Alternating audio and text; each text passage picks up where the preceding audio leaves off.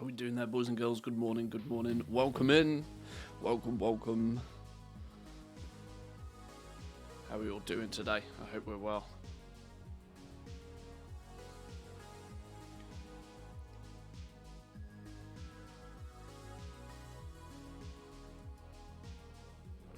I'm going with a bit of a non-cam day today. Bad hair day in action. Honestly, I'm fucking knackered. I'm just tired. I'm just tired. And it's in a weird way. It takes a lot of energy to be on camera. I'm not quite sure what the logic or the science is behind that. But it takes a lot of energy to be on camera. Much more simple to chat with you guys and have fun. And you can look at my scruffy llama.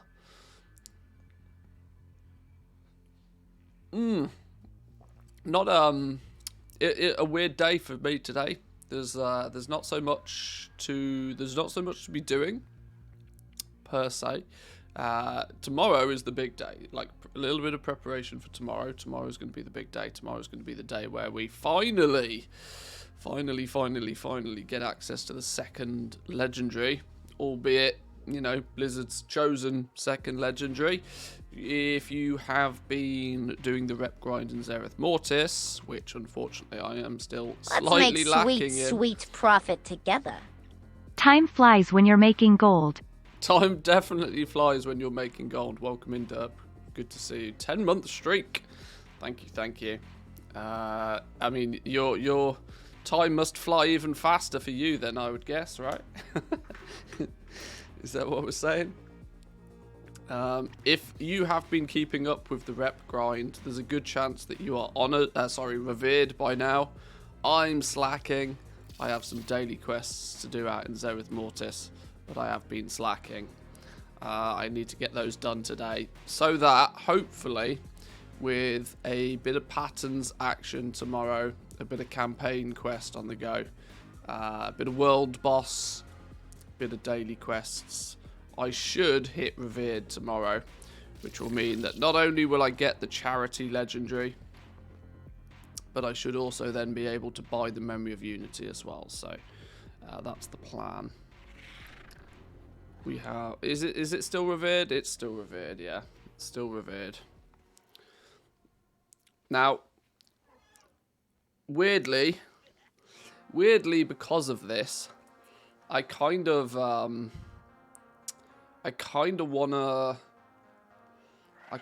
revisit my choice of Covenant. I know it's super duper mega late in the expansion to be revisiting the choice of Covenant, and I know you can freely switch between them all, and you know, it's not so much of a problem anymore. But just little things, you know, like my completion of I want to finish completing the Abomination Station stuff at some point. It's just that the Necrolords are so bad for hunters. At least BM hunters anyway. The second legendary, bag of munitions, up to 2 targets hit by your death chakram are also hit by explosive shot. Wow, I mean, that's kind of fun in Torghast, but Torghast is where you're scaling ridiculously. Necro Hunter's Abyss in PvP. Yeah. I mean, any class is Biss in Auction House PvP, but that's not my PvP, you know.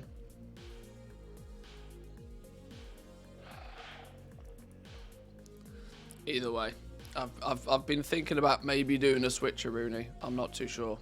What's this here? Why is there random? Why is there just straight up cipher gear on the vendor? Since when was this a thing? Activate dimensional translators to cross great distances in outdoor Shadowland zones. This ability grows more powerful. Since when did this just turn up on a vendor? Is this Blizzard's, like, get out of jail free card for the fact that... What? Where did that come from? Has it always been there? No idea.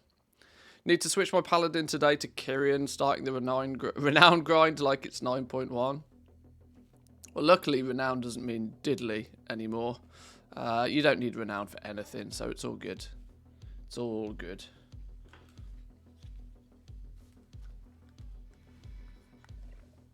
If another example of a system that's been implemented, iterated on, and then canned all in the same expansion, which is a bit weird. Before I start banging out daily quests and stuff, I think what's probably sensible is if I get my auctions in check. Let's make sure that we're getting the auctions ready, make sure that we're prepped and in good position for tomorrow.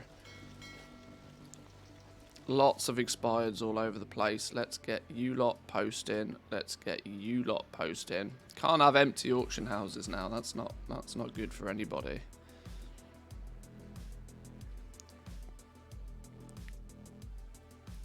And if we have time today, I'm going to continue working on our all the things situation. There is far too many things on this list. Far too many things on this list. Now I know because I've got my multiple screens on the go at the moment. The resolution is probably a little bit small for Twitch. I apologise for that, but we are 58% complete in Zereth Mortis as far as all the things is concerned. We need to up those rookie numbers. Need to do some big ups on those rookie numbers. Now, we don't need to push for 100% because we're not crazy, but there's definitely some things we can tap out real quick. Completing the code, use the containment trap, receive research data from the following creatures. Oh, this is quite cool. Oh, that's the thing. Oh, okay, that's where you tap them and then you click them to get research. Oh, you can then take that and use that other places. Oh, okay, that's quite clever. From A to Zereth is the meta achievement that we're slowly working on. Secrets of the first ones we will complete tomorrow. By the way, want to troll people, make a group for HeroCon and then don't have a lure. That's it. That's enough people to get people really triggered. Yeah, I imagine it is. Wait, craft your first? That's a lie. My first 291. My first 291. I am currently rocking a pair of 262s, but I should probably bump these to 291. I just can't be bothered. Is the honest answer. What secrets of the first? Oh, that's the campaign. Traversing the spheres. Use the forge tap on the progenitor forges throughout Zereth Mortis to obtain the rare proto-materials. Oh, okay. So we use that. We use the forge tap to squeeze out a bunch of materials. Okay, that's clever. Okay, well, there's a bunch of those to get then. Treasures of Zereth Mortis. We are one away. Is Frogget quest up yet? Is it Frog Day? Still not Frog Day. Never Frog Day. You've crafted lots of them, you've just never forged any. Well, that's true. That's true. I've crafted and sold multiple. Very true. Bunch of battle pets to go and get. We need to run around the zone and collect a bunch of these battle pets, I suppose. Need to get, what's his name? Oh, what's the dude with the magic? What's that battle pet called? The dog. The dog that leaves everything on 1 HP. Oh god, I can't remember his name. Grumpy. Grumpy. Oh, battle pets are dead. Oh dear, I feel bad now. Yeah, Grumpy. Grumpy, the one that has, what's the ability? Is it Bark? No. One of his abilities reduces... Yes, there we go, Super Bark. Grumpy is bis for getting new pets. Grumpy's bis. I'm not sure Icky's as good as Icky once was, and I probably don't think the mechanical Pandarian Dragonling is as good as they once were. But this is my team for going out and collecting new pets, because it means you don't accidentally kill them.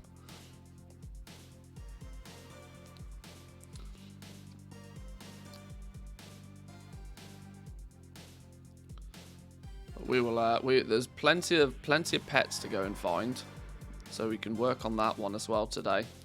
Ciphers are the first ones. These are, what's this? Apocalypse now. Use Pocopoc to take over 100 wildlife. Oh god, we're 5% through that one. It means we've got to, okay, sure. That's just one I need to remember. Every time we see a wildlife automa in the zone, we need to just click it regardless. Cypher's the first one. Research everything. That's fine. We're working on that slowly. Fashion of the first ones. I'm missing Wicked Pocopoc. Where does Wicked Pocopoc come from? Oh, I bet that comes from this treasure, right? Oh, maybe not. Where does Wicked Pocopoc come from?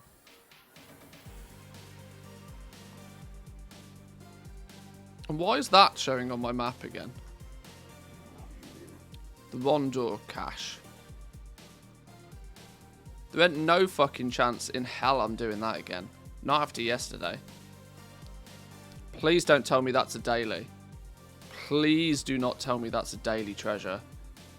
If that's a daily treasure, then, well, I'm sorry, I'm just not getting it. That should not be a daily treasure. That should not be on my list.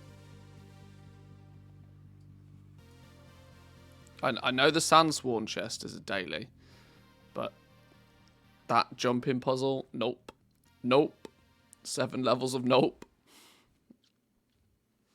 Oh, maybe the last... No, what was it that we needed? The pirate... No, Wicked Pocopoc. Not sure. Treasure chests. What's these ones? Excitable Concordance. Requires Dailic understanding. Are these some of the bonus chests you can pick up when you have that special gear? Maybe it is.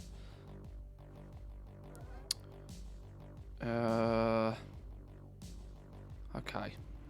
Yeah, we can chunk our way through this. Emissary quests, broker supplies, 5 things we need from the broker supplies.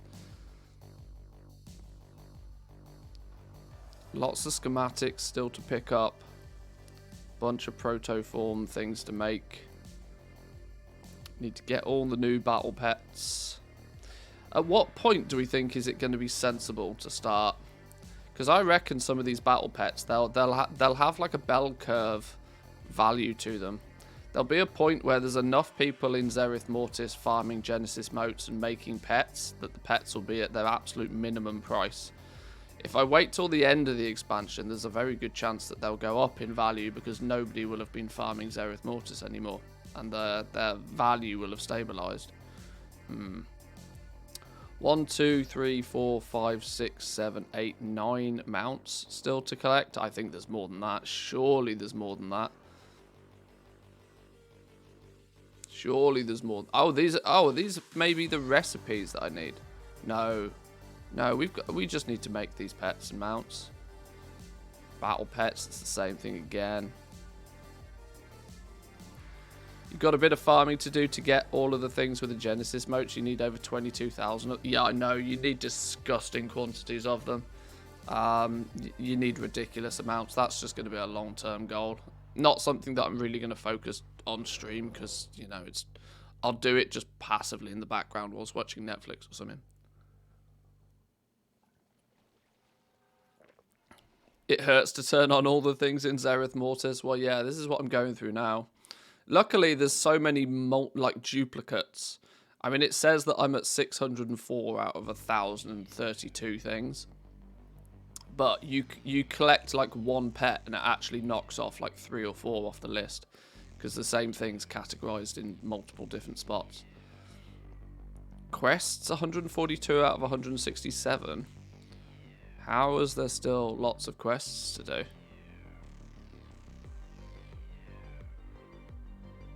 There are prerequisite quests that must be completed before this may be obtained. Is there more side quests? There's probably more. Oh, these are probably the last chapters of the campaign. Okay. Random piece of gear.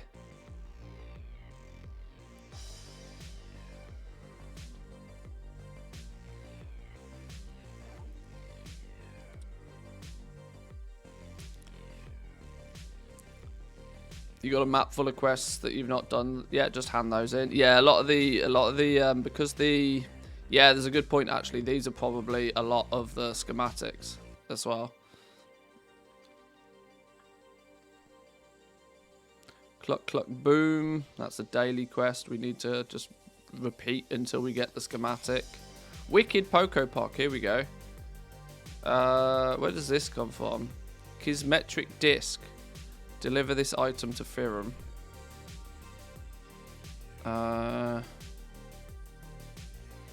Hollow efforts and materials of creation. Okay. And a bunch of stuff we still need from rares. I kind of almost forgot that rares drop things that you might want, you know. I got so into the mindset of rares do nothing for you but rep, that actually running around and killing things for the items that they have was something that I'd not even really considered. For the most part, it's going to be transmog. If it's transmog or gear, I generally don't care. Pets and mounts, though, is a different story. It actually looks like most pets. There doesn't seem to be many pets and mounts. Mostly weapons, by the looks of things.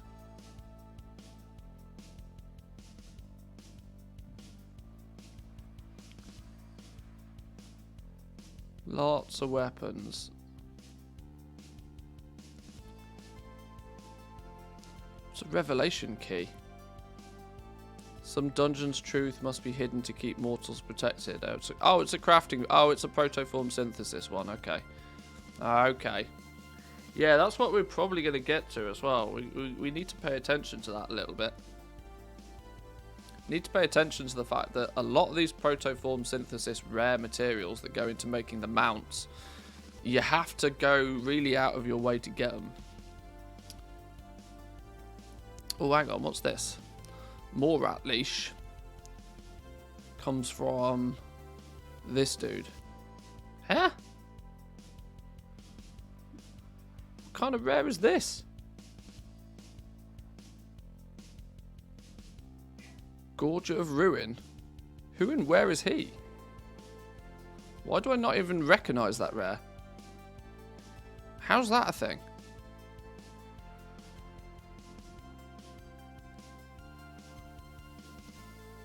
How are we doing, Woo? Welcome in.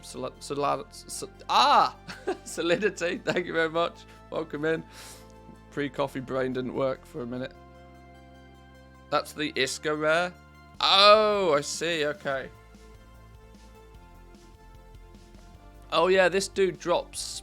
This dude is like the guardian for it or something, isn't it? Yeah, okay, okay. That makes sense. That makes sense. Scorpid Soul? What's this? Oh, it's the Night Fae thing. Okay, right. The Night Fae, what do you call it? Yeah. It's toys and mounts I'm more interested in. Like, you know, I'll get gear if I get gear. Oh, here's a toy. What's this one? Set down the cache and try and open it. Be careful, it's trapped. 1 hour cooldown. Yo, that's... Is that a bot trap toy? It could be, you know. That could be a bot trap.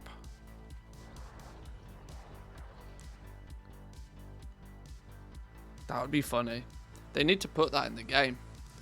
They need to put like a proper bot trap. Just a big thing that if you click it, it instantly logs you off or something. Or, you know, if you click... Because there's there's the anima relocator thing, which is a bit of a meme. You put down an anima thing and people click on it and it transports them somewhere else in the world.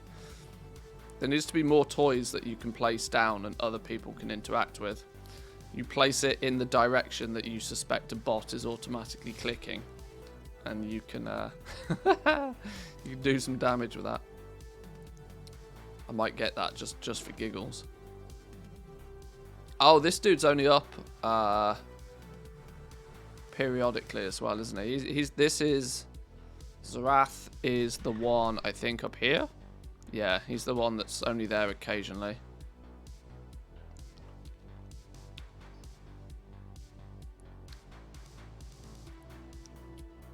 An enraged poultry.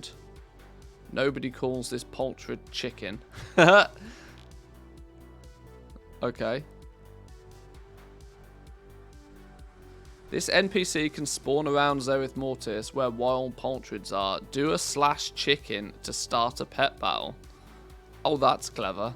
That's very clever. Where's my long time pet sellers? Where are they at? Is this thing cageable? Is this enraged poultry cageable? Can you sell this, dude? Some special way to trigger a pet battle to get a special version of a pet. That's quite clever. I like that. Do /chicken to start the pet battle. Very smart.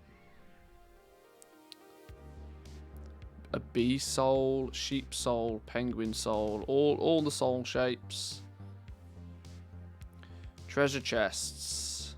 The Forgotten Proto Vault gives us the prototype leaper. We need the stupid daily up for that one. That's the froggy frog one. Satchel of Mines in the Sandsworn chest. Oh, okay. It's the last thing we need from the Sandsworn chest. Well, luckily we've got Sandsworn keys for days. Or I did have at least.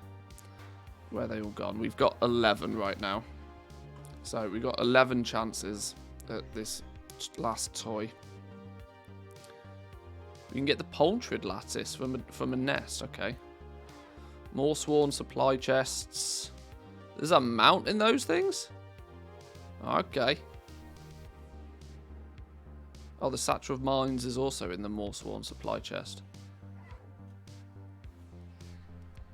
Grommet Soul. Oh, that's another Night Fae thing. My favourite was an engineering item from WoD, a rocket mounted on a framework. Set it up in Goldshire and watch all the new level 10s go for an unexpected flight. It's quite clever. Broker's gloves? Do I need to buy broker's gloves for a transmog item? Really? Well, I mean, surely we can tick that box, like, now. Buy a pair of broker's gloves, then.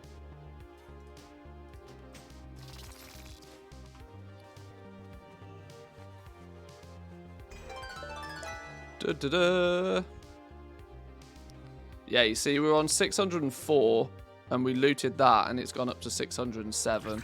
This is one thing I've never understood about all the things, is that the same item is in, like, multiple different categories. Which actually makes it look like you're, it makes it look like the goalposts are much further away than they actually are. Which is, it's probably better that way than the other way around, but all the same. We get a mount from Villo when we hit Revered, plus a bunch of other stuff.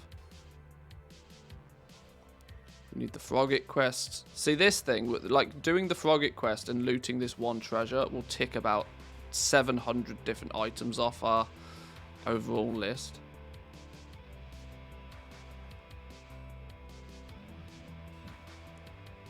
See, somebody actually went ham on playing the game. Well, my goal is to do some stuff in Zereth Mortis. We're going to have this zone for long enough that I might as well go with the mindset of actually completing it. Why not? Why not?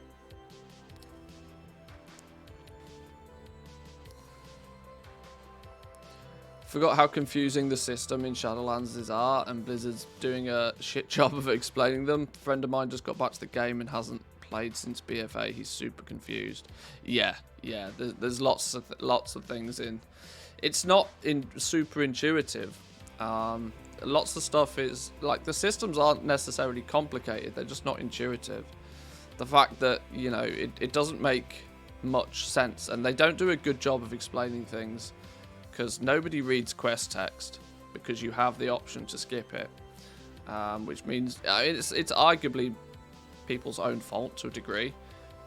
But if they took time to do things like, you know, actually narrate what was going on and stuff, it might make a bit more sense.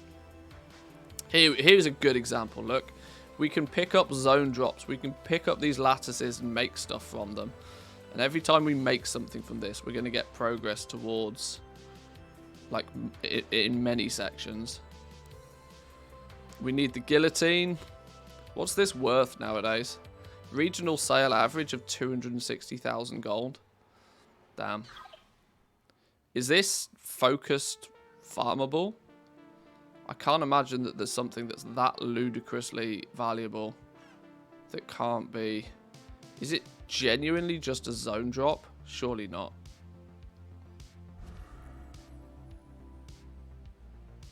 I'm sure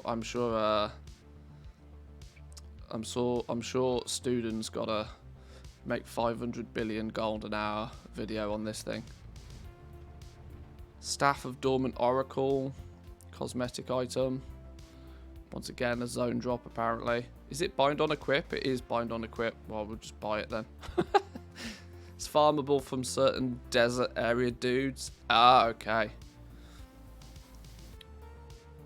Yeah, this guillotine thing is this big old red sword. Big old red spiky boy. This is the I mean, it's a cool piece of transmog, there's no denying it. If you you know, if you're so inclined to have a big whacking great big sword, then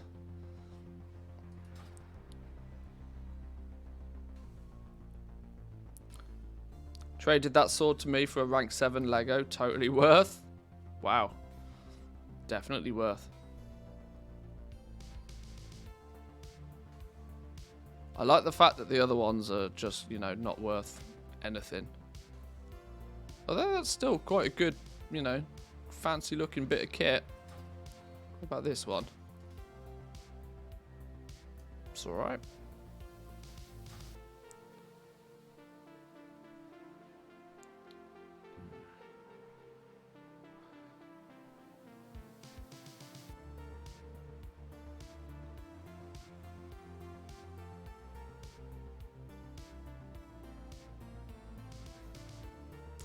The more adapted Raptora, this was the one we were trying to pick up yesterday. We farmed for this for a while. The mage in our group got this yesterday, so I'm glad at least somebody got it yesterday. Sandsworn chest key. I've got plenty of those. An eternal rage pearl. We need 2 of these, and we've got 2 of these, which is fine. Oh, now we're at the bottom of the list. Wonderful. Currency for Armadillo Soul, Brutasaur Soul. Oh, I forgot. Oh, I forgot Night Fae get a Brutasaur Soul shape. I forgot this was a thing.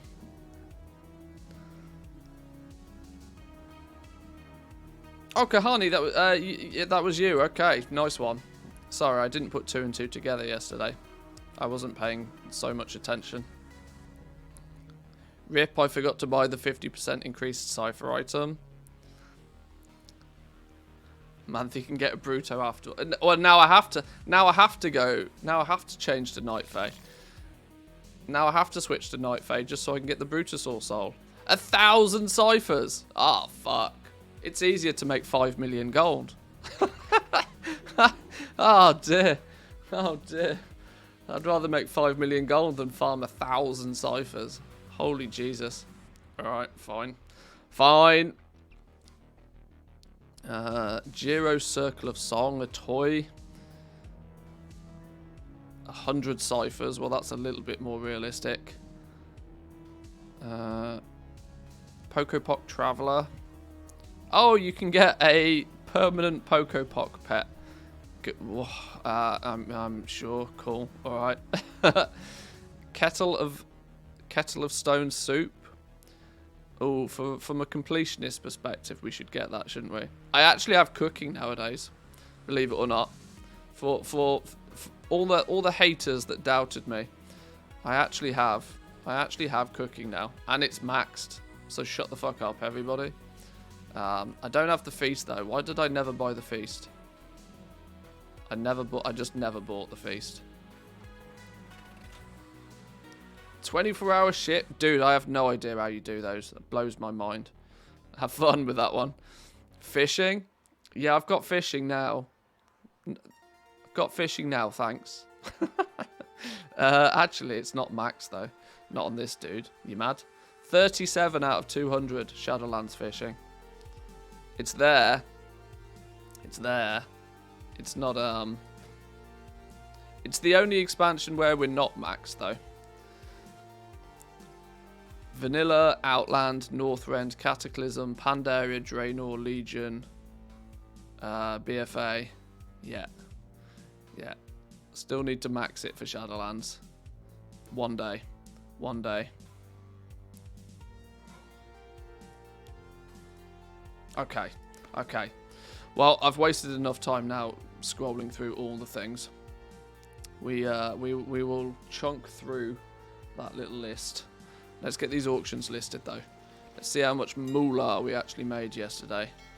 I've made the switch to focusing on actually selling legendaries rather than just, you know, I'm bored. Let me put it this way: I'm bored out my fucking mind with cancel scanning. I've done more than my fair share of cancel scanning now. So instead of fighting over profits and trading my time via cancel scanning for maximum profits, I'm going to go the turnover route. Much to the dismay of many other goblins on my realm, I'm sure, but it's all fair in love and war.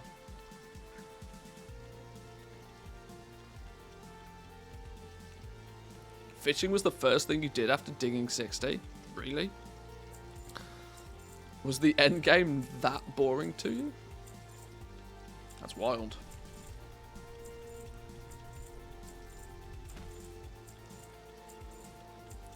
Can we have a tiny auctioneer soul shape for the Bruto soul shape?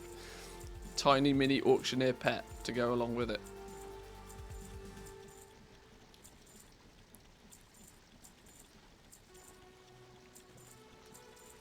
Could definitely be a thing. I think we got plenty of pogs. I think we got plenty of pogs to last us through tomorrow at least. 244 pogs. Based on my little realm, I might almost go as far as to say I might have too many of them. But I'm tempted again later on today, possibly, maybe, just to. I'd rather have too many than not enough, because you know that's why we have all the liquid gold, right? I'd rather have too many than not enough. If I'm going to focus on turnover, I'm going to churn through a bunch of them quite quickly. I mean, in theory, I could buy another 100 of them for less than 11k a piece. Did you hear the good news? Phaedrum has finally dried up on Sylvanas. Yes! I think I even sold some yesterday. Yes, the bot seems to have given up. Even if it's temporarily. Let's, maybe we should reset Phaedrum and take it to like 40 gold a piece or something. Oh, it already has. It's at 30 gold a piece. There we go. There we go. I probably sold a lot then, because apparently I'm down to only 63,000 of it. Yeah, I think I need to go through my mailbox. I wonder if I wonder if somebody bought out all of mine. I had a whole bunch of it posted at like 17 gold, I think. I wonder. Right, let's clear the mailbox first. Clear the mailbox, take our moulars, and then we can look at prices and stuff.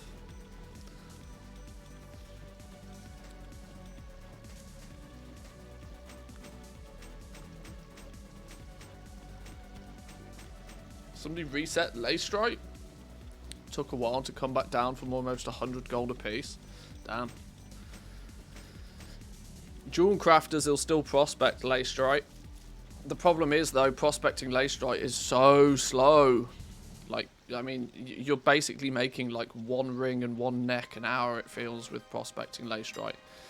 It's just way too slow. Hence why I tend to turn to Elysium. even if I have to pay a bit more for it.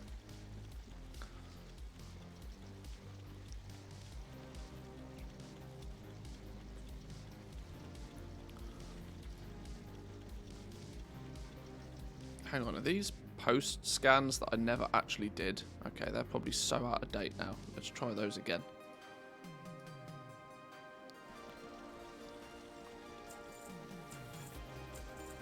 How we doing, Crunchy? Welcome in. Good to see you. Hope you're well.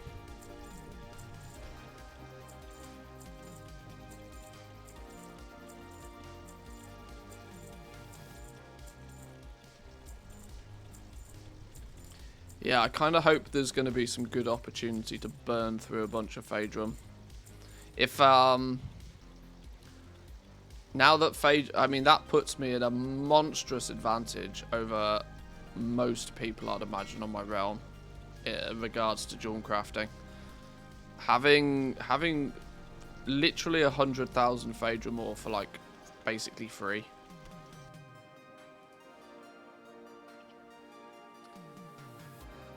Not that I'm a big fan of prospecting the zone specific ore. I usually think that that's a bit of a bait. I tend to find that doing something with the other essences from either Alethium or Leystrite is almost unanimously a better option than the zone specific ore. But prospecting the zone specific ore is safe because, you know, it's a lot more easy to manage, even if your crafting prices are not as competitive. I'm alright other than having COVID. Oh dear. Oh dear, oh dear. No, nobody wants the big C. Oh dear. Well, that is true. At least you get to watch the stream though. Well, rest up, take it easy, and get well soon.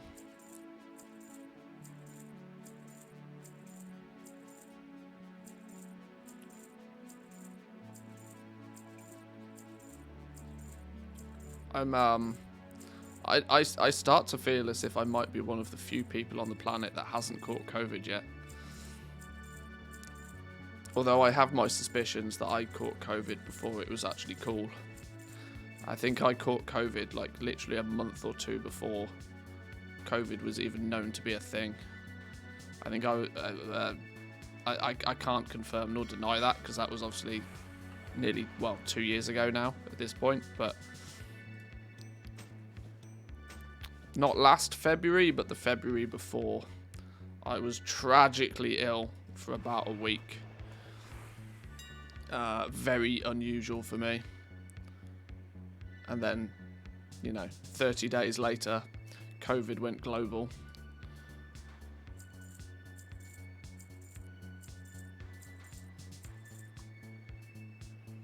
Right, is that everything listed here? Surely not. There wasn't a lot in that mailbox. Oh! Haha! Whoa, hello. Lightless silk. 162,000 gold of lightless silk sold. Sure. Cheeky flip on lightless silk, I'll take it. Another 500,000 gold on Taran Mill.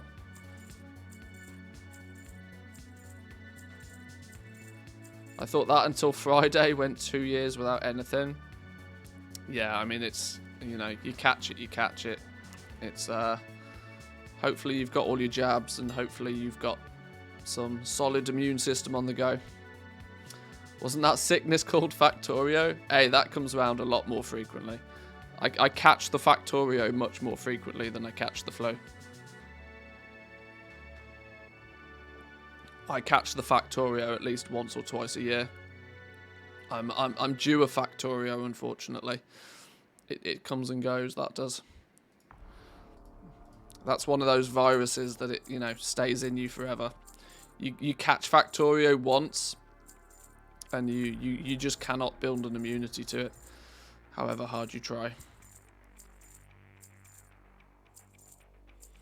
Just hopped in, Mage Tower permanent, gold mine, not really. In fact, if anything, the opposite. How did I construct my thoughts? I put this together. I talked about this in the Discord yesterday. What did I say? What did I say? Yeah, Mage Tower business. Goblin perspective. I feel is that having it only occasionally creates FOMO, the fear of missing out, and demand spikes which can easily be profited from. Now with it being permanent, it will very quickly just become another side hustle. Although for the player base, generally it's a good thing, something that they can work on when they want at the pace they want. Overall, great change. But nerfs and balancing can still suck a fat one. Yeah, that pretty much concludes my thoughts on the Mage Tower. It's really good for the game generally that it's gone, you know, permanent. From a gold making perspective though, it's tragic. Because gold making is capitalizing on short burst events. You can plan ahead for them if you're smart. You can capitalize for a week and then it goes away again and people forget about it. Half the reason why the Mage Tower was so good in the first place was because nobody was prepared for it. And so all of a sudden you had people running around desperately trying to farm materials, make potions, craft gear, that all of a sudden out of nowhere everybody wanted. But with it now being permanent, it will spread that out considerably. Spread it out probably far enough that sure, you can craft some stuff, get your TSM profile in order, keep one of everything on the auction house and recraft it when it sells. It just becomes you know, another side gig, another mini market to engage in periodically. You'll get the odd occasional sale from it, but it will be nothing fancy. Wait, Mage Tower's now permanent? Yeah, maybe I should have highlighted that a little bit more so before I went off on the deep end. It has been made so that as of March 29th. So where's the calendar in game? Hang on. March 29th. Does it show it here? So literally a week today. A week today, the Mage Tower will go permanent. Legion time walking though is still not until halfway through April or wherever it is. I can't carry more. I can't remember. 12th, 13th? Yeah. Legion time walking is still not here, but the Mage Tower will go live and permanent again on the 29th. So a week today. There was a blue post that popped up. Blue post that popped up about it yesterday. Where was it? There we go. Mage Tower permanently available starting March 29th. We originally developed the Legion Time Walking bonus event. We were looking for other fun features from Legion we could add to it. Time-worn keystones were part of that, and the Mage Tower as well. Having heard feedback and seen how it is played out, we agree that a personal skill challenge, being available only for a short window of time every few months, isn't in the spirit of these types of events. As such, starting the week of March 29th, the Mage Tower will be accessible at any time, no longer tied to the Legion Time Walking bonus event. So there we go. There we go.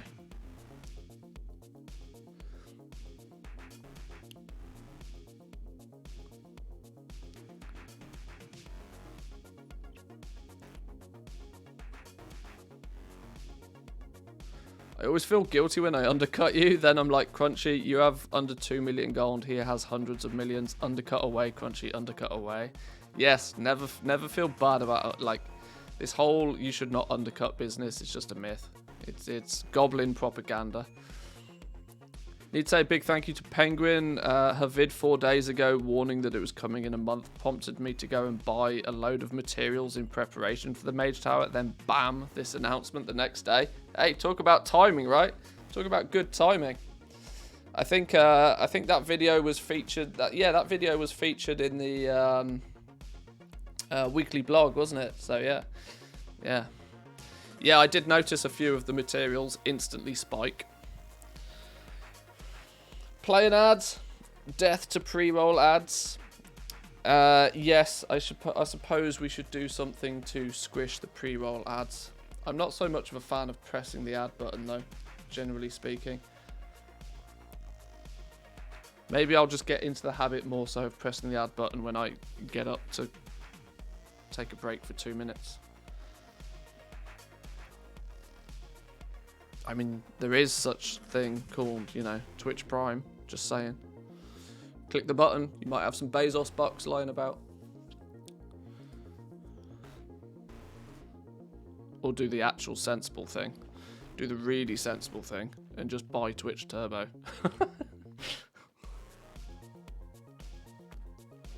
Doesn't help me in any way.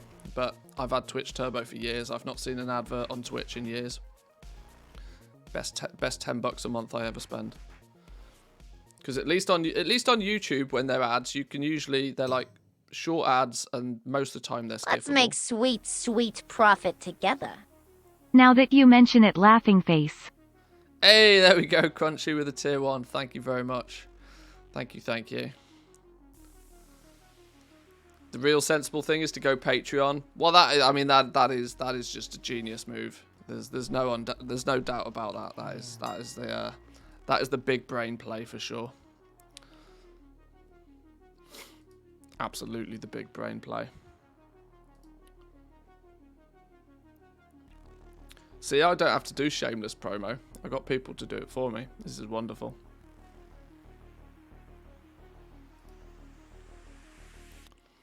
But yeah, to build upon the Mage Tower thing, just real quickly, like for the good of the game, having it just be a thing that people can chip away and work on is great. It will also mean that, I mean, the likelihood will be is that all of the potions, all of the gear, all of the all of the things that people can do to try and min-max it as well, won't be as ridiculously overpriced. You have to look at this from two perspectives. The Goblin perspective is completely different to that of the regular player. And I think for the greater good, I would rather see Goblin opportunities squished. And like I said, having it being a short burst event is a massive bonus to Goblins, but just a hindrance and an annoyance to the rest of the player base, and quite rightly unnecessarily. So I think Blizzard's choice to make it permanent was a good one. I just hope they leave the difficulty alone. I hope they don't feel the need to squish the difficulty just because people complain it's too hard. It's like, well, fuck off. Just go get some better gear, practice, and hey, if you can't do it, you can't do it. Not everybody should be able to do everything. It's fine. Especially in entirely single-player solo content. But yes, going permanent, I think, good thing for the game. Or they could buy a boost. Oh, wait. Yeah. Well, I mean, one of the last recent big ban wave was to squish people that account shared to get boosted through the Mage Tower.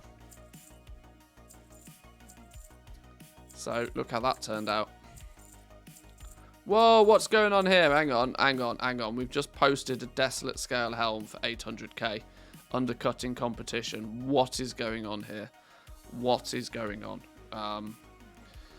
God damn, it annoys me when things snowball out of control like this.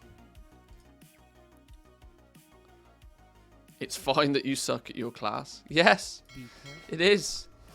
When the outcome affects nobody but yourself, it is perfectly fine to suck at your class. If you're in a competitive group environment, it's less acceptable to suck at your class. But at entirely solo, individual level achievement based content, it is fine to suck at your class.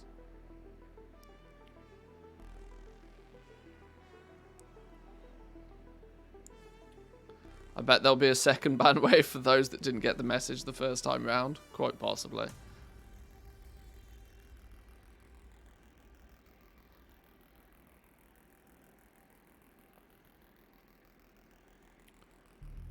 Right, that cancel scan's in order. Let's get the rest of this stuff listed. Slowly working our way to the bottom of our mailbox. Slow and steady.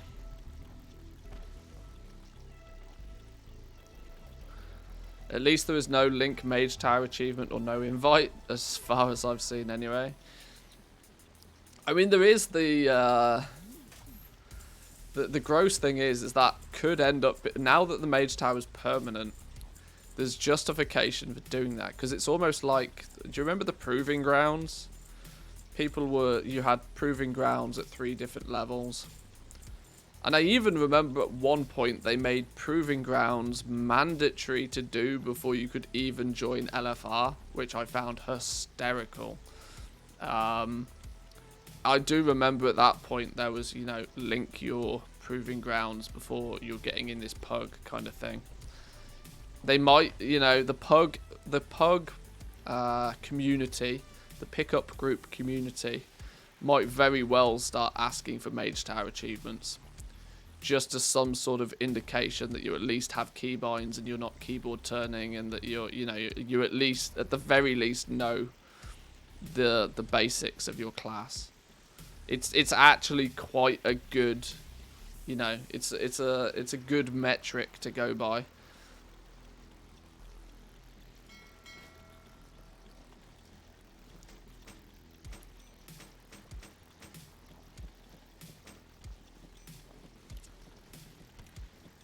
Watched US Mythic Raiders grinding for rep late last night. Double legendaries incoming. How are we doing, Tammy? Welcome in. What the hell are the Mythic Raiders doing grinding rep? How are they not revered? Surely that should be so high. I suppose, to be fair, a lot of them went into the Mythic race thinking that they probably wouldn't need it. I would imagine Echo and Limit and other guilds in that region probably assumed that they'd have the raid on clear by now. Mainly, they probably didn't foresee a situation to where they would need to do the rep grind to get the double legendary, because it probably wouldn't be needed. Now I know that's really not the world first raider mindset. That they would do everything in their power to gain like a sub 1%, you know, boost, but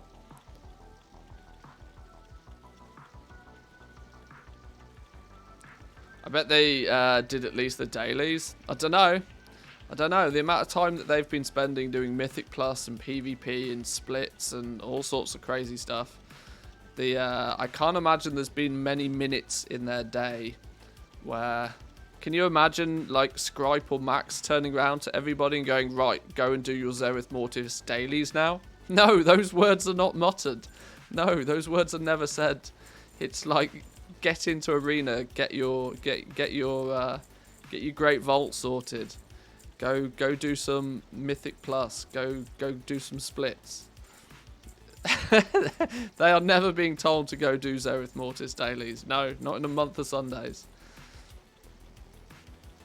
They would have had to have found time themselves to do those, and of which I imagine most of them probably haven't. So that could be quite funny. Can you imagine when one of the main rosters turns around and goes, yeah, so I need 1,000 reputation in Zereth Mortis. Why have you not got your second 291 legendary? Well, it's a funny story. You know that entirely optional zone that nobody wanted to do in the first place? Yeah, I didn't do it.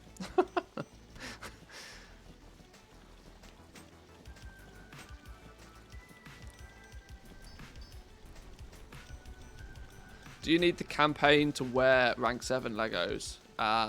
Nope. You need campaign progress to equip them. You need campaign progress to unlock the second legendary.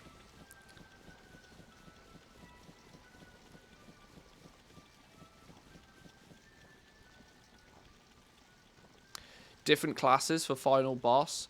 Well, that's a good point. That's a good point. If they're, you know, these guys that are actually... These guys are not just running one character. They're not just running a main. They have alts and alt-alts. There's some of the guys I would imagine that have 4 or 5 characters.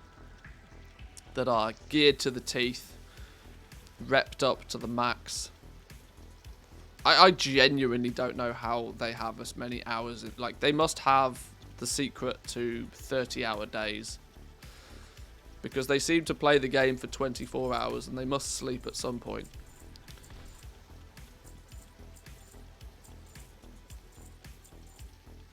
It's one thing you have to give them massive credit for is the organisation that goes into it all. That's probably the least, the one thing that kind of gets swept under the rug a little bit is just how much organisation goes into getting those 30 people, in most cases, like, geared up, prepared, ready.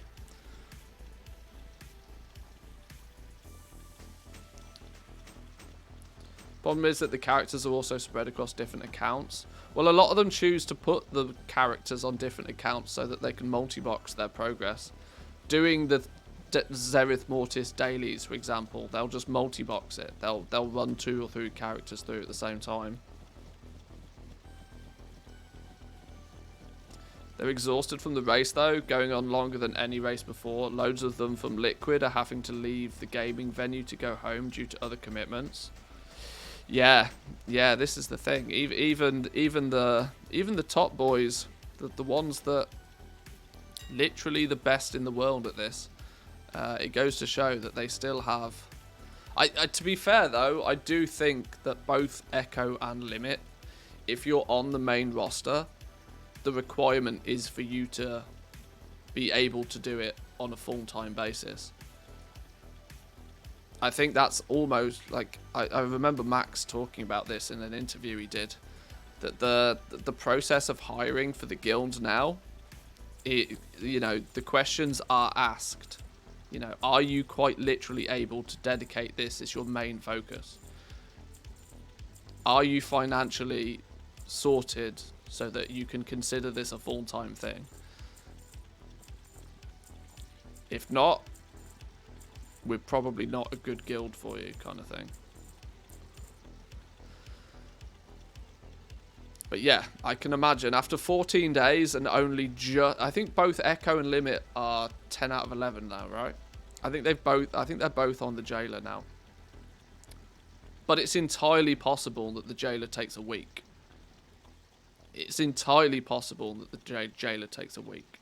Now, luckily, we're about to have a reset, which will give double Legos, which should, in theory, be a massive power spike. Not to mention another opportunity to clear. There won't be a single person that won't have, like, 4-piece set bonuses and double Legos after tomorrow. So it's unlikely that the jailer will last too long.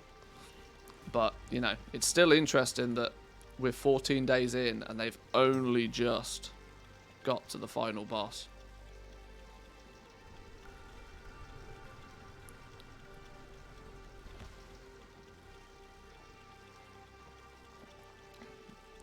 They all have 4-piece already, but it's scaling up that 4-piece as well. There'll be a much greater opportunity for, instead of them just having 4-piece heroic, but to actually have like 4-piece mythic, plus then the opportunity to have your double Lego. Plus, if you've already got your 4-piece set, you can then start putting your Lego in the most stat-heavy slots. There's a lot of optimizations that will come with this reset.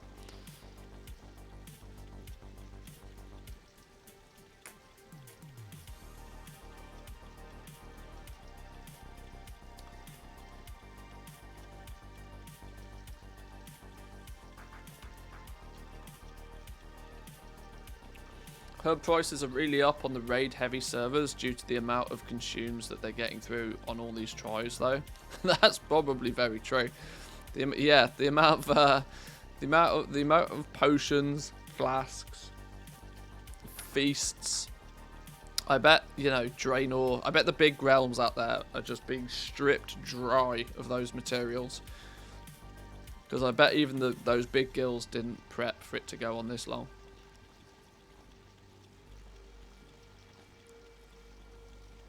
I like it's finally a race to world first and not just a sprint. It's quite cool. I've never paid a huge amount of attention to the world first races, mainly because I mean I love the production value that goes into it by these big guilds now, but the problem is you kind of need.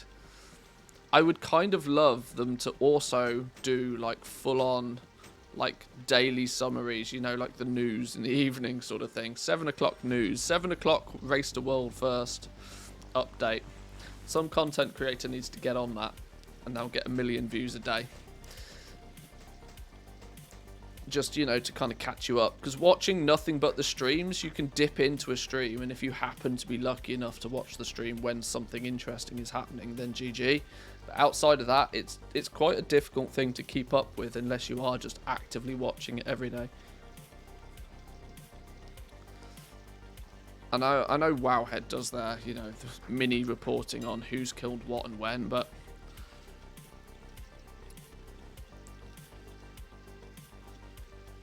the empty kettle did not prove popular with the raiders. The feasts are just more simple. Yeah, I mean, it's, you know, something as simple as buffing up should not require just ridiculous amounts of putting down, you know, everybody's got to contribute X, Y, it's just dumb.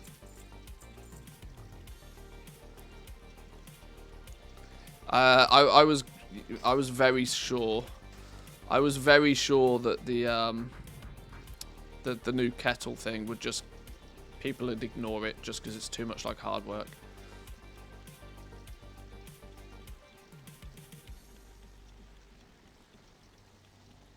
So all the chasing pack too. You're not going to clear the crab dude without full consumes even after nerfs. Yeah, this is it. You see what's happening with the top 2 guilds, but on the big servers out there, there's 10 mythic guilds that are all smashing their face against it right now. Probably more on some of the servers. With everything being so incredibly top heavy now. All of the big guilds on literally a handful of servers.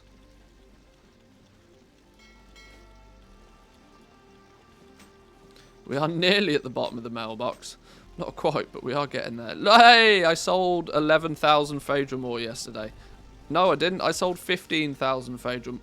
20,000 Phaedra ore yesterday. Somebody bought out. Somebody reset my Phaedra. Ha! Oh dear. Oh dear. Little do they know. Little do they know. Little do they know that is not my only Phaedra ore. I mean, fair play. I'll take full advantage of that. Little do they know I've been stockpiling Phaedra ore for months at sub 10 gold a piece. With the price of the Essence of Rebirth, maybe they prospected it. I mean, likely. Very likely. It's Sylvanas has had a bit of a bot problem with Phaedra recently. But the bot seems to have either died, been banned, or given up. But it has meant that for the last couple of months, Phaedra ore has been basically free on this realm.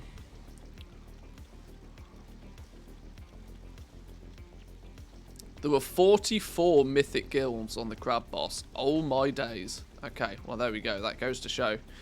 That goes to show that the amount of consumables that are going to be churned through by those guilds is going to be ridiculous.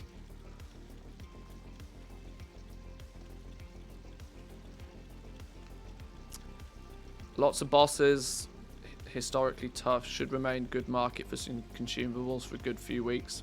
Yeah, the base, you know, the foundational gold making, crafting potions, flasks, gems, enchants, this sort of stuff, food buffs.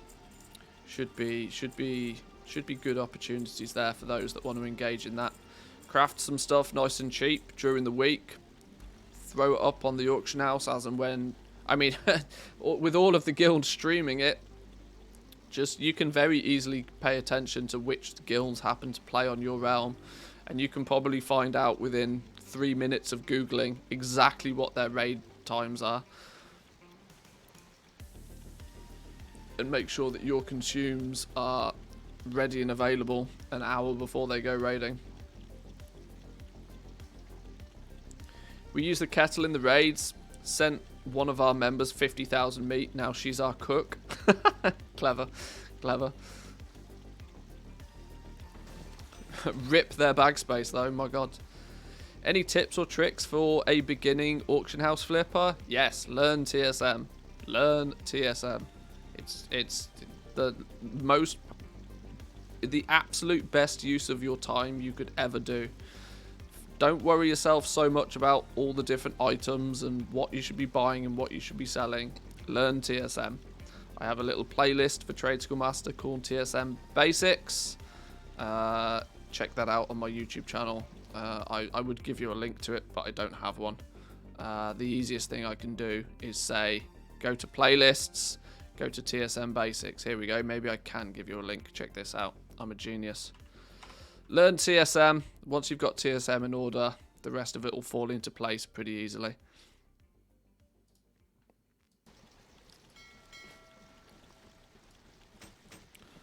Yo, 3 million yesterday. 3 million on a Monday. See? See? Bringing down the outrageous craft, bringing down the super high prices on everything. Putting everything at a price point where people are far more likely to buy.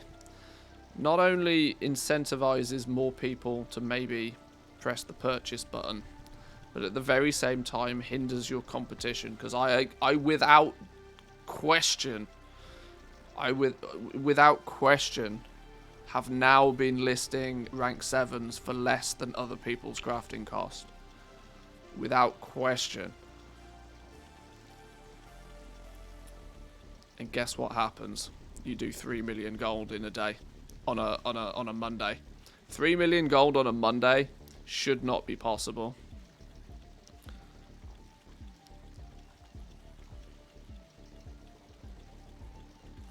So, this shrouded cloth, I bought this shrouded cloth right here.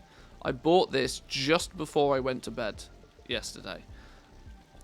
Just before I went to bed yesterday, I bought this shrouded cloth and I left it in my bags as a marker. I do this quite often. I'll just buy a little bit of something and leave it in my bag so then I can track what did I sell during the day and then what did I actually sell overnight. All of these things, all of this sold overnight. All of this sold overnight. Why? Because the prices were competitive and there was probably people, you know, nobody cancel scanning. And people planning ahead for you know, double legendaries. Still selling rank 6s? Yes. Yes, I still craft and sell rank 6s. Not to mention right now, rank 6s on many realms are super cheap. Rank 6s are probably super cheap to craft them because people are just dumping Corthite crystals like a crazy person. Being the last to bed at the end of a late shift makes a big difference on overnight Lego sales. Yeah, this wasn't even me going to bed particularly late either. This was just a regular day for me. I checked the black market auction house, which for me resets at just gone midnight. I check the black market auction house, then I do one last post scan, then I go to bed. So that was my schedule yesterday, and you can still see that we did. I mean, I can't easily total just this section up, but in fairness, there's about 500,000 gold here in Phaedra. But either way, even excluding that, we still did 350, 400, maybe 500,000 gold in sales just overnight.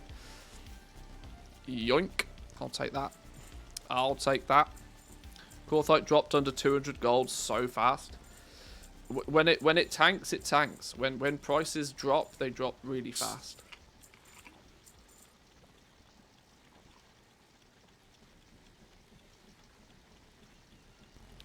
I always make sure to list all of my Legos when I go to bed, just so that people that want to try and flip have to buy out all of my Legos.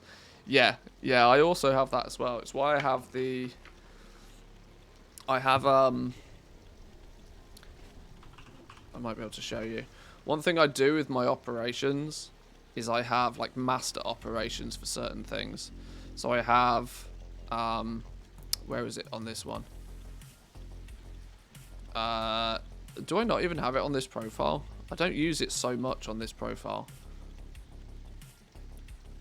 I use it a lot. Where was it? I using it a lot. I can't remember. Oh, it is here. It's here. So you can have like master operations for time. So I can go in here and I can change this one and it will then be linked in a whole bunch of other things. Same with quantity. If I change the quantity here, it will change it in a bunch of other operations as well. I've showcased that a few times. You can see both the auction duration and the post cap are linked. They're linked to other operations. There are other operations that control these two aspects of every single one of these.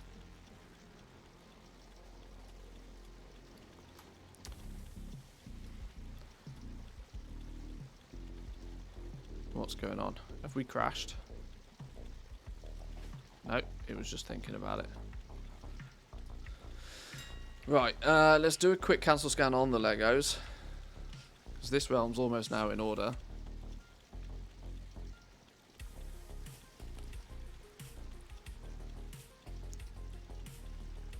Why is my game running like a dog?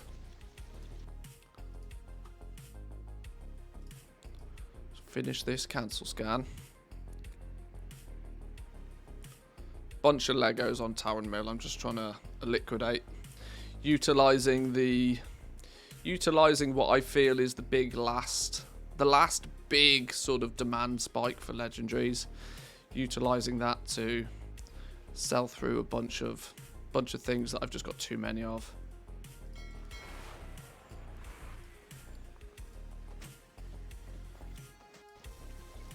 $143 cancels. My days. Okay. I wasn't expecting it to be that much.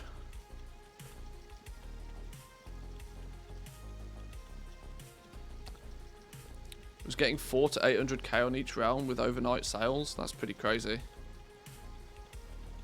Especially if you're able to do that on multiple servers, my word.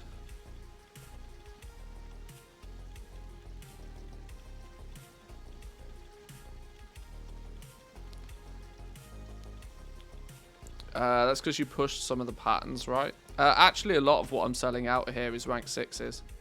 Now that we've gone from stocking, I was at one point stocking 5 of every rank 6, which in its heyday was obviously perfectly fine to do. The problem is though, is rank 6s now are in a similar position to what rank 5s were, in terms of that the incentive to buy a rank 6 is getting less and less and less every day, because your access to rank 7s is so good now, and more importantly, with the drop in Progenitor Essentia prices, your rank 7s are in many cases cheaper than what people's crafting prices are for rank 6s. So yeah, somebody's incentive to buy a rank 6 is getting very skinny. So like I said, I'm using this high demand period as an opportunity to trim down a lot of the rank 6s and 4s, to be fair. That I'm still selling them at a profitable price point, but I'm just being, you know, razor thin on my margins just to sell through a few. Everybody dumping all of their 4s and 6, rarely profitable at the moment. Yes, I mean I'm not going to be the only person with the same thoughts, right? I'm probably going to be one of many thinking the same. You can see actually the profits on 4s and like there's barely a single bit of profit on a single rank 4 at the moment. So this is the problem, right? People are liquidating a bunch of stock. By the way, crafting rank 4s with a 2 plus a Vestige of Origin has been cheaper than just crafting rank 4s for me for almost a week now. Yes, this is it. The method of crafting is switching greatly. If you only have 200k and you are ready to play around with the auction house, what's the best way to earn money by only using the auction house? I'm going to be honest with you. At the moment, you can buy and sell bits and pieces, but 200k is not going to get you very far. Not with auction house flipping. Because what's the best that could happen? Let's look at it hypothetically. What's the best that could happen? You spend 200k buying something. Let's say you double your money. You're still only going to come out with 200k. But how long is it going to take you to do that? How long is it going to take you to find 200,000 gold worth of stuff that you can sell for double? And then how long is it going to take you to actually sell it to get that, 200k back? Auction house flipping really comes into play when you've got more liquid gold than you know what to spend. That you can buy things when you see things cheap, and it doesn't matter to you how long it takes to get your gold back, as long as you do just get your gold back. Basically meaning at 200k, your best option is, you probably don't want to hear this, but it's partly the truth. You're probably still in a position where farming is your best option. You could make an additional 200k literally in a couple of hours currently, farming Progenitor Essentia, farming the Zereth Mortis, getting some of the in-demand materials and just selling them. You could double your money far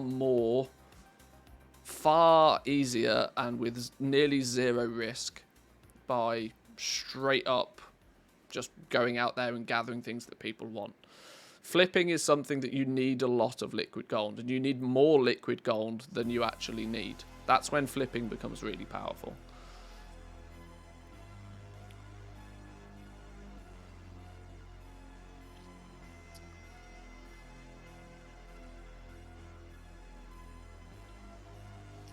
Is there a lot of setup on that legendary add-on?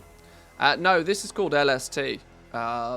It's pretty straightforward to get up and running with. You install it, it can piggyback and pull a lot of the prices from Trade Skill Master, and it just tracks everything that you've got and can very quickly, especially if you're using it just on a single account, even if on just a single character maybe, it's super quick and easy. You open your profession, it works out what you can craft, and then it will give you, you tweak a couple of settings. How many do you want to restock?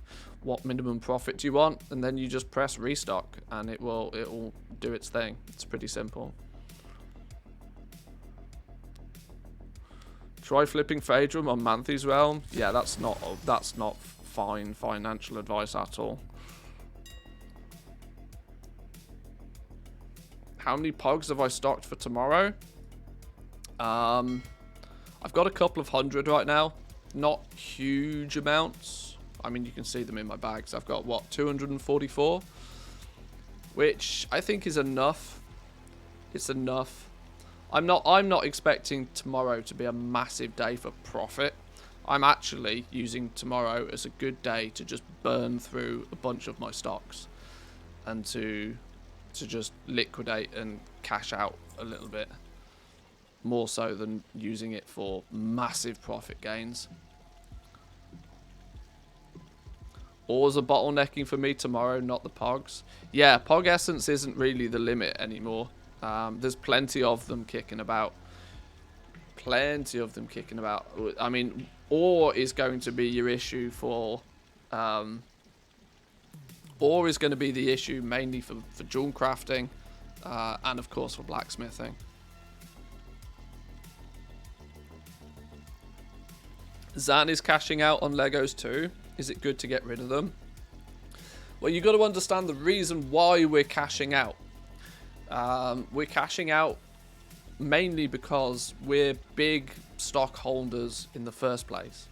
And, you know, times have changed and times are changing.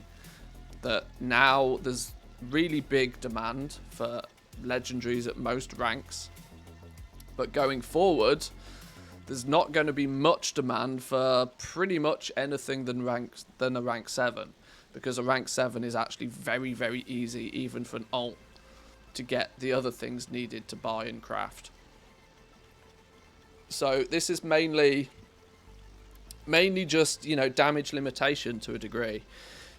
We don't want to be sat on... I mean, I currently, even to this day...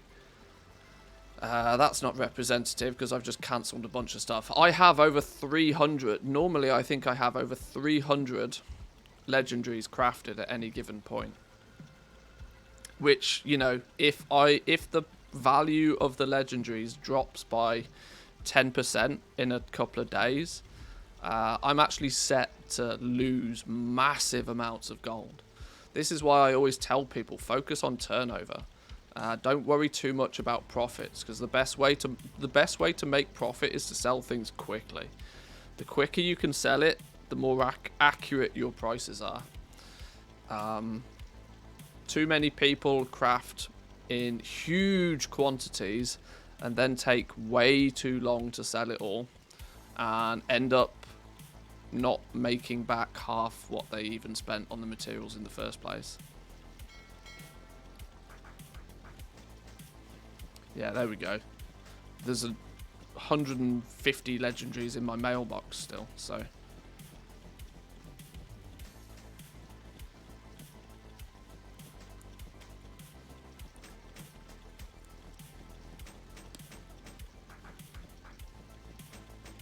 And for me personally, the other reason I'm using this last blast of demand for legendaries to cash out a little bit is mainly because I know how I play the game, and I also know how I plan to play the game going forward.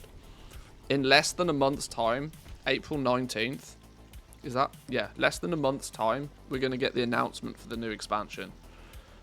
I expect very quickly to see an alpha for the new expansion, maybe even a beta. We'll absolutely definitely be getting a patch 9.2.5 PTR I mean, it's already been data mined that most of it is there. They just haven't let people have access to it yet.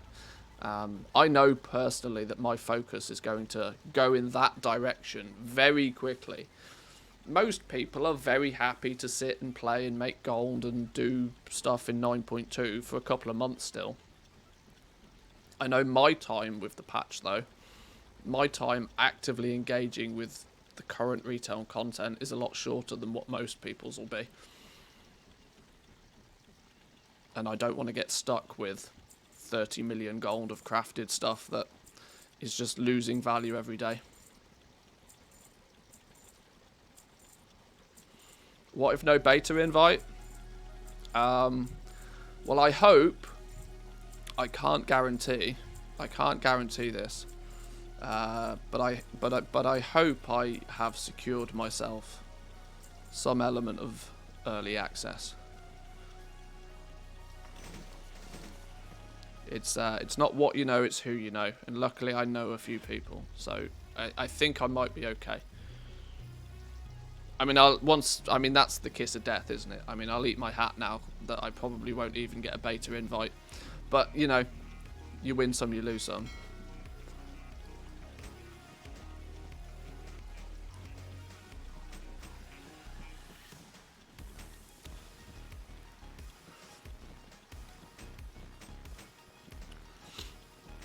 Will you be gearing up any other characters for the Mage Tower? Not sure. Not sure. I must admit though, my day or two of running around the world farming up, you know, very bespoke items from certain dungeons to work towards that BIS list was remarkably enjoyable. As it gave an opportunity to see a bunch of dungeons and to go hunting for a bunch of gear that I hadn't really cared for in years or years or years. What I can't guarantee though is whether I'll have enjoyment doing it again. That's the problem, right? You can read a good book and you can enjoy a good book the first time you read it. The second time you read the good book though, it may not be quite as good as it was the first time because you've kind of already done it. And this is the thing with this is the long-term issue with Blizzard sitting on the fence about the whole alt friendliness. Just because something is really fun to do the first time doesn't mean it's going to be just as fun the second time. But yeah, not sure.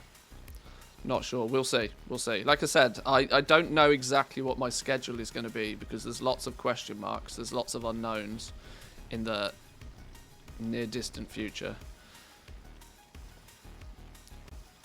If we get 9.2.5 PTR, if we get new expansion, alpha or beta, you know, if those things pop up very quickly, then my focus is instantly going to be in that direction.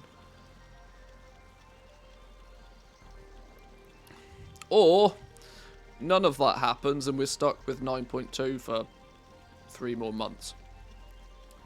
In that case, we probably, definitely, absolutely, possibly will be playing Factorio.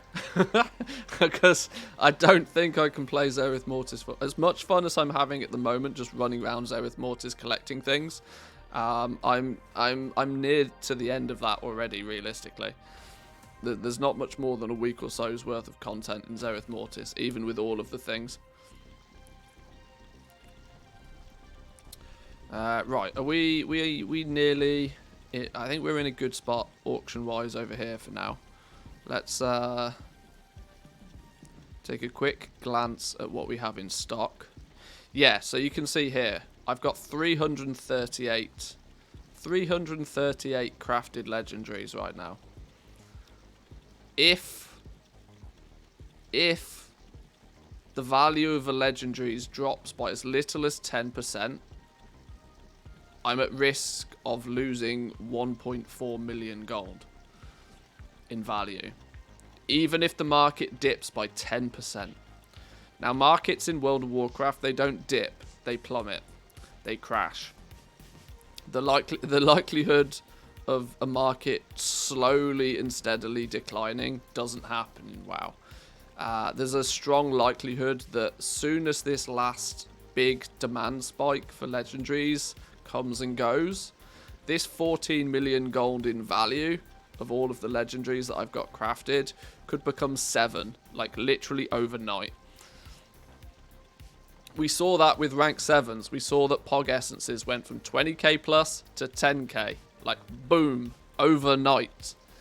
When you've got so much stuff crafted, it's incredibly risky to be sitting on it. You gotta sell the stuff. You gotta focus on turnover. You should try some modded Minecraft. I think that's on my list for sure. That's on my list. My big problem with diving into modded Minecraft is I've never really given Minecraft a proper go. It feels a bit odd to me to dive straight into a modded thing when I've never really done the, you know, the vanilla version, but could always vendor them. There's a few silver there at least. Well, yeah, maybe. Look, I'm kind of lucky that at the moment most of the legendaries are still at a price point that is favourable. I could still comfortably sell any of the legendaries that I have, and I'm making profit on basically everything that I sell. Other realms are not quite as good as that. Other realms, it's not looking quite as juicy. Taran Mill, for example, I've sold through all of my rank 7s, and I have no real desire to craft any more right now. Not until the market sorts itself out. Does it really matter if it crashes? Why? Because you've already made a lot of profit and you can treat the remaining losses just as costs, and you still turn over plenty of millions by selling crash Legos. That's always at the back of my mind, but it's not really something I want to put forward as a solid strategy. If you know, in my own head, that makes perfect sense. But when I've got 80 people watching and listening, that's not really the mindset that I want to sell to people. Mainly because then, you know, oh, Monthus says you can sell legendaries at a loss and it's okay. You know, that sort of shit gets clipped out of context, and people take away the wrong stuff from that. But you are entirely right. On the couple of realms that I play, I've made like 40 million gold in profit, I think, in about a month. So yes, I could literally sell everything for 10% and still be, you know, in for a win. If we look at the last month of sales, for example, 66 nearly 67 million gold in sales on this realm, with only a cost of 40 mil. So yeah, 26 million gold in profit. If I sold everything for like 50% crafting cost now, I'd probably sell it all in a day, and I could just be done with it. But I'd also risk, on a server of this size, completely dumpstering the markets for everybody else, which I equally think is not really so fair. I mean, you know, all's fair in love and war, but it's, you know, not exactly. It's not something that I want to promote to other people.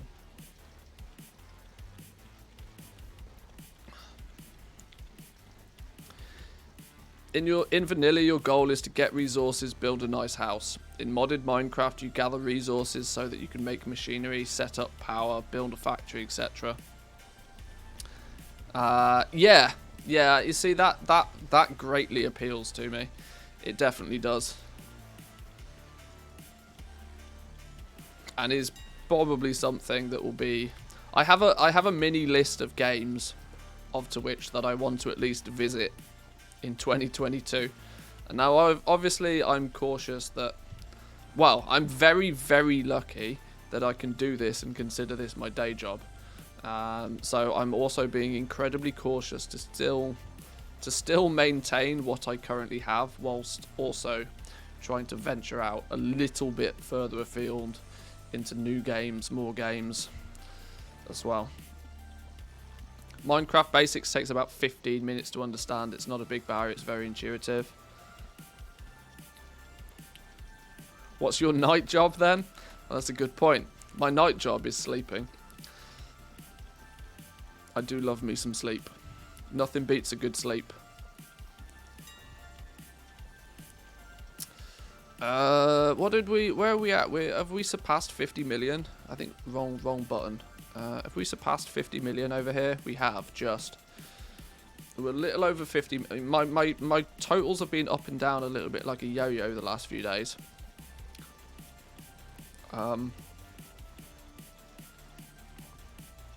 Mainly because I've been doing some silly things. Buying some things I shouldn't be buying, selling some things you know, whatever. But the next couple of days I hope to push the graph upwards again a bit. My thoughts is, how long do I leave it before just buying all the Pog essences? Because if I really want a good day of sales tomorrow, there comes a point where I should just buy everything, right? The question is how far do I go? Because I don't really need the Pog essences. And I don't want to have to do this too frequently. I don't particularly need them. I've got plenty enough to craft plenty of things with them. But at what point do I decide that, right, now's... I'm tempted to buy these just because they're walling things off. But then if I buy those, I might as well go... What's my smart average buy price right now? 11.4. I could hoover up all of them. That's enough for one of every legendary. That's not really a lot. I gotta think to myself, how many legendaries do I reckon I can actually sell tomorrow, though? I really don't want to overstock. But I would quite like the Pog essences to be at like 15k tomorrow. That would make it remarkably easy for me to sell. That would basically mean if I can get the Pog essence price to 15k, it basically means that I won't have to bother cancel scanning tomorrow. For the most part. But I've also got to remember that other people have stocks. I don't know. I don't know how far I want to go. I mean, it's silly, right? Because my little realm has only got 3.5 million gold of Pogs. Full stop. All of them, don't think. Just hoover up the lot. Yeah, you see, that hoovering up the lot pushes my average price up far more than it needs to be. This is why I would probably go to about here. Going to about there, 12.5. Yeah. Why would it mean that you wouldn't have to cancel scan? Because people's recraft costs would be significantly higher than my crafting costs, meaning I could keep my legendaries consistently below their craft cost. I mean, that doesn't mean I won't have to cancel scan, but it would definitely make the job easier. You can compete in one of two ways. You can compete on time, which is cancel scanning, or you can compete on price, which is not being overly greedy, keeping very close to your crafting costs, and just taking a small slice of the pie.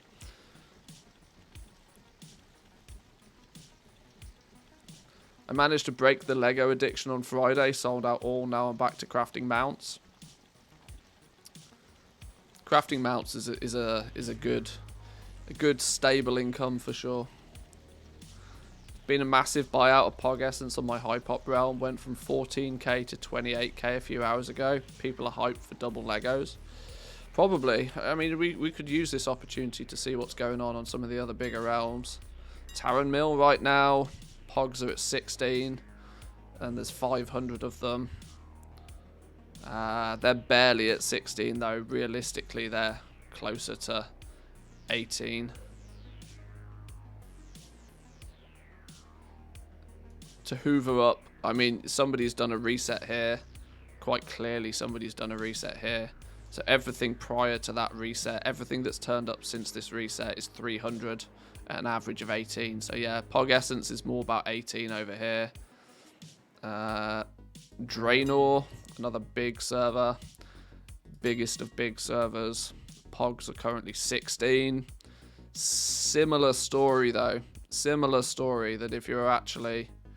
Yeah, somebody's done it. Somebody's done it on both realms. I'd put money on who this actually was. Everything up until the reset, 19. Yeah, so Pogs are kind of back to the cheap spot that they were on the big servers. But, sorry, yeah, they're back from the cheap spot. They went down because of the introduction of flying, and they're maintaining at about a 15k average over there.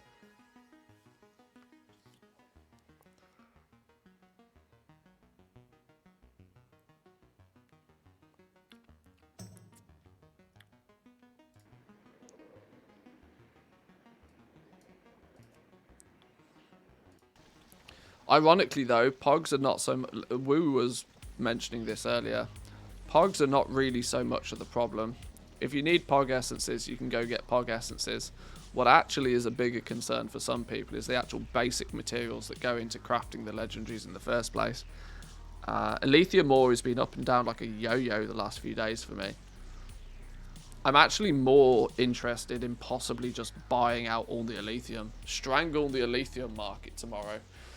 That makes it far more difficult than strangling the price of Pogs.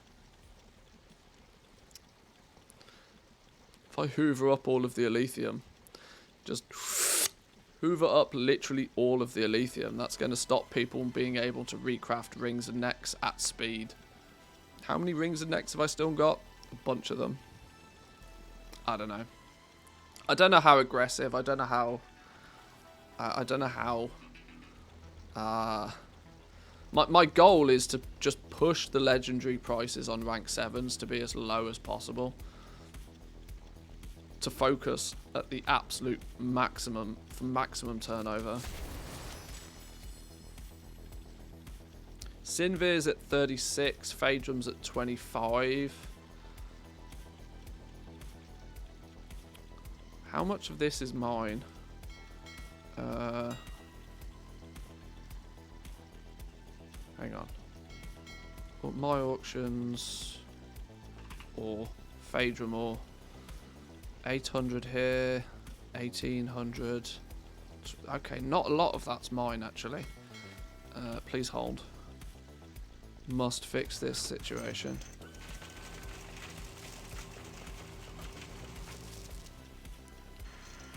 Phaedrum Sinvir is what's proving tricky for me. Yeah, I think most people are putting so much focus on the rings. Although I'm still selling a ludicrous amount of Shadowglass necklaces. Like, I can bang out... And this is why prospecting both Elithium and Leystrite is still well within the realms of sensible for me to do. I don't feel the need to laser focus on just the materials for the rings, sorry. Because I'm still comfortably able to sell the necks. And for whilst that's a thing, I feel like I should be taking advantage of it.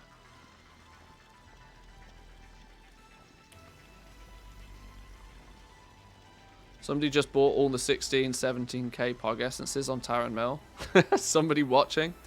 Probably. It's a very good chance somebody's watching. Oh yeah, well, they're all gone. Yeah, see, this is what happens, right? And this will happen a few times. Today is the day when people will restock, so... Plus, I also know that there's quite often people watching. And even if it's through no level of malice, just by virtue of me talking about a material, puts it at the forefront of other people's minds to maybe go and have a look and make a decision themselves.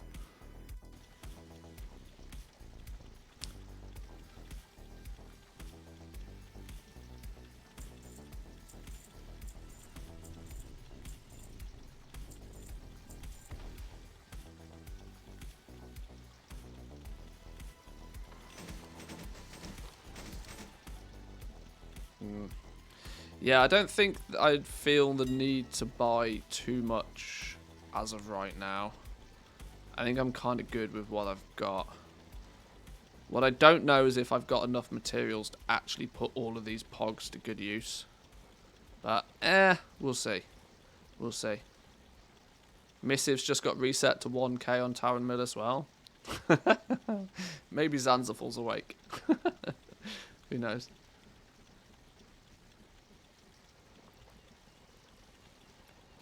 In fact, I know. No, Zanzafal's still in bed. Right. I think I'm done playing with auction houses for a bit, you know. I could play auction houses all day. Hey up. Here we go. Selling a few bits and pieces. Some Shadowgast ingots even. Sure. Get rid of some remaining stock. Don't mind. Oh, out of curiosity, what are Corthite? 200 gold apiece Corthite crystals. Oh my days. Oh my days. Damn. Oof. Oofasaurus. Oofasaurus. 1,000 Corthite crystals for less than the cost of a token. My god. It wasn't too long ago, a token's worth of gold would have got me maybe 200 Corthite crystals. How times... See, this is my point, right? Prices don't steadily decline. They crash. They go... They you know, they literally fall off a cliff. So you got to be kind of cautious of that a little bit. My smart average buy price on Corthite crystals is now tragic. My smart average buy price is over 500 gold. And there's fucking nothing I can do about it. Like, genuinely. Nothing I can do about it. I've got 3,000 Corthite crystals still. Of which I don't really have any solid use for them right now. Now that you said that you're selling necklaces, I bet somebody's buying all of the Oxane and the... Yeah, maybe. Hey, feel free. Feel free. Where, let's take a little look at Shadowgast necklaces. Shadowgast neck. How many have I still got left? Yeah, I've still got a fair few. I've still got a fair few. Oh, people are playing game. I pushed them down to 55k. People are still happy at 55k. I spoke about this a little bit yesterday on stream. Somebody got remarkably insulting, borderline abusive, to the point where I technically should have reported them for abuse. And they were giving me shit over my junk crafting prices, so I went full on goblin mode on them. I was like, right, if you're going to complain about my prices of junk crafting, I'm going to wall off the market. Buy me out a day. And to a degree it worked, because they bought like 20 Shadowgast rings off me.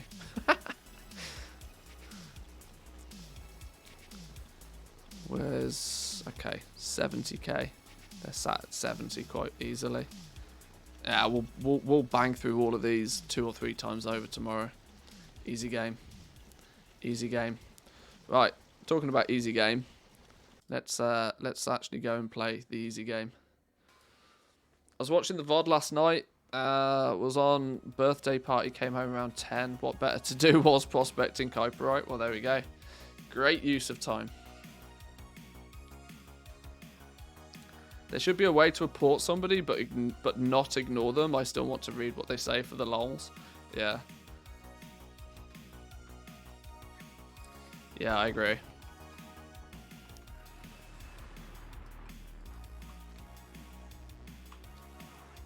Right, should we do... let's go get the dailies, because we still actually need to do the daily quests, because we're still not quite cipher capped. We're getting there, but not quite. We've still got a few things on the tree.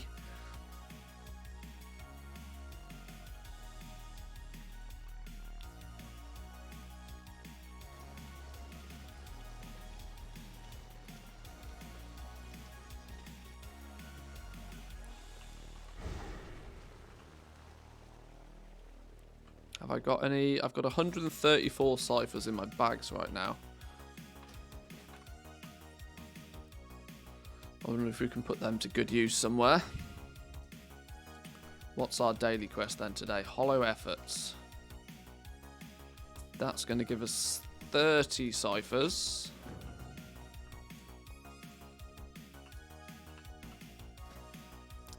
We are short on a few more things over here. Let's just get this one finished if we can. 70 for that one, go.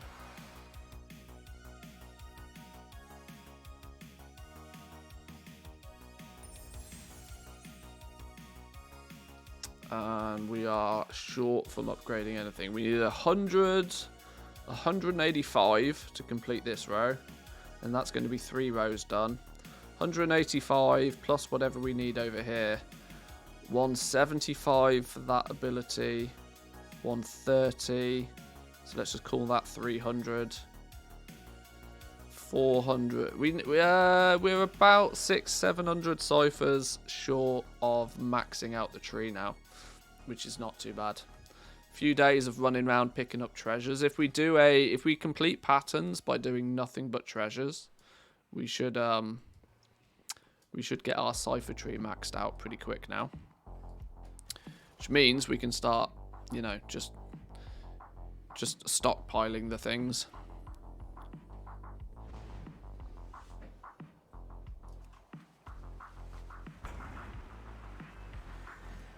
Right, we need Neo modes. This is the ball thing, right?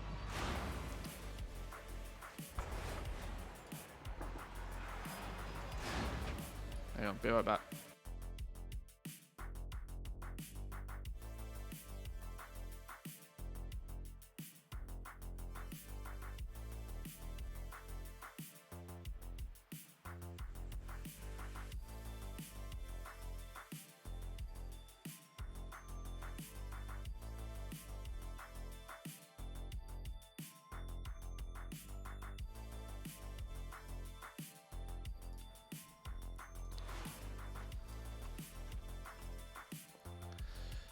Don't know whether to sell my Korthite or make rank 6s.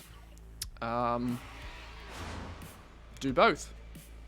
Sell half of them, craft a few rank 6s.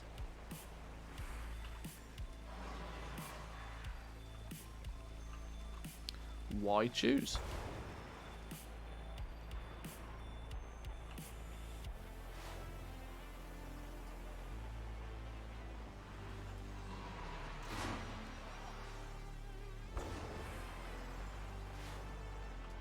Is there any, has anybody worked out if there's a quicker and easier way to get the, what they call the ephemeral shards or something? The things that you get from doing this forged tap business?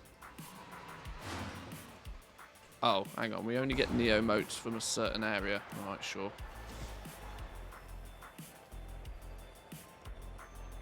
Because I've still not got the, there's one chest that requires a key that requires these things. Hang on, I've got... Hang on.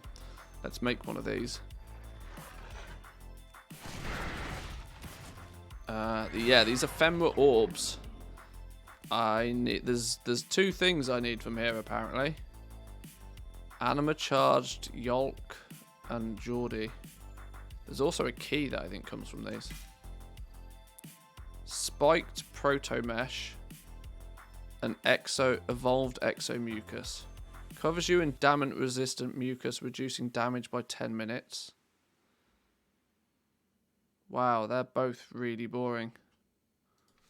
Okay.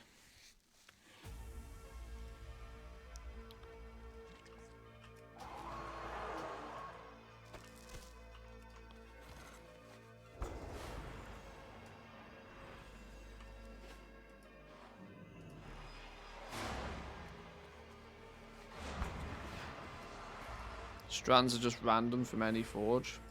See, this is what I thought. I was just wondering, you know, are the big balls better than the small balls? Can I get a consensus? Are big balls better than small balls?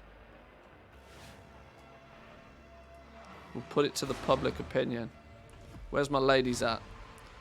Big balls or small balls? What do you prefer? What is better for extracting the ephemera from?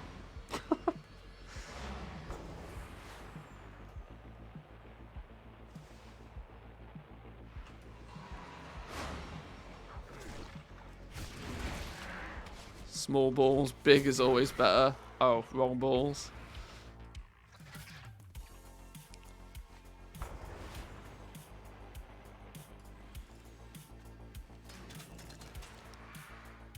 Oh no.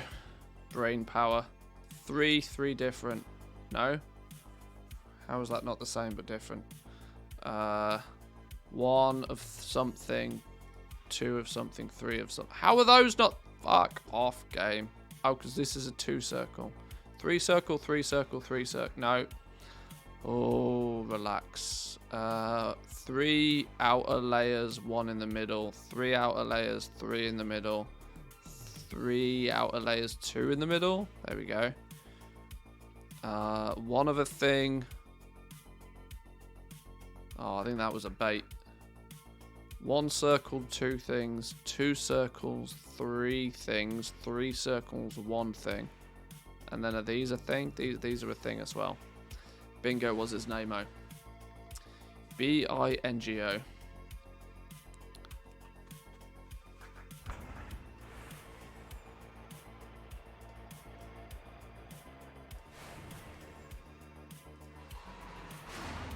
No, big balls are not always better.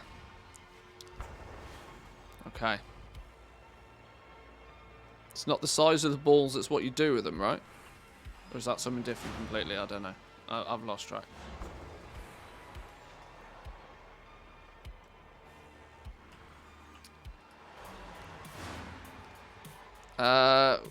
With the puzzles in Zereth Mortis, I find it funny how people are so different and which ones they can solve easily.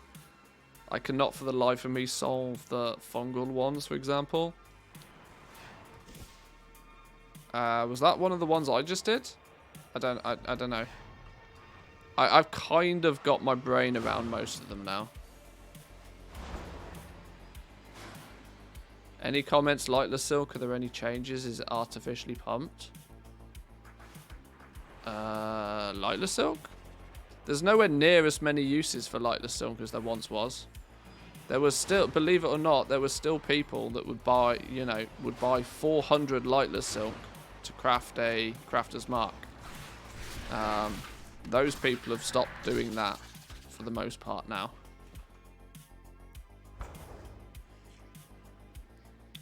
I'm not... I mean, I haven't noticed. Please check the Undermined Journal, Lightless Silk, Area 52. Area 52 is one of those realms where there is so many crazy things go down there. The likelihood is that people have just bought it all out.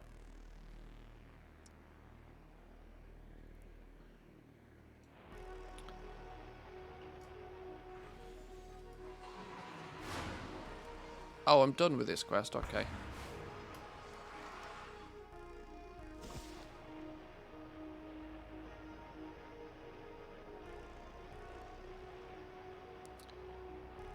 But it's been going up for a few weeks. Lightless Silk is has been an interesting one this entire expansion, because it's not actually that easy to farm for.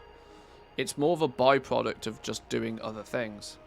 The meta for farmers this patch has actually been skinning, which historically doesn't give you any Lightless Silk, which could, just by virtue of less people farming for it. The reason Lightless Silk tanked so aggressively in price, especially on the NA realms, specific NA realms anyway, was primarily down to the early days of people 2x4 farming for the BOEs, the BOE epics. Once that meta disappeared, the quantity of Lightless Silk was then... There was considerably less new Lightless Silk being made and farmed for every day. It became a byproduct of doing something else. And as I mentioned, 9.2 from a farmer's perspective has been all about leather. Or even then herbalism and mining. There's been no real focus on farming for cloth in any way, shape or form. It's just a byproduct of doing other stuff. If there's plenty enough people doing stuff, there'll be plenty enough Lightless Silk. If not, it might go up.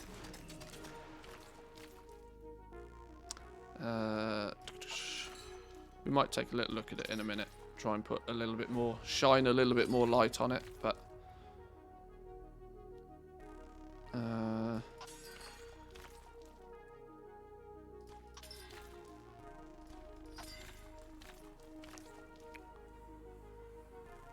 What's also not really considered so much is just how many materials go into all of these rank 7s. People's focus is on the Pog Essence, and for quite rightly so. The Pog Essence still accounts for the lion's share of the cost, but in terms of quantity, you know, if you look at the spreadsheet and you just look at the quantities of Lightless Silk needed to be making the higher tier legendaries, you need 50 enchanted Lightless for the cape or the braces. 50 enchanted Lightless is the equivalent of 100 Lightless Silk. And worst case scenario, you need 80 enchanted Lightless. So that's 160 Lightless Silk just to make one cape. How many 100 Lightless Silk just to make a single cape. People are banging out 291 capes like they're going out of fashion. Probably far faster than people are actually able to easily farm up Lightless Silk.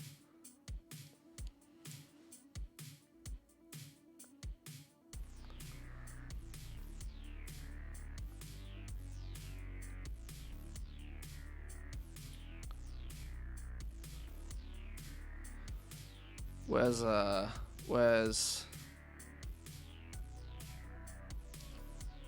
is Lightless Silk on my list? Of course it is. So we'll do a comparison. Let's take a little look at what's going on. What's going on? EU.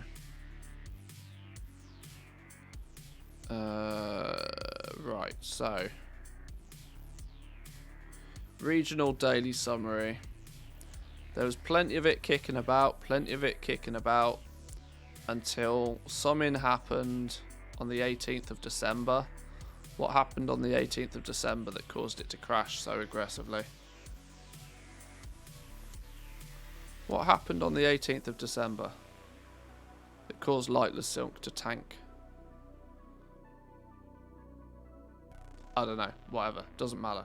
Let's look at the last couple of months. So, EU, steady supply, steady price. 9.2 was about here, right? March 3rd. No. 9.2 was about here.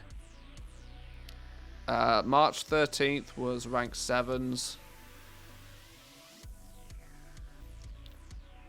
This data doesn't look particularly accurate, though.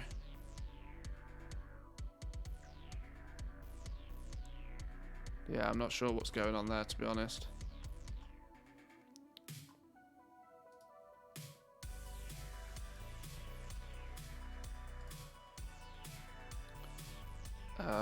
Area 52, quantity of it available is trending downwards.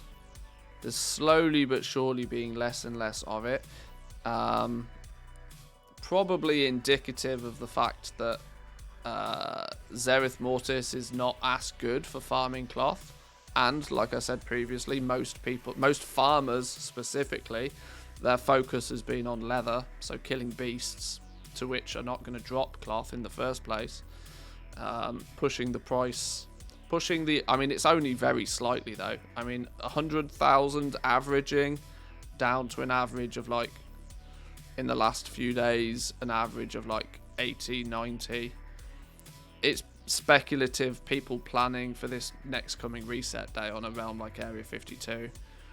The prices, this was rank 7 launch. Yeah, and like I said, rank 7s consume massive quantities of lightless silk, the capes especially, which is why the price has been increased and is steadily rising. Yeah. Whether that trend is true for the entirety of the US, probably not, but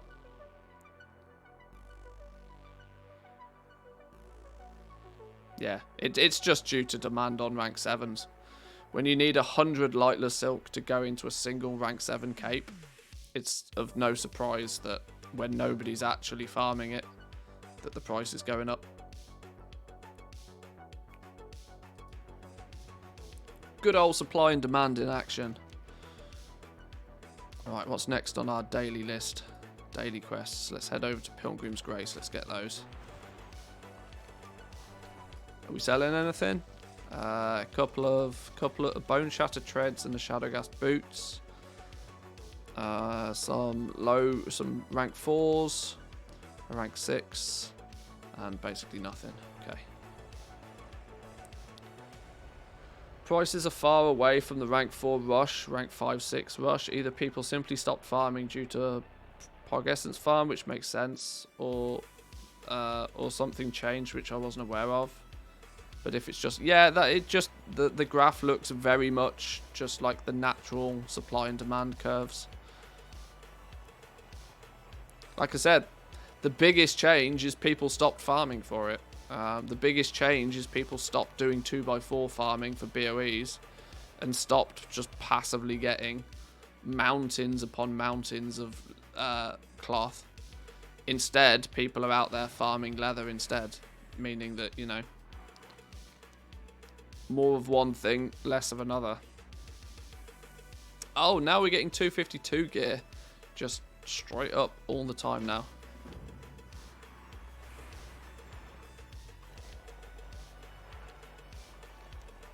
Hang on, who's this?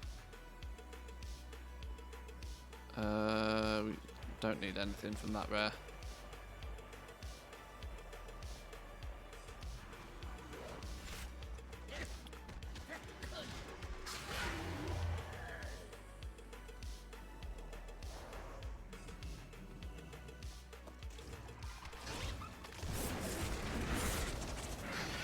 At least it's not 400 silk anymore. Yes. Yeah, needing 400 silk. Well, the thing with the crafter's marks and equally the vestiges is that when something is so far out of balance like that was, at least you do have options. I speak about this a lot, the fact that I like there to be choice in things. You can do something one way or you can do something the other way. with crafter's marks, because of profession pairing, because you can have 2 professions, if the native profession is too expensive to craft things with, you always have the option of pairing it with something cheaper, which was the only real get out of jail free card for tailors last patch. Tailors were being paired with something else.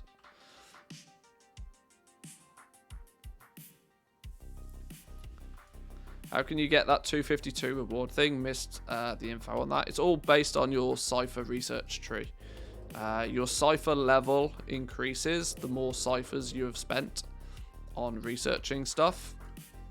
So eventually you are rank 6 out of 6 for cipher research, which every rank of cipher research increases the item level of the gear that drops in the zone to a maximum of 252.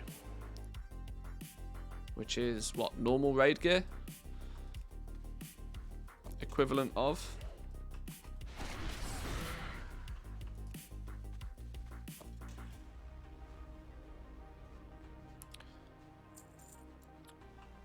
If it's any reassurance, I'm selling a lot of lightless silk on flipping realms in the EU today too. Yeah, people are planning to sell mountains of cloth Legos tomorrow. And to do so, they need lots and lots of lightless silk. A minimum of 100 lightless silk for every rank 7 legendary. So people will be buying lightless silk by the thousands, possibly even by the tens of thousands if they're a big goblin. Which that level of demand in a short period of time, yeah, will strip the market pretty clean.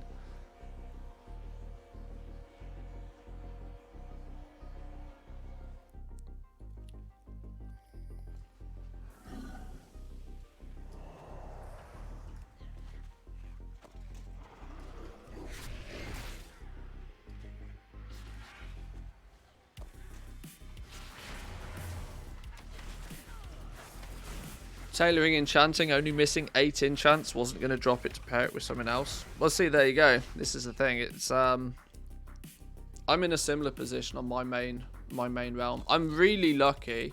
I lucked out big time that my main character is a leatherworker and a jewel crafter, and has been for years. I lucked out big time. But I wasn't quite so lucky on my other characters.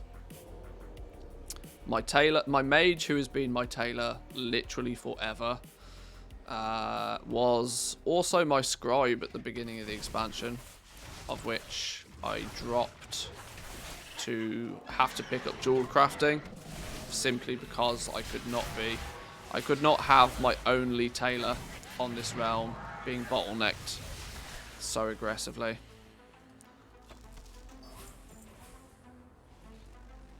My paladin, who is my blacksmith, has had enchanting for about 10 years, so I'm in a similar position there as well. That there was just no way that I was dropping that to pair it up with someone else. Luckily though, blacksmithing has been pretty middle of the run. Blacksmithing's never been the cheapest, it's never been the most expensive, so it's kind of alright. It's alright by itself. Blacksmithing can be self-sufficient. It would have been nice if I'd had it paired with jewel crafting. I mean, pairing anything with jewel crafting has been pretty good, but...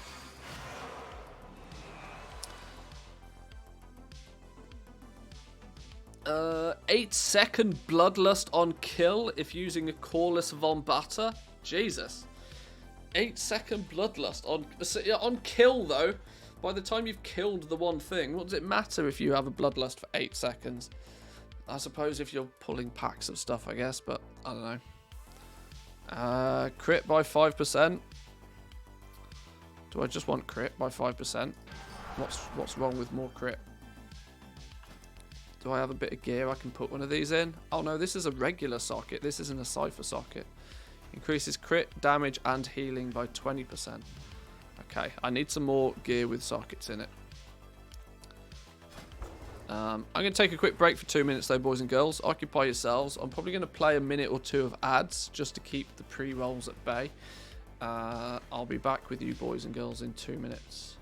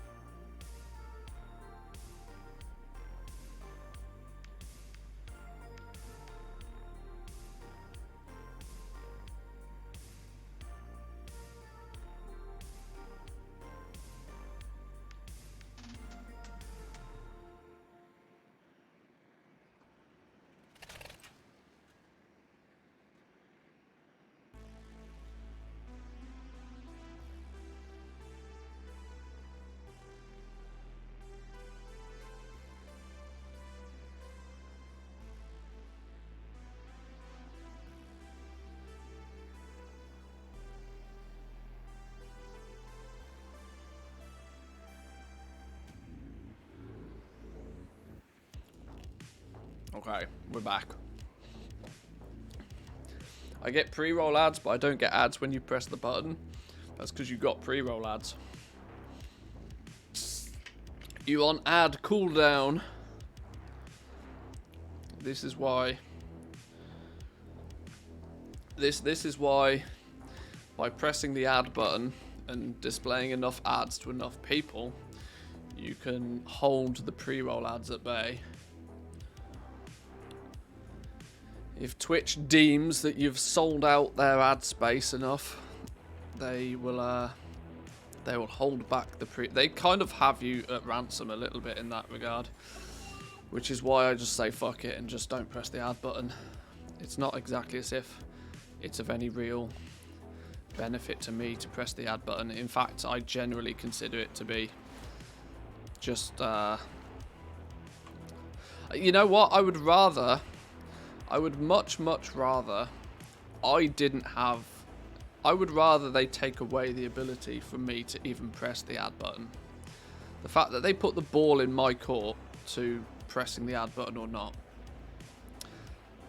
But on the flip side of that, directly penalise me if I don't press it. It's just a bit annoying. I wish it was more like YouTube in terms of where, you know, just ads just play and I have no say in the matter. But yeah, I don't know. Twitch are historically terrible at selling ad space in the first place. So if you even see an ad at all, it's a surprise.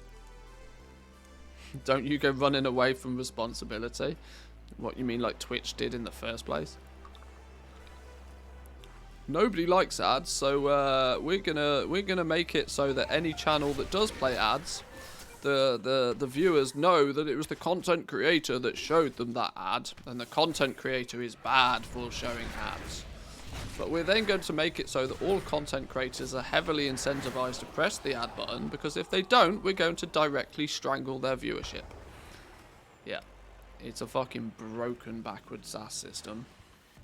Given the choice, I would just disable ads on my Twitch stream. Just straight up 100% disable ads. But that's not possible. It is possible, though, if you hit that Twitch Prime button. Ooh, segue.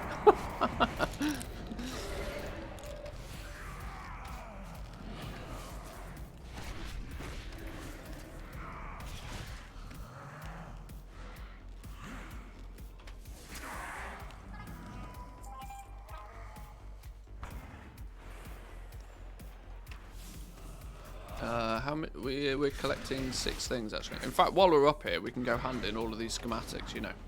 It's probably not a bad idea either. Oh, hang on, let's not stand in that.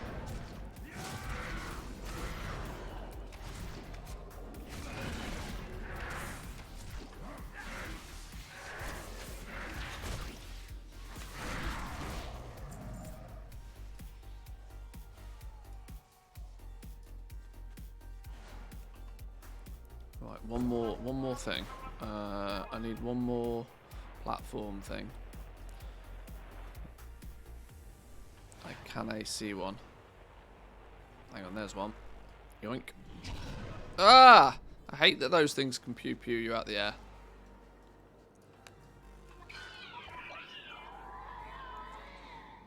Why am I still in combat?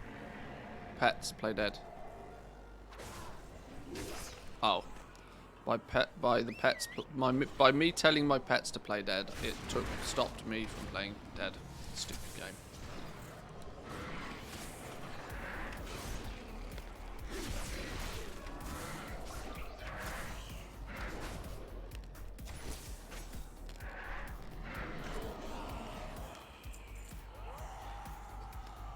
Just checked my old low pop realm prices. Damn, I want to move back there. So juicy.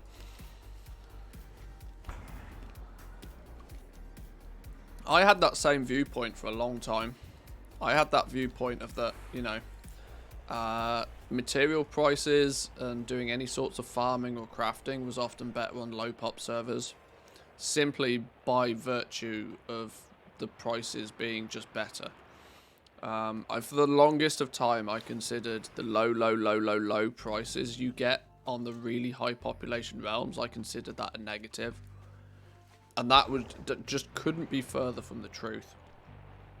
It was, yeah, it literally could not be further from the truth. The high turnover that you can achieve on these high pop servers is guaranteed to make you just so much more gold, it's not even funny. But it's not necessarily intuitive that that's a thing. With more potential customers though, there also comes more competition, so you have to at least be doing something to fight your way through that. But if you can, you're the potential is so much higher on the full pop realms. I would never trade fast sales for big profits. Yeah, it's lovely to get those, you know, massive, great big, like 3x your money, like, you know, selling a piece of transmog gear for 500,000 gold, all of that sort of jazz. Yeah, sure, it's great, it's fun, but it happens once a month. I would rather, you know, make a reasonable amount of gold every single day than just one big hit.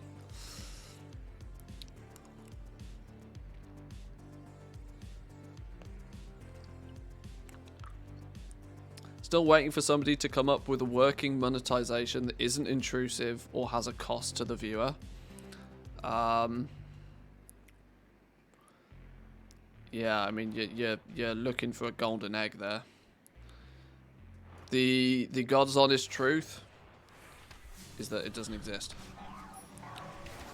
Or the person that finds it is going to be an absolute billionaire. If you're not paying for something, though, you are the product.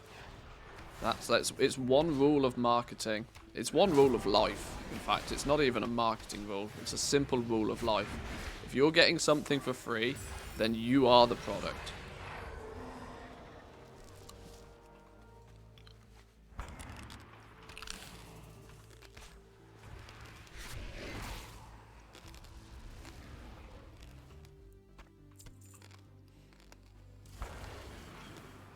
If you're able to watch a YouTube video for free, if you're able to browse a website for free, if you're able to do basically anything for free, the counter of that is that you probably have something that company wants.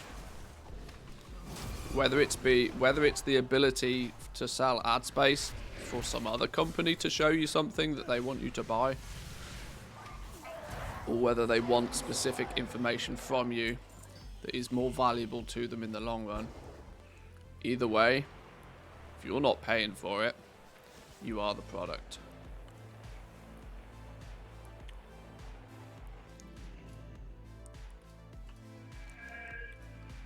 Right, here we go. Bunch of schematics now. Now that should be loads of different pets loads of different mounts we can craft. All the things loves it.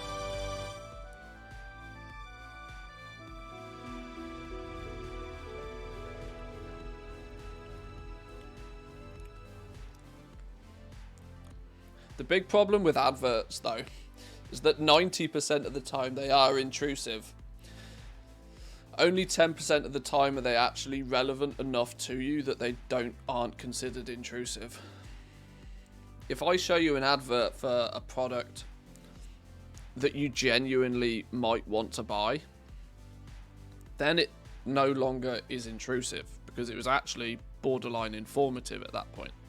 But the problem is nobody can predict what is going to be informative or not.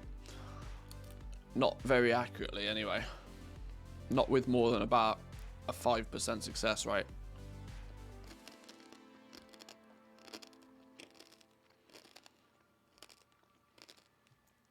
Did you craft any of the mounts? Yeah, we've crafted a couple. I think we crafted 3. We have the bronze Helicid. We have our shiny red snail. We made Buzz. We made our shiny silver wasp. You can own the mounts are only personal. You can't sell the mounts. The pets you can sell, and the mounts you can't. We also made, what did we made? We made one of the basic ones. Who was it? Death Runner maybe? No. No? Who did we make? We made one of the basic ones. This one. One of the wolves. Heart Bond Lupine. We made one of those.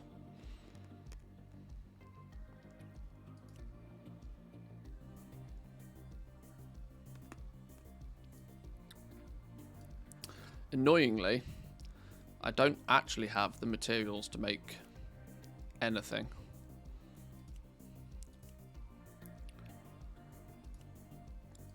I have 2 Eternal Rage Pearls, so I could make a forged Sprite Flyer. I need literally 4 more Genesis motes and then a Vespoid Lattice. Any of the lattices, we just buy them. Like we're not messing about with farming lattices.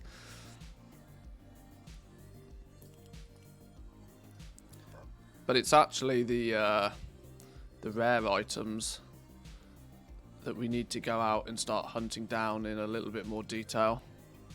Some of them we've just accidentally found through playing the game. Unsuccessful prototype fleet pod. We need a Helicid lattice for that one. We could get ourselves a blue snail. A blue snail. We also have the Scarlet Helicid, which we need a key for. The Scarlet one. Red snail with a grey house.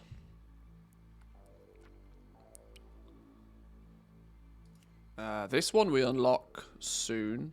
We need to complete the rest of the cipher tree to unlock this one though. Yeah, we got a bunch of work to do on these mounts. Bunch of work still to do.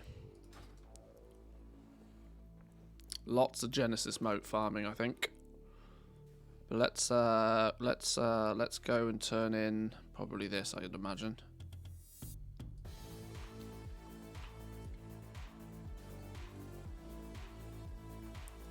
You can get 2 of the schematics from the first wing in Raid Finder. Oh, can you? I haven't done Raid Finder yet. I've not touched the raid at all. I probably should go and investigate, even if it is just to collect things. Not that I need it for gear. Not that anybody should consider LFR a good way to get gear anyway. I'm firmly in the camp of people that thinks that LFR should just have its gear taken away. There's no need for it. Oh, this is actually an upgrade. Yoink. Go on, Zygor. There we go. Yoink. There's no place for gear in LFR. It's ridiculous. If you're tier starved, it can be a way to get it, by the way. Well, that's true, actually. I should probably actually, yeah, you might be right there. I should maybe utilize LFR just to get the tier pieces. Even if they're low item level. I can always use the Forge of Creation to skill them up eventually. Can we make any of the pets? We probably can make some of the pets, actually. The pets, though, I'm not going to bother. I'm not going to bother farming the crafting the pets. Not until we've at the very least gathered all of the mounts. My Genesis motes are precious because I have to farm the pissing things myself. That makes them incredibly precious to me. Because there's no way to cheat the system there. I have to literally just farm up thousands of these things. All the things is claiming that I still need nearly 28,000 Genesis motes to complete everything. I don't think that's quite true. I think it's actually like half that value. Because I think all the things doubles up the pets and the mounts accidentally, but Let's go grab that treasure. Yoink. Let's grab the... In fact, let's not only grab the treasure, but let's also grab this thing first. Give me the buff. The buff for the treasures, because, yo, if we can get a free Pog Essence, we'll take it. Who stole the treasure? Where'd it go? Hello? Game? Where was it? Was it this way?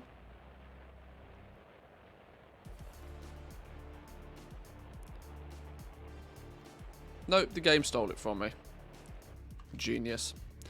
Right then. I want to go and check this.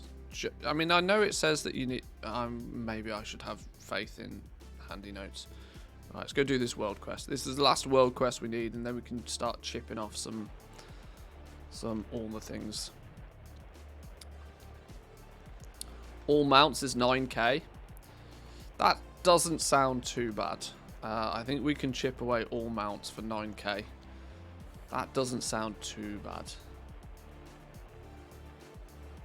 Don't hate on it too much. Blizzard's a great system.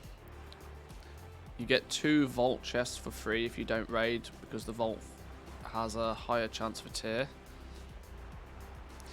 Yeah, you might be right. I probably should at the very least just do LFR just to get some of the tier pieces. You're probably spot on there. What are we doing here? Some brambles. You're a bramble.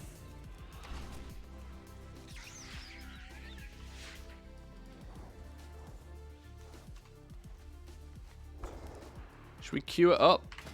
Should we do it? Should we queue it up? Should we have a little look in the... does the second wing come out tomorrow? I would assume the second wing comes out tomorrow as well, right?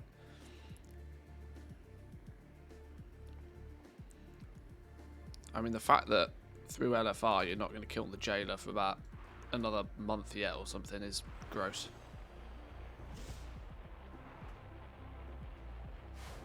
Time gating in this patch is out of control. Wait for the catalyst, buy a BOE, make yourself a mythic tier. Yo, that's clever. That's clever. I like that plan. I like that plan.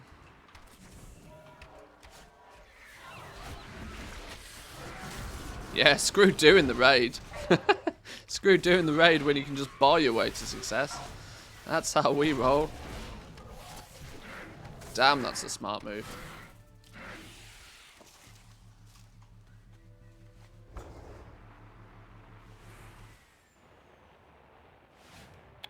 Right, where's me vines? Vine, gotta find a vine. What's the catalyst? In this little area, actually, I can show you. Up here, this is the creation catalyst. We are in the very southern part, the catalyst gardens. The creation catalyst is this thing. It doesn't unlock for a few weeks yet. You'll have, through the campaign, you'll have been sort of introduced to it. What this is going to do is allow you to put a regular piece of gear. So I could, for example, put my, I don't know, my 246 chest piece, 242 chest piece. I could put a chest piece into the creation catalyst, add a bunch of cosmic flux to it, and hey presto, out pops a piece of tier gear of the equivalent item level and in the equivalent slot of the gear that you put in it. So it's just a conversion. It converts regular gear into tier gear. It's a bit of a bad luck protection thing, but this still doesn't unlock for a few weeks. So all of that cosmic flux that you're sat on right now with seemingly nothing to do, soon as the creation catalysts becomes a thing, you'll start to have some use for it. But even though they're time gating it, even though it unlocks on the 8th week, I think, of the patch being live, not only have they chosen to time gate even the unlock of the creation catalyst, they've also decided that even when they unlock it, there's going to be like a limit to how many pieces of tier gear you can do. There's going to be a region, like a global cooldown on the creation catalyst as well. So in the first week when it becomes available, you'll only be able to make one piece of tier, And probably, I think they stated 1 piece of gear a week from there on out. If you are using your, let's call them creation tokens. But you can stack up the tokens. So if you load an alt in like a few months' time, you might have like a few creation tokens to use in the first place straight away. But because you got to put gear in to get gear out, it's still not totally like instant free tier gear, because you've still got to have some gear. Now where you get that from though, there's nothing to say you can't just buy a piece of mythic gear off the auction house and then take it to the creation catalyst and get creation tier out of it.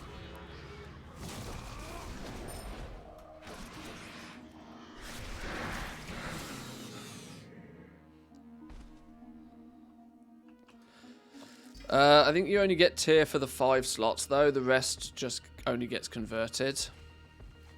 I don't know why you'd put anything in, like, why would you use it for other gear though? I can't quite understand the logic. And I mean, unless you have the ability to fish for like very specific items. Because, you know, if it acts like just a straight up reroll, kind of like the Great Vault has a list of things. I don't know. Time will tell.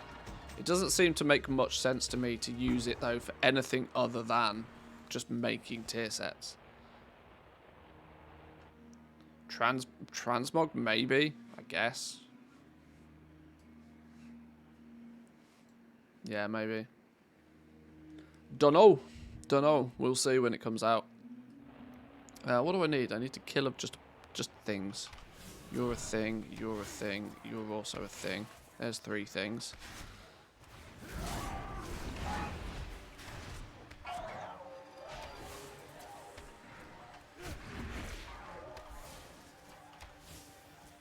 Ah, poor Pokepok got melted. 2 more things. Is there more things up here? I'm not fighting the big dude. That's just crazy talk. We'll pew pew you and oh, maybe not you. The stats are fixed per slot. Oh, okay. I guess there's some use to it then. Pretty niche all the same though. It's another one of those kind of like they've you know, a system on top of a system. A system on top of a system behind large amounts of time gating. It's like, really? How much time and effort has gone into that which could have been spent somewhere else making something actually fun to do in the first 8 weeks? I don't know. I don't know if I'm just too cynical about this stuff. Righty then. We need to start. We need to tick something off our list now. We've done daily quests. We've done world quests. We are reputation-wise 9,860, so nearly 10,000 out of 12,000. I should. Do we think there's 2,200 reputation up for offer tomorrow? 1,250 from patterns. 500 from the world boss, so that's 1,750. 3 daily quests. That will put us over 2,000. Then whatever we get from the campaign. So yeah, I should hit Revered tomorrow on this character. Yeah, it'll balance on me completing patterns tomorrow though as well. Okay. I think the Catalyst is a good system. Have to disagree here. I'm not sure how necessary. That's the thing for me. I just don't see how necessary it is. You know, we've never needed something quite. I don't know. It just seems bad luck protection is fine, I suppose, but the fact that it will get used and abused in other ways, I don't know. Whatever. You're probably right. I don't particularly have strong feelings to it either way. I'm kind of indifferent. I just would I've just got this real thing about me at the moment of anti-time gating stuff. It's a bug that's in my, you know, I have a bee in my bonnet about the overuse of time gating and I can't seem to drop it. That's a sync error for sure.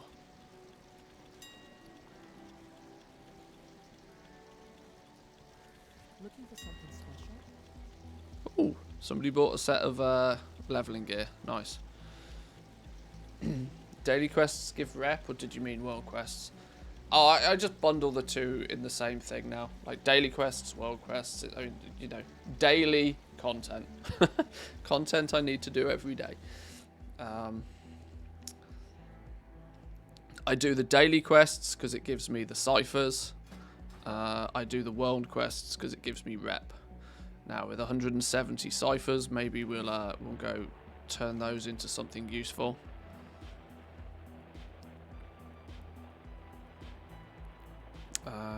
Then I think this one is sat at the very top of my thing. I think we'll use this completing the code quest. What's this one? Completing the code. Completing the code. There we go.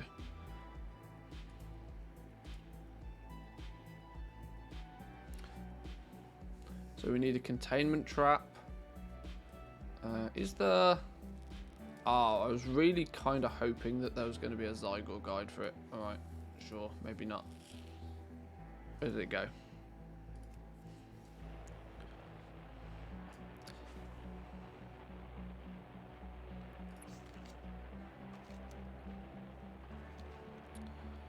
Didn't really bother with the ciphers yet, to be honest. Been focusing on rep and M+. I mean, that makes sense. The whole cipher rep... I like the cipher rep thing is...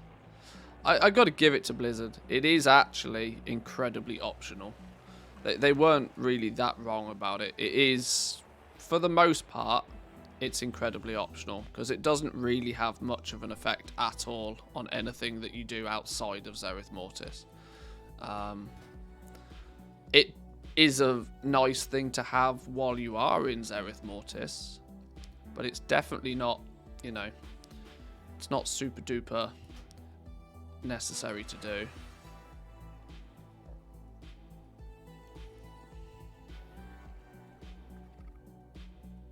But for somebody that doesn't raid or Mythic Plus, it's given me a few days of content that has been pretty good, pretty enjoyable. I'm going to be honest with you though, I've enjoyed Zereth Mortis 10 times more since we've had flying than I ever did before we had flying. So if you haven't engaged much with Zereth Mortis up until this point, but have flying unlocked there now, give it another go, because there's a lot more to it when you have the ability to actually get places without too much inconvenience.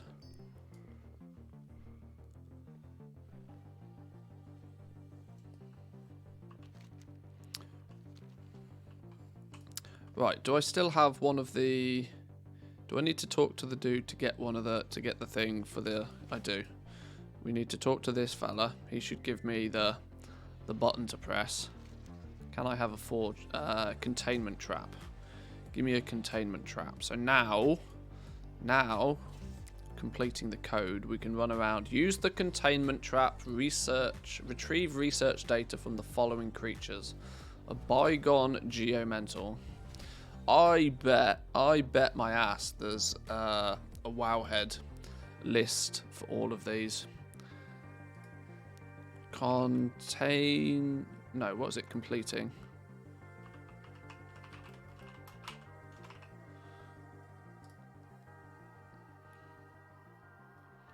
Okay. Where's the comments that... There we go. BEA beautiful. Oh, beautiful. Is the... Oh my god, there's even waypoints. Yoink. Copy. This is where I probably need paste. Add-ons. P for paste. P for paste. Reload.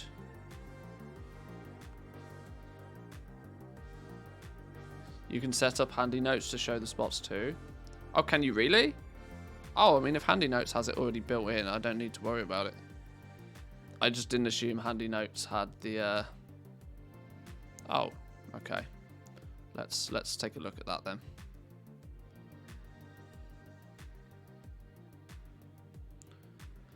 Million times better than Corthia, in my opinion. I didn't really mind Corthia that much. I quite liked the Archivist's, you know, twist on a rep grind.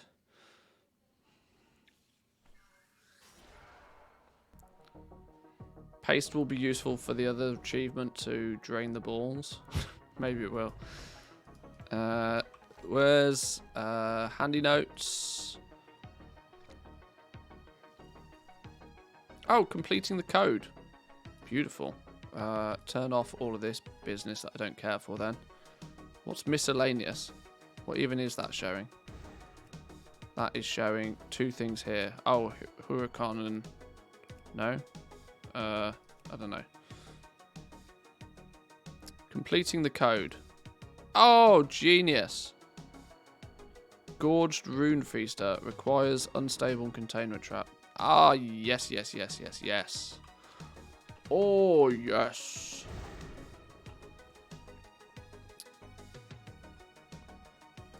Right, where's our containment trap then? There's... Where is it? This thing.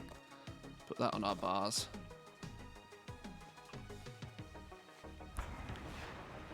A refreshing change in the colour palette. Yes, that I will attest to very heavily. I was getting remarkably bored of everything being grey and boring. It was starting to get remarkably painful. Right, Gorged Rune Feaster. We need to put one of these in a ball, apparently. Yoink. Yeah, there we go. Should it not take it off my list? Did it not? I don't know.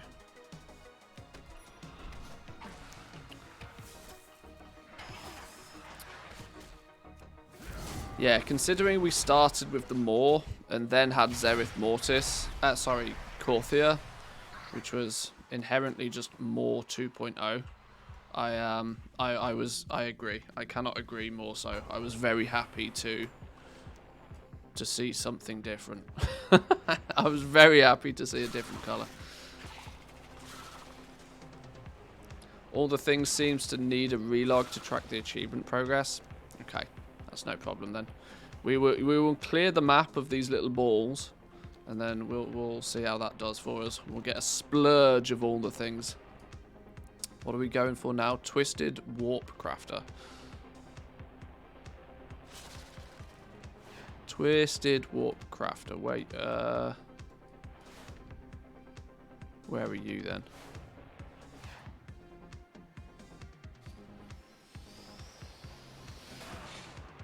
Well, there's a rare right now, so we should just go pew pew the rare real quick. Are you lot chilling here, just waiting to kill the rare? You must be.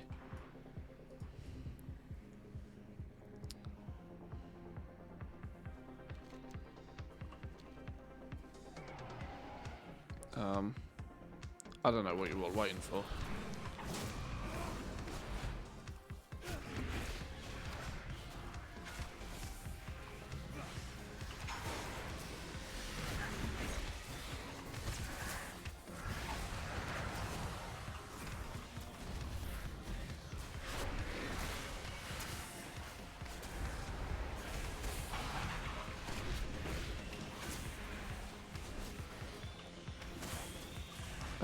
Can somebody stun him, please, for the love of God? No. Okay, we let him full cast that one, I'm sure. He's dead. Easy game.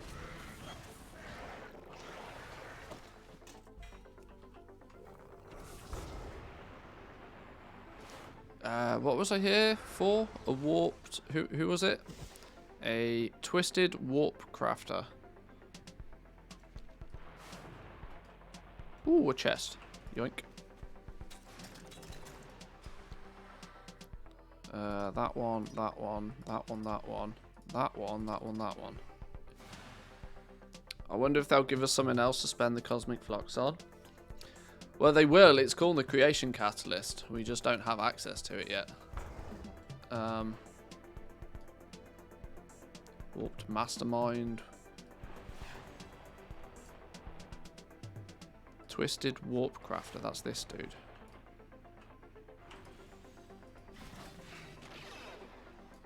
But I equally think that at 2,000 flux apiece, if you actually try and craft a bunch of legendaries, which is probable, I think there's good reason to suggest that you will, you'll at least at some point want to craft a whole bunch of legendaries just because you can. 2k a pop, you'll burn through your flux pretty quick. Now, I know there's people out there that have got like hundreds of thousands of the stuff, so they'll prove me wrong on that one, but dominated irregular. Dominated one of these things. Put you in a ball. It does seem odd to me though that they made a currency which is proving to be so easy and so readily available that you have to question why they even felt the need to make it a currency in the first place. Because it has basically zero value.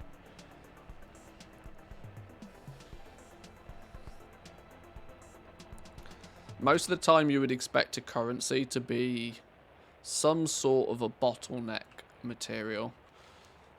Now nobody liked Soul Dust, nobody liked Soul Ash, or Soul Cinders, or whatever the flip they were called. Nobody liked that jazz. But they did their job as they were intended to. And their job was very simple. Oh, what's going on here? Their job was to create a limiting factor to how quickly you could do things in the game. So you could even to this day, you could say that Soul Ash and Soul Cinders have value. Because you have to go to Torghast to get them. And they are, whilst they are now unlimited in quantity, they're still just a bit annoying to get. Especially if you don't particularly enjoy Torghast. I've actually been having some fun with Torghast though recently. Not gonna lie, I've actually done a few Torghast ones recently. Boom! Pog Essence. Pog Essence without a buff. Get wrecked. Pog Essence without the buff. Damn, that's not meant to happen. No, what's the thing I'm meant to be doing here? I can't. Okay, rares. Turn off the rares. What's this thing? Enchanted Servitor. Is that any of these?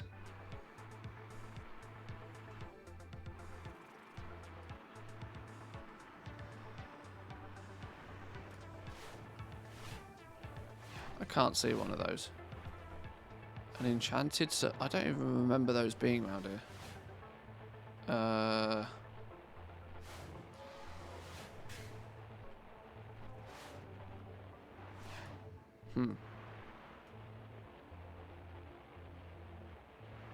Now where did my chest go? It was here again. Every time I blink for 1 minute, the game steals my chests from me. It's not fair.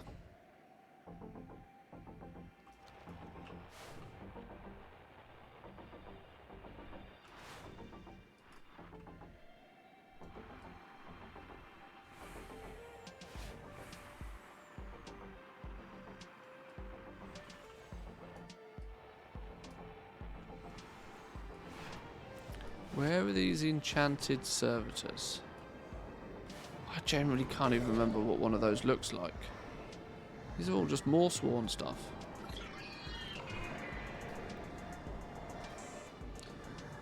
Is it just a random spawn in the Iska pit? Should we just kill things in the pit for a while?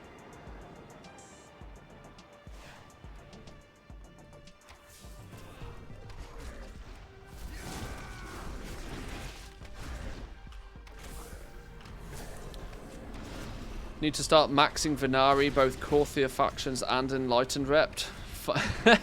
Yeah, I have this desire in every expansion, at least on my main character, to hit Exalted with all the factions before I move on to the next expansion. Because I know full well if I don't do it when the expansion is a thing, the chance of me going back and doing it is remarkably slim. If I look at my reputation list, for example, if I go back to BFA, everything, made sure I got everything done. Go back to Legion, still, where I didn't hit Augustian Reach, I didn't get Exalted with them, still never gone back to do it. Army of the Light, still never got Exalted, never went back to do it. I just know what I'm like. I know I just won't go back and do them. Ooh, Valajar, Strongbox. Do I need anything from that? Stormheim. There's a chance of a mount there. Look, I should go and collect that. It's the sniper dudes. Oh, okay, right, cool. Thank you. Yeah, so I kind of know that if I don't do it in the expansion, I probably never will. Whoa, whoa, whoa, whoa, whoa! Where's my health going? What's going on here? Pet do pet things, for the love of God.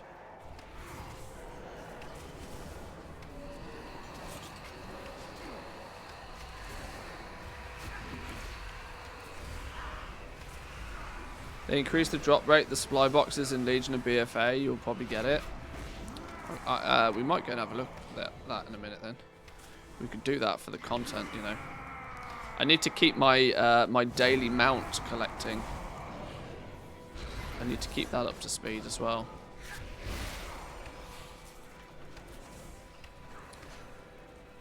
This bear's just going crazy.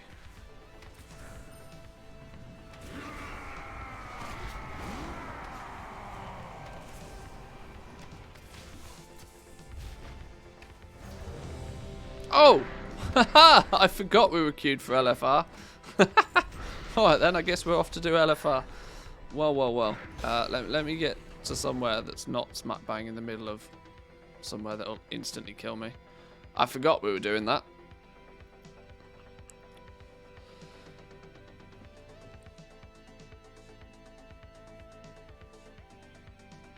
Are we going to get in though? Now would probably be a good time to at least look at some tactics for the bosses, right? Or are we going to be professional floor inspector or tactical auction house cancel scan? How many tactical cancel scans do you think we can get off during this LFR?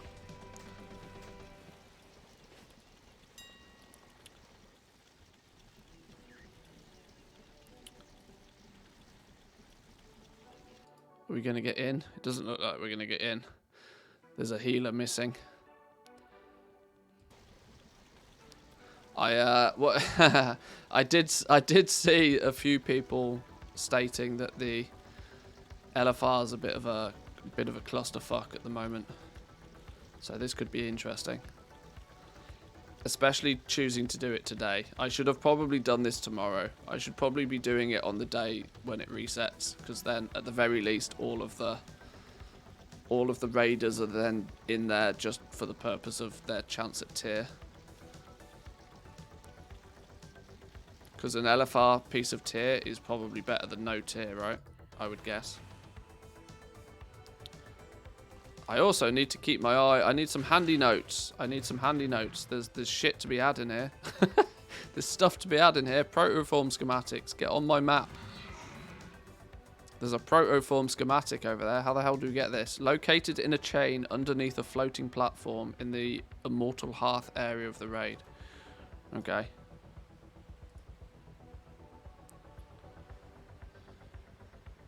Last day of the week, you don't get the best of the best. Yeah, exactly. I'm very aware of that. I'm literally scraping the barrel right now. The skill of the... I would imagine the skill set of most of the players in LFR right now are on a par with me, which is fucking terrible. So I'm not expecting success here. I've not read the dungeon journal. I have fucking no idea what's going on. I'm just going to pew things and hope they die. No excuses are being made here. Jump down here, schematic to the left. We go down here somewhere. Located in a chain underneath the floating platform. In a chain underneath. That looks like a floating platform.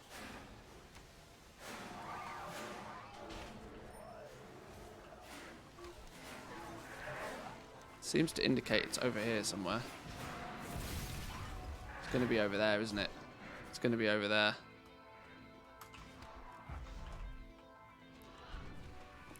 On a chain. There it is. Yoink. Got it. Got it. Oh, it's a slug with a home.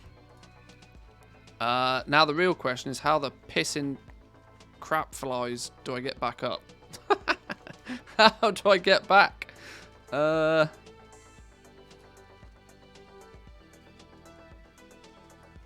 out and in. Oh, and you see, that's clever. That's clever. Ready check. Nope. Nope.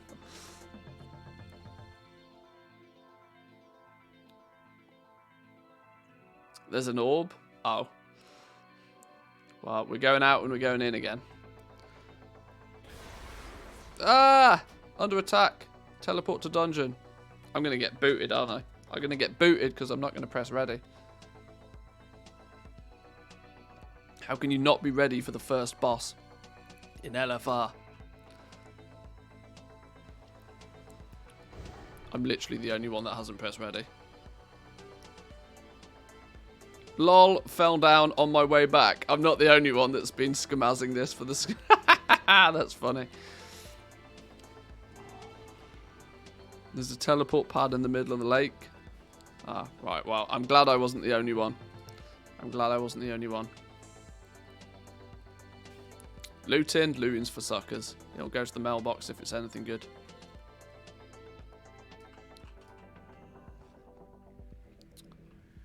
Right. Right, are you ready, boys and girls? Are you ready to see the magic?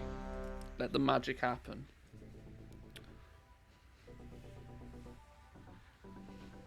Oh, somebody's got one of those stupid things that tells everybody how many buffs people do not have. You doing some raiding or paid others for a carry? No, this is LFR. This is pure meme territory.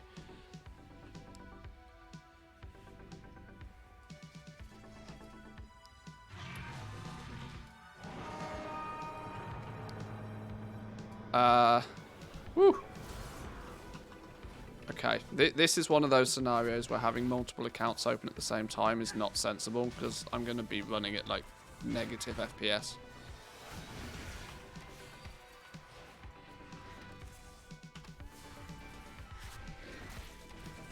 And I'm going to pay attention to basically no mechanics. I'm just going to pew.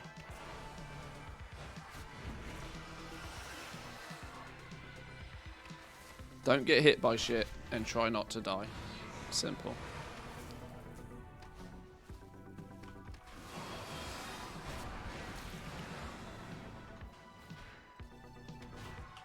Volatile materium to attack its enemies.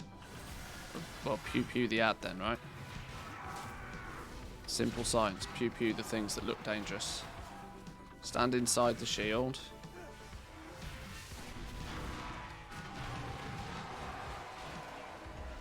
This one.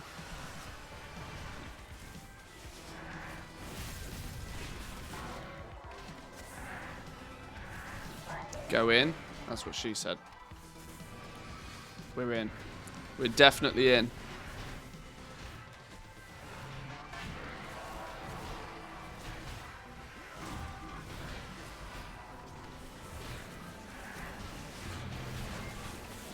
We're all the way in. Catch you later, Crunchy. Good to see you again. And thank you for the sub. 7 people dead in a minute. There's a few deaths kicking about.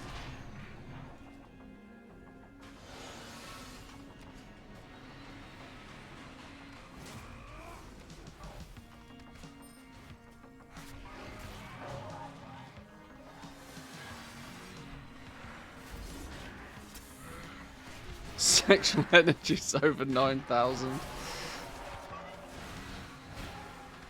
Don't think so. We'll have none of that shenanigans in here.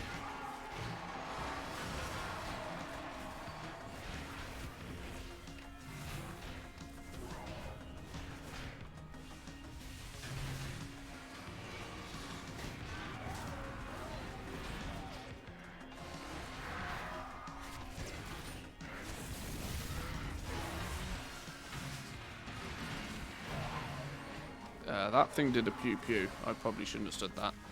In the shield, let's go stand in the thing.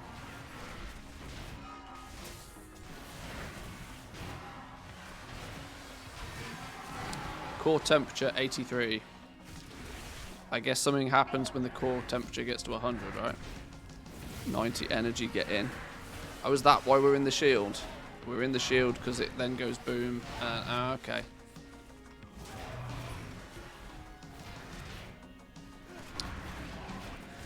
Been doing LFR with half a dozen guildies trying to get tier. DPS requirement on last boss seems rather high for LFR, since about 5 players always die before the end. I mean, that definitely won't be me. Just saying.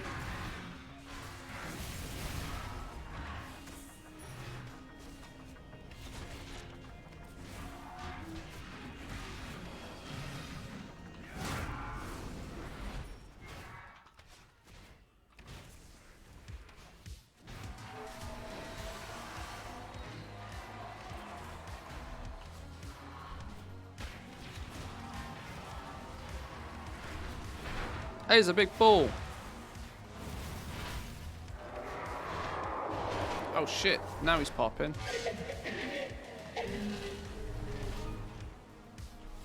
Now it's go, go, go time. Pew, pew.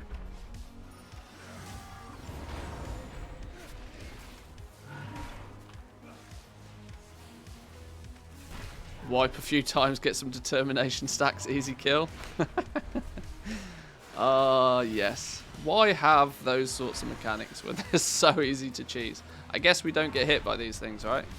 I guess it's smart to not get hit by the things.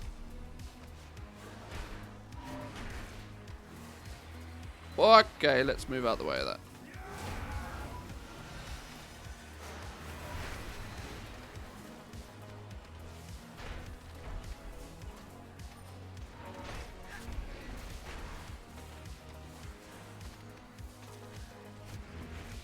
Oh god. Oh god. You know what's a real problem here? There's a real problem here. I'm third on the DPS meters. Why, for the love of Christ, am I third on the DPS meters? That's not a good sign.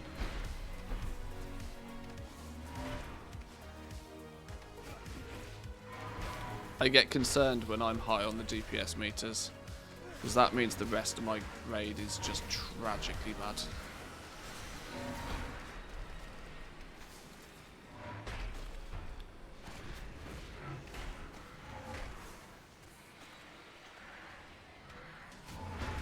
I have a thing on me. What's the thing? Antimatter orbs will spawn on you. Well, let's get them out of the way then.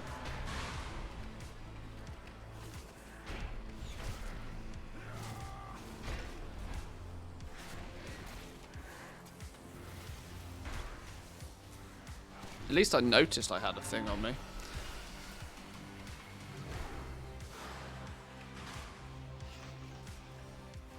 Oh, somebody lost it. Alright, sure. Now we pew pew.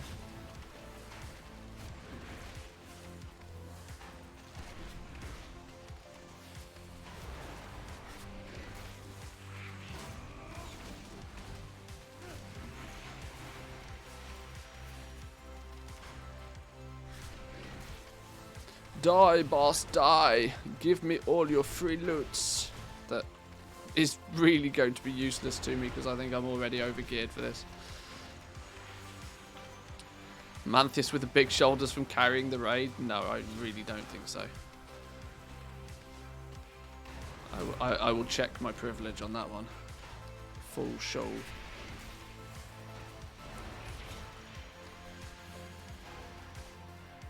Ah, where'd all my health go? Well, he's dead. He's dead. Go on. All the loot. All the loot. 100 cosmic flux. 50 reputation. Well, well, well. We're balling.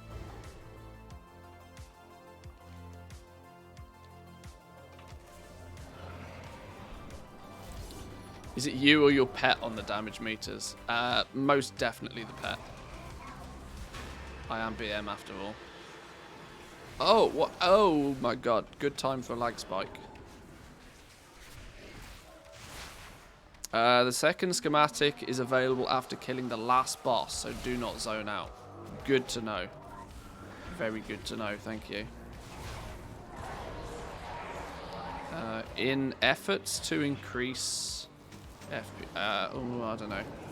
I was thinking in efforts to increase FPS, I might actually log out a couple of these accounts. As they're hogging system resources. I can log them back in if needs be.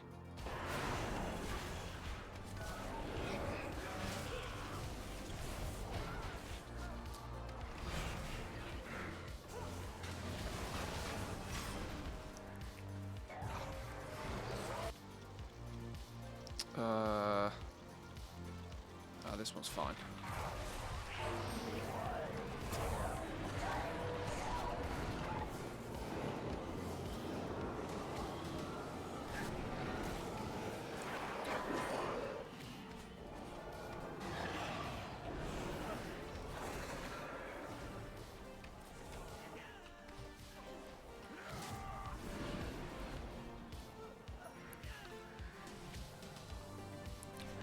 If you want to be a hero, you go counterclockwise in the next room solo through all the mobs with camouflage and open up the big doors. That requires me to have spec'd into camouflage, right? Oh, which I am. I mean, yeah, I could. I could.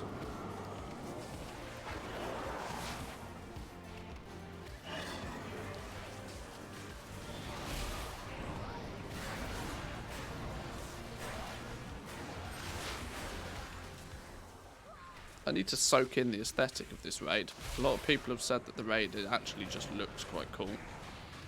And so far, I've got to agree. I like the look of this.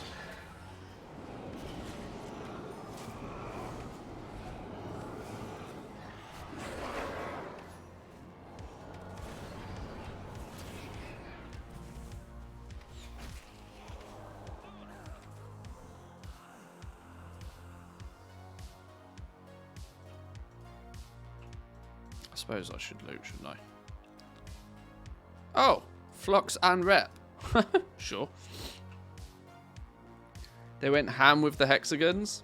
I think they did. I think they love. I love them. They do love themselves a good hexagon. You're right.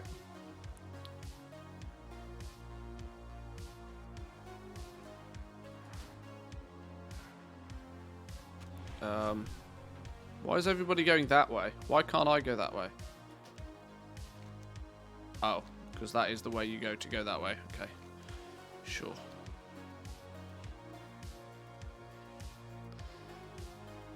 Yeah, literally the entire zone is made up of hexagons. Yeah, you're right. They did go a bit over the top, didn't they? So who's next on our list? Who's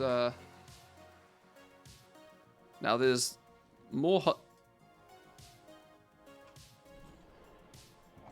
what's occurring? Okay, maybe we just go in this way. We can kill some trash. It's all good. It's practice hitting buttons, right? It's good practice hitting buttons.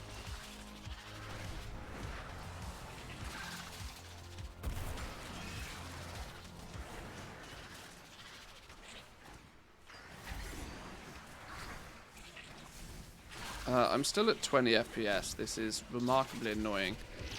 I wonder if I can do something drastic. Can I?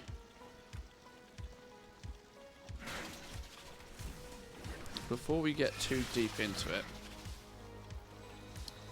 because there's nothing worse than playing a video game at less than 30 FPS.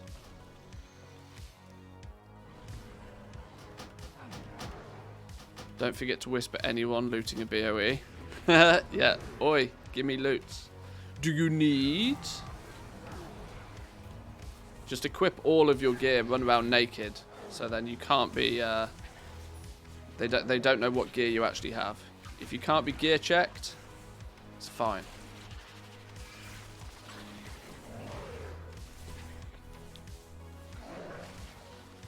Okay, I'm going to do something that is probably not advised.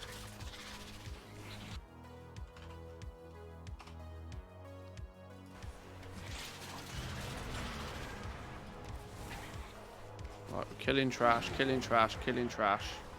At nowhere, killing trash, killing all of the trash. Where's Battle.net gone? Is it loaded?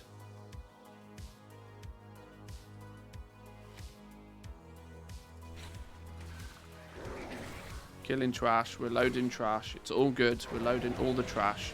We Alt F4 and we load back in real quick. Don't disconnect, don't kick me.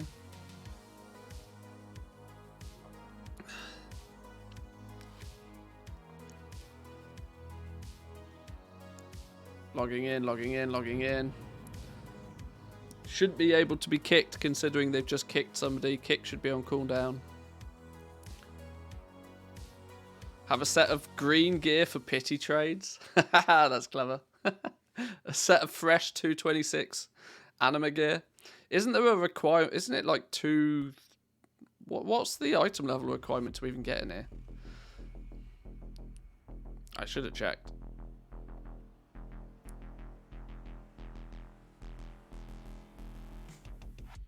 Come on, game. Don't fail me now. Don't fail me now.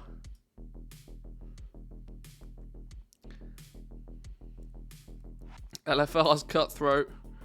I'm going to get booted if I wait too long. Now all my camera and everything's in the wrong place.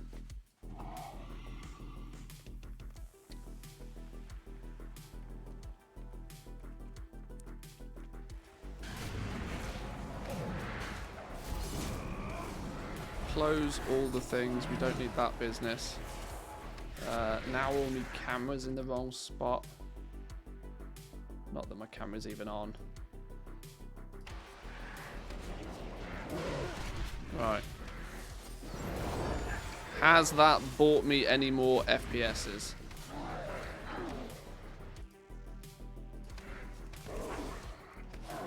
It's not looking great. Oh well. 30 FPS is apparently our destiny. That's really quite annoying. That's a strong indicator to me that it might be time for a new CPU.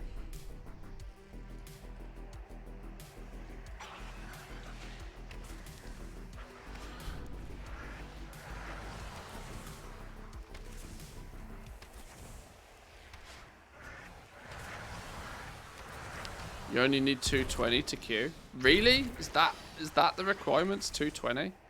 Damn.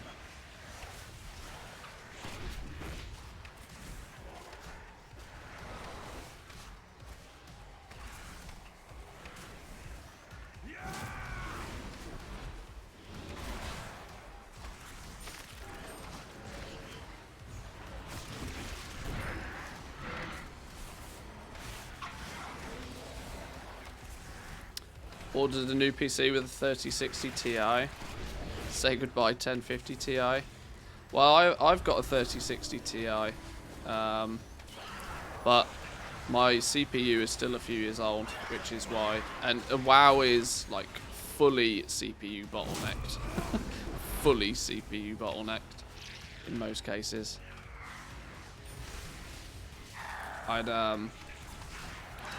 I'd probably double my FPS just by upgrading my CPU. My graphics card is just chilling right now. He's being held back by my processor just not being fast enough.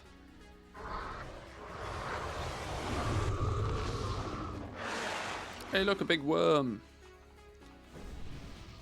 Right, I have no idea what's going on with this. No idea what's going on with this. I've not looked at the dungeon journal. I've not looked at anything.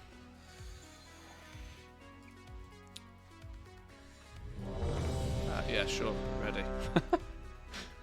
Big fat stinky lie. It's fine. You know what? Now I've closed my auction house accounts though. If we do any tactical cancel scan deaths, I've not even got the account open.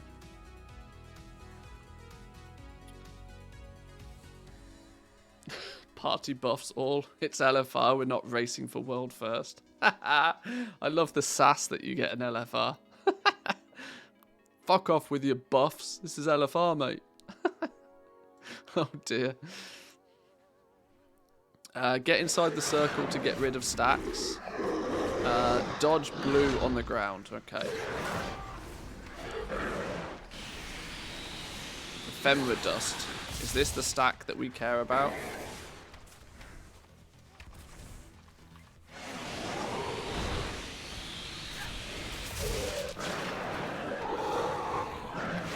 I already believe that this is offensively big.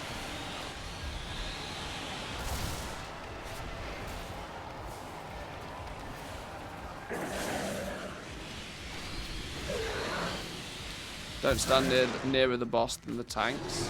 Oh, because you'll probably get targeted by some swipey things. I mean, okay. Why is it mad loud all of a sudden?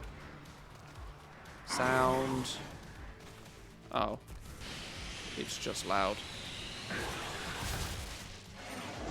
I would like to point out, for some reason, my graphics settings are on 1 as well.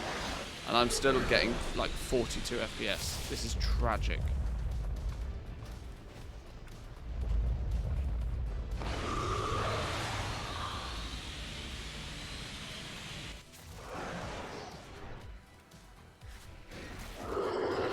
I'm going to have low FPS. It might as well look good while I have low FPS.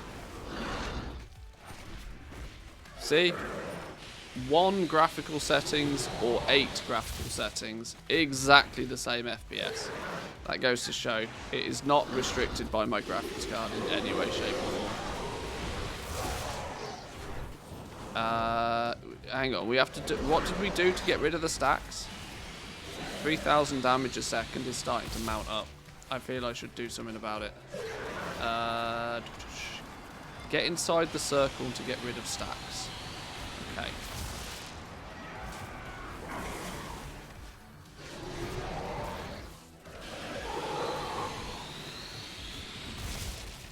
I've not seen a circle, but maybe I can at least stand in the healing circle.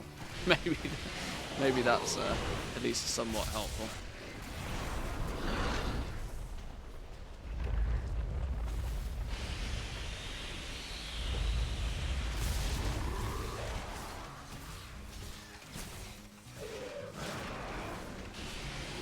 Is that a circle? Is this a circle we stand in to get rid of stacks? No? I don't know.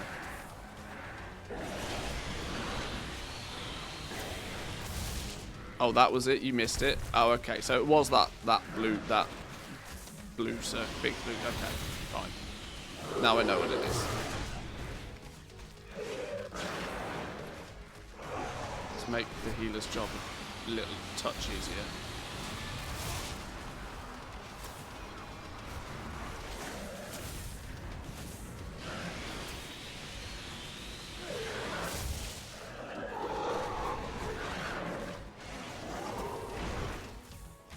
So I'm only on 13 stacks. Should be good. Only giving the healers a minor heart attack.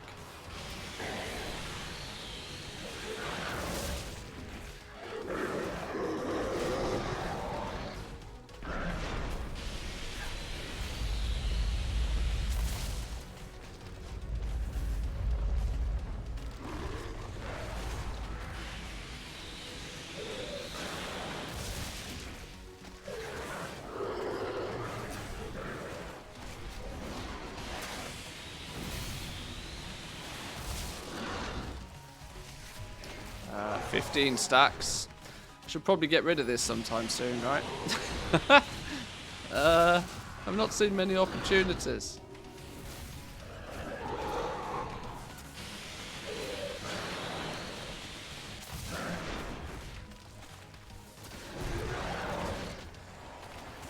I'm in the circle now though, right?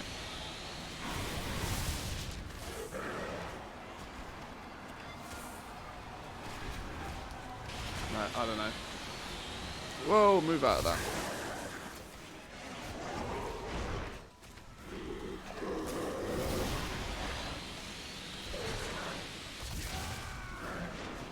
It's alright. It's fine. It's actually fine.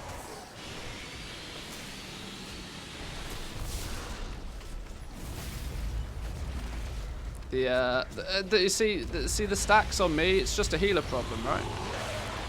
It's a healer problem. Oh, now they're gone. Huh. When he goes underground. Big brown circle when the boss goes underground. Ah, okay. Fine. Well, you live and you learn. Somebody got a Pog Essence. I got a Pog Essence. Haha. That's who got a Pog. That's literally the best possible outcome for me. I don't want gear. Give me Pog Essence.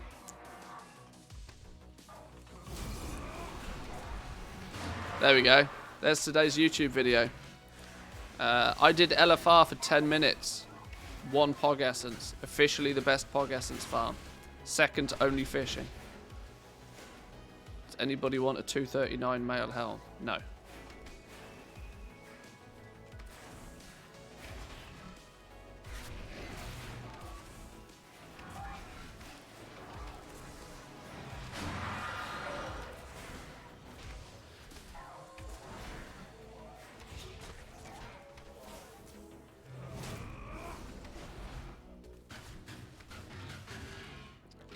So that was boss 2, right? We got 2 more to go.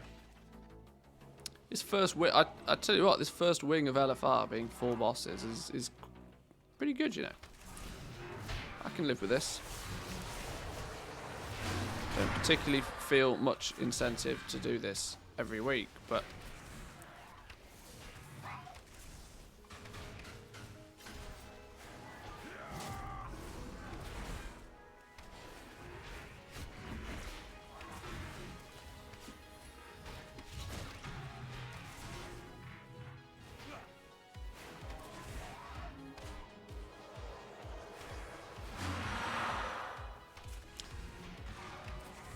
oh, yeah, that wasn't the button I meant to press. Oops.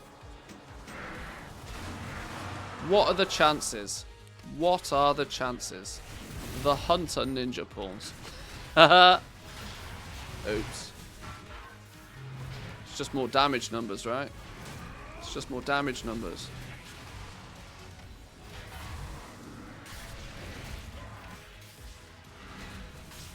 Oh god, 20 FPS is making me cry. I don't know how I can easily fix this. I don't think I can. I think I just have to live with it. This is also another reason why I don't rage, you know. Because if trying to, you know, I would need a bit of a monster of a PC, I think, to be able to get this to play acceptably. Or maybe not a monster of a PC, just something a bit more up to date.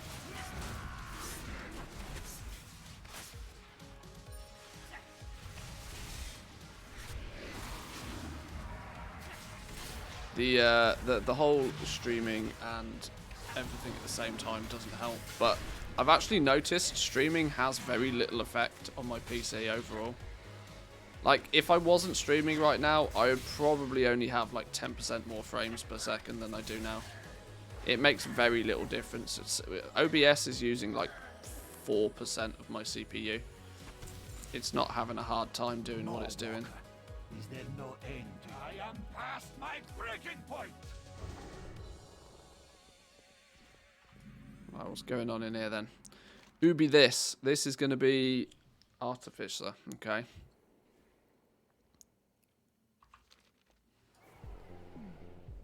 I think the problem might be having so many add-ons. I mean, it shouldn't be, really. I'm still using less than a gig. Even with all the things Zygor and Trade School Master.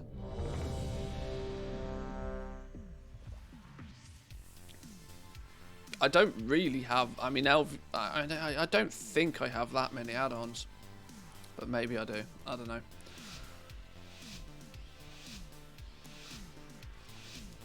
Apologies, Cherished One. It would only take a moment to deal with these intruders. I kind of forgot to wait for the countdown there, but so did everybody else. It is amusing how you stumble through space and time.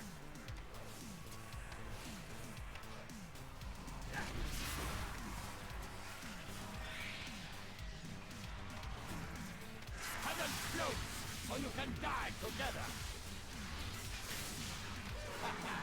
Your agony amuses me. What is this? Suffering a bunch of damage every 2 seconds. Destruction is unavoidable.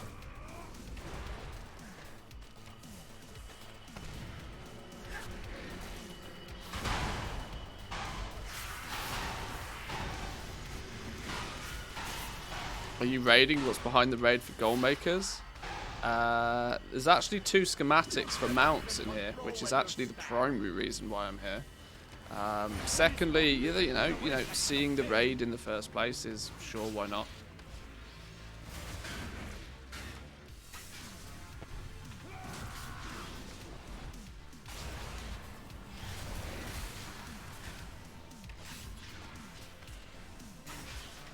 The only thing you need to pay attention to is not stepping into the trap. Okay.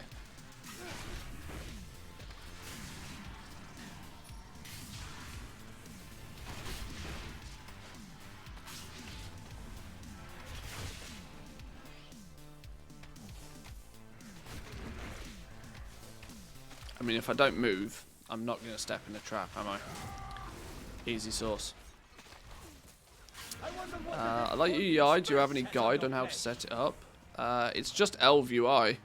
It's pretty standardized LVUI. I've only made a few slight tweaks to position stuff, really. You mortals cannot even bear a spark of my genius. You already ate the deadly mechanic, the big circles. Oh, ate it like a boss. Didn't you see me pop personals and turtle and everything? Ate it like a boss.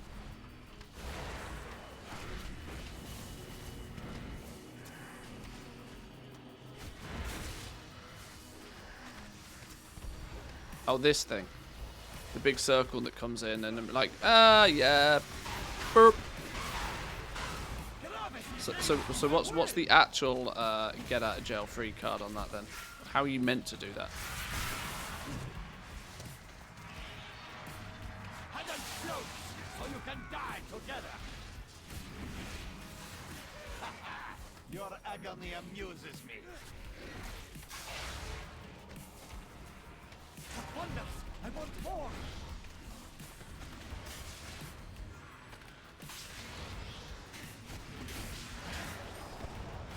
Big yellow arrows are transporters.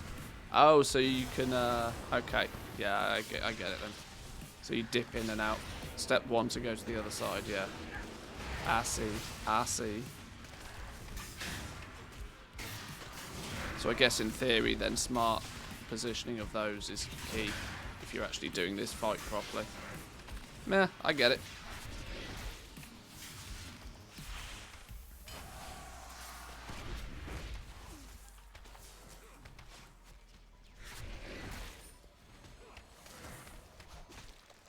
It is amusing how you stumble through space and time.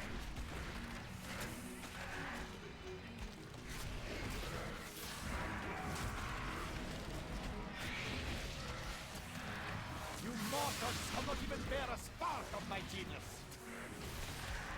The stasis field should keep you busy.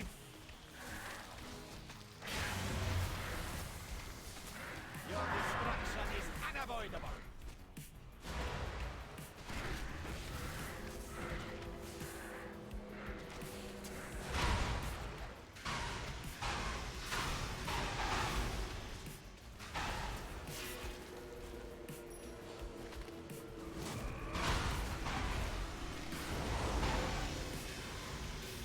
Yeah, that really doesn't do anything at all, does it? Okay. Is this normal or heroic? Oh, this is mythic plus. This is mythic extra. This is absolutely LFR. Absolutely LFR. I wonder what the next point in space has on your plate. This force will overtake you.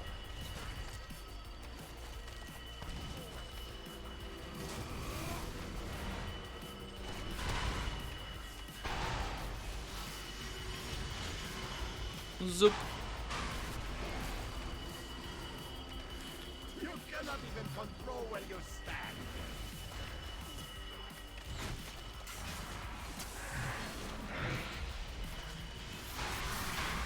Someone even bear a spark of my genius. Check me doing the mechanic properly. These stasis fields should keep you busy. And he should be dead nearly, right?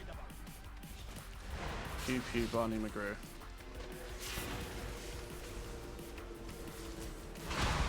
To be honest, LFR is like doing the raid with 25 affixes. I frequently have heard people say that normal mode is considerably easier than LFR. Yay! Nothing. Because at least in normal modes, you can sort of set some restrictions to who comes to your group and who doesn't.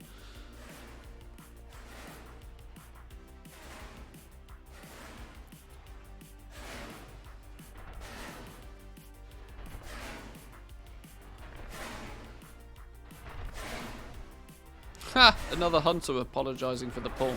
I'm quite sure that was me.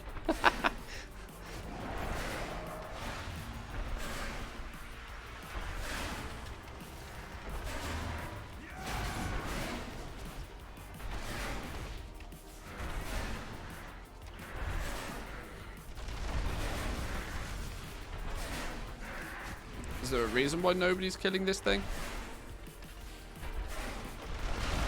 I guess it's because people are killing this thing.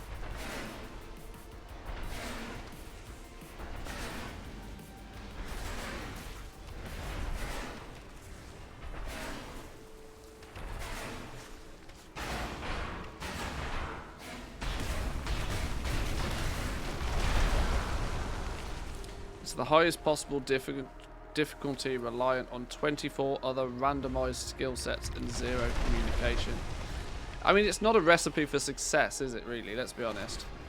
This is why I tend to think that LFR should just have 0 gear in it. I don't think there should be any gear in this at all. I think the entire reason people should do it is just to see the bosses and see the raid and get a sniff for what's going on.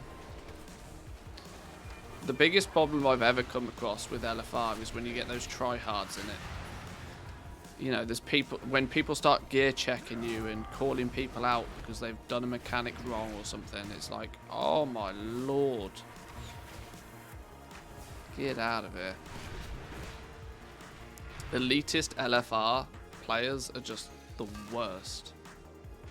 This is not meant to be a zone that's good in any way, shape or form. Linking the meters. Yeah.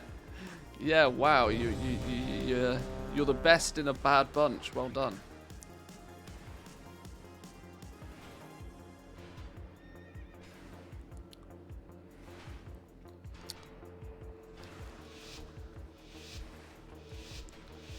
There's a hunter dead and we're already just going for it. Sure.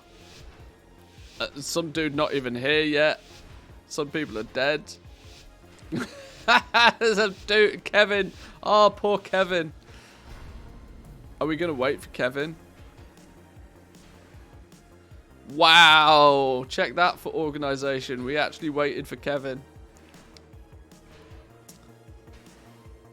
Balls reaching the boss will wipe the raid. Walk through the balls to push them back. Now, do they really wipe the raid in LFR? Do they really? Run, Kevin, run.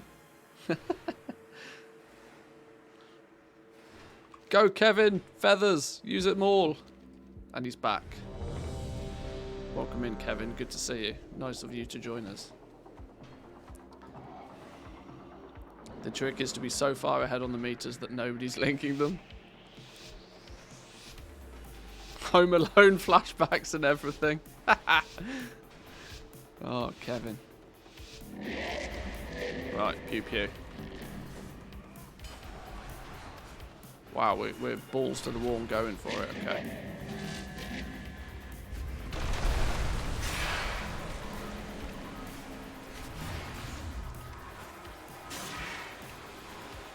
Boop. I booped it.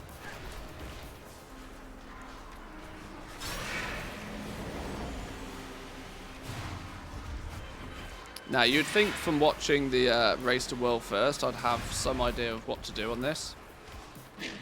But I genuinely don't. Other than booping the balls, which appears this druid over here is booping this ball, so we're good. There's a thing on me. I don't know what happens when there's a thing on me. Does a bunch of damage, then you move out of it, right? Yeah, okay. Boop the ball. Boop. Do you get a debuff when you boop the ball or something? Surely you probably do, right? There's not much else to do other than boop the balls. I don't know. Boop. Just does damage when you boop. Okay. Alondrus enters relocation form, descends deeper. Now I saw the dudes doing this on Mythic. They had to carry some bombs or some shit. There's none of that business, right? There's no bomb carrying shenanigans, right? We just nuke the motherfucker.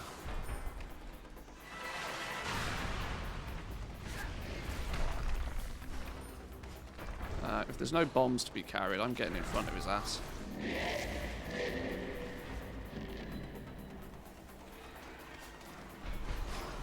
Don't get booped off the cliff. Okay. No excessive cliff boopage.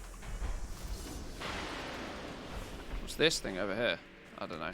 We'll leave that to somebody that knows what the hell's going on.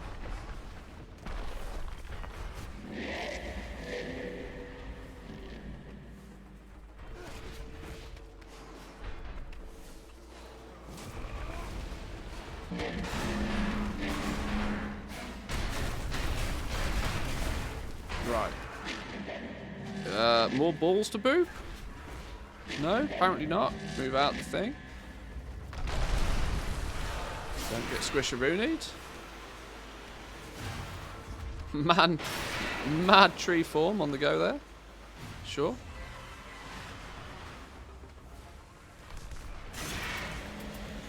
Yeah, I don't particularly want that on me. Hey, look, boop the ball. Boop.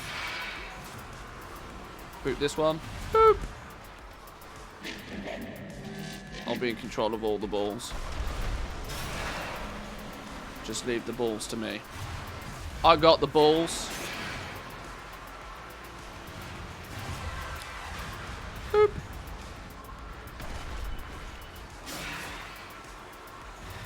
Boop. I'm going to do boop every time. It's going to annoy you. I'm sorry.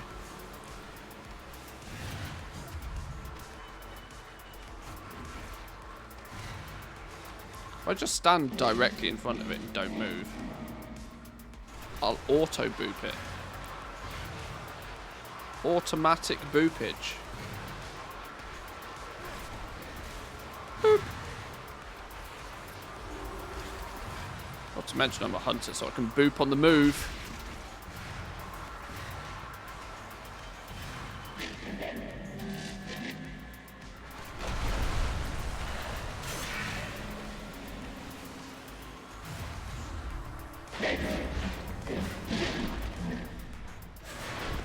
Whoa! Got to run on top of me. Oh, he's off again. He's off again. We're moving. We're rolling.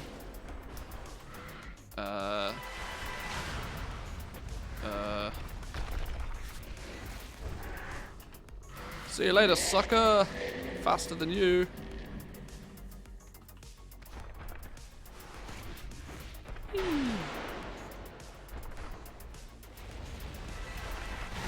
Steady, clear path for people.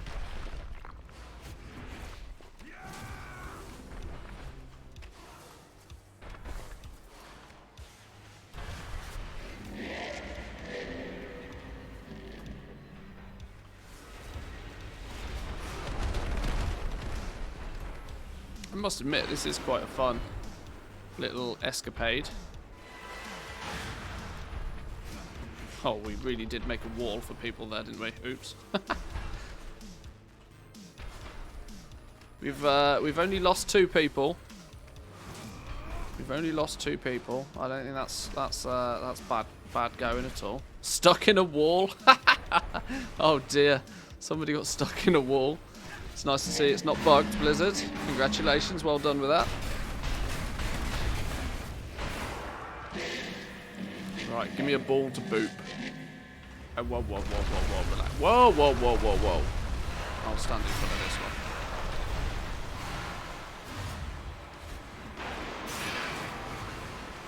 one. I seem to have 3 balls to be dealing with here. Boop.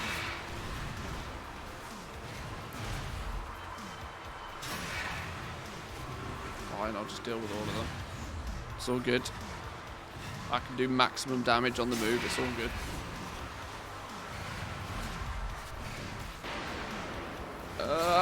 Get away from me, you son of a...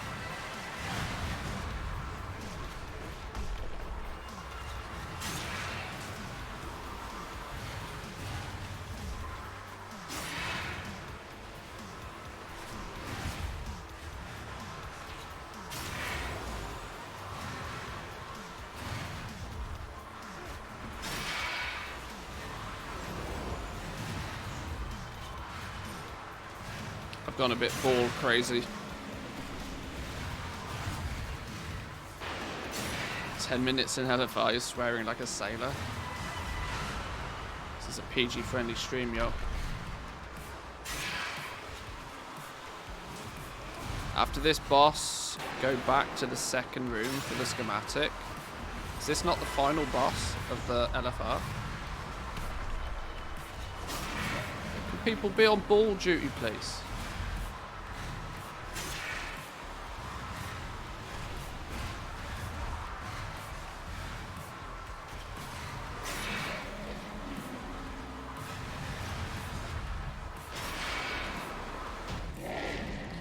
Check me. Check me. Right, we're going where? We go back to here for the schematic. See you later, boys. Not even looting. Not even looting. We may be able to reach the captive king.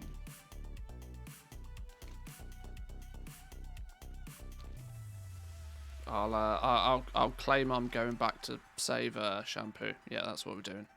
Good job, Shampoo. Saved your ass. Well done. There it is. I can see it. I can see it. I can see it. Yoink. Hey, it's the Crystal Sniffer. We got the Crystal Sniffer. Oh, genius. The Curious Crystal Sniffer. What a name. How we can't have a provocative picture of a lady. We have to turn it into a basket of fruit. But we can have a mount called the Crystal Sniffer. Oh, God.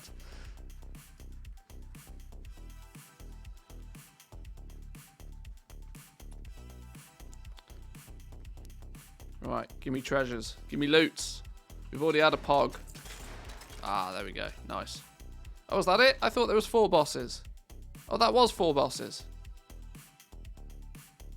That was 4 bosses. Hey, not a single death was had, boys and girls. Not a single death was had. I think that's a remarkable achievement. Not a single death was had. We got a pog essence and we got 2 schematics. Job well done. No tier? Ah, I don't care about gear. Nobody cares about gear. We'll get that for free when the... We'll get that for free at some point anyway. Nobody cares about tier.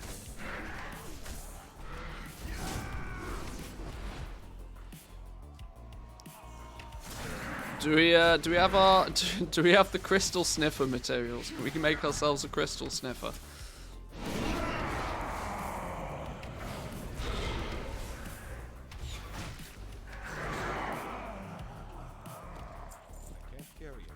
Let's go and let's go turn the schematic in and see.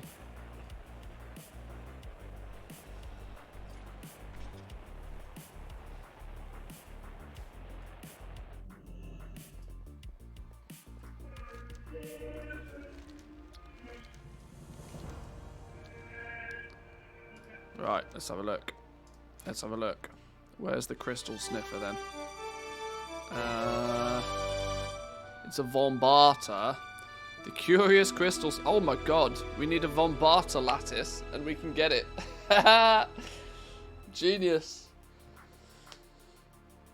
I've read that the Cypher gear cannot be turned into tier with the catalyst. Not sure if that's true. It's probably some sort of silly restriction like that. Blizzard will do something like that for sure. You know what they're like. So I need a Von Barter lattice. Let's get one of those. Summon in the vault tomorrow. Oh, that's true, actually. I will. Yeah. Killed some bosses. Killed some bosses. Showed them who's boss. Not them. Better than a window licker. I don't know. I think I'd rather have a window licker sniffing around my house than a crystal sniffer, you know. Crystal sniffers all shit on your doorstep. At least a window licker has some use, right? Clean the windows at the same time.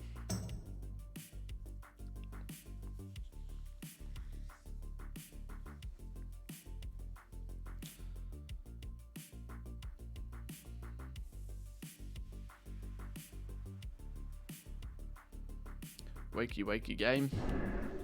Not got all day. Right, lattice. What are we selling? Bunch of stuff.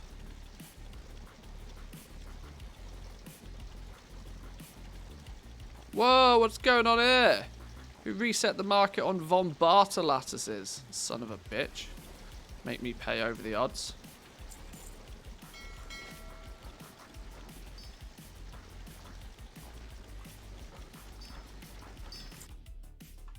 Right, let's go grab that real quick.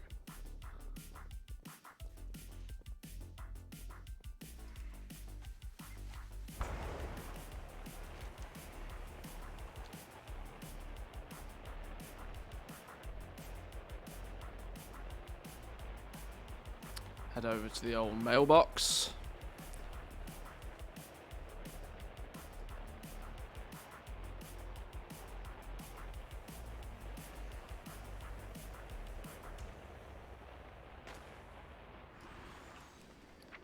Yoink.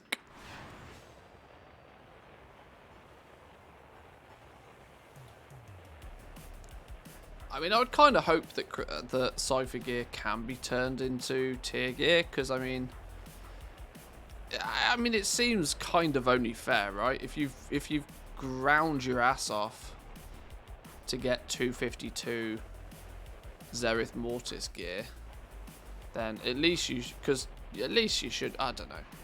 Maybe I don't know. I don't know. Right, where's me crystal sniffer? Here it is. What does it even look like? Oh, it's just one of these piggy ones. Oh, it's just a stupid piggy one. I just want it for the stupid name. The Curious Crystal Sniffer. Create. Let's go.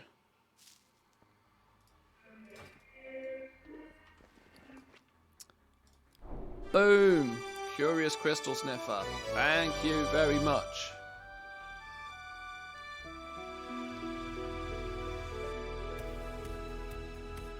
Solo players will not have any Mythic Plus or Raid gear, so Cypher turning into tier would be fair.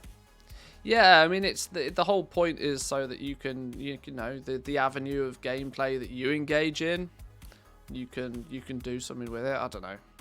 I mean, it's not exactly like, let's be fair. Oh, what's this? Warped pocket dimension. No matter how far you reach, the only thing you find within the bag itself.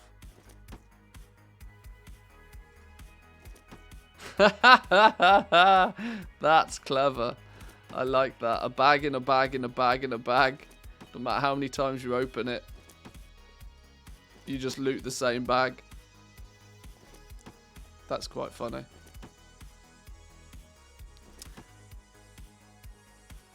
Yeah, I'd kind of half imagine that, you know, if you've got 252 gear from playing Zereth Mortis, that it seems somewhat only fair that you can turn it into, I don't know, I don't really care. Just go do some raiding, I suppose, if you want the proper tier stuff.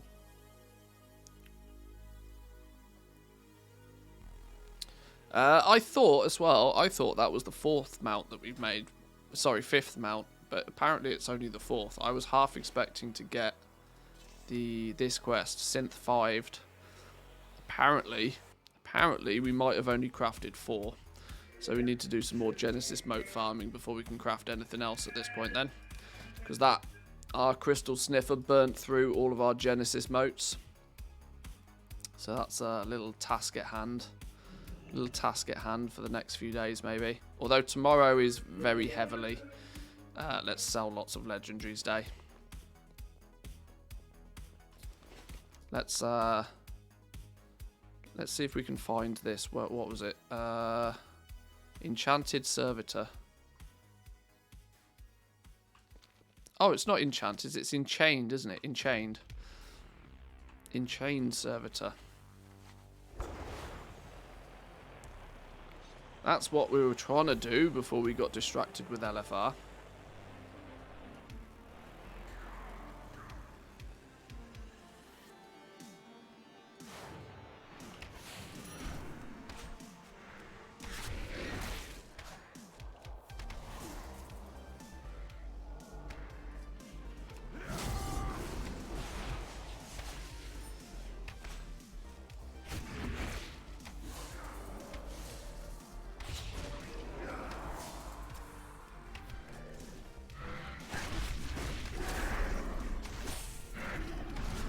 Apparently, it's one of the sniper dudes that spawns around here is what we actually need.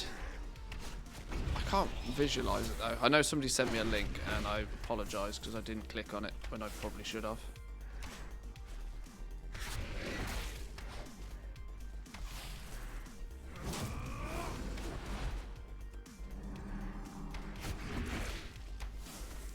Mob just spawns here. Bit of patience.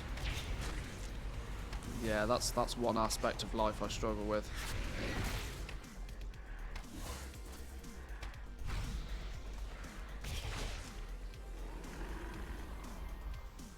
I can't carry any more of those. High Priest Bubble Wrap. Some people have funny names. The Servitor is an Automa dude patrolling the hole.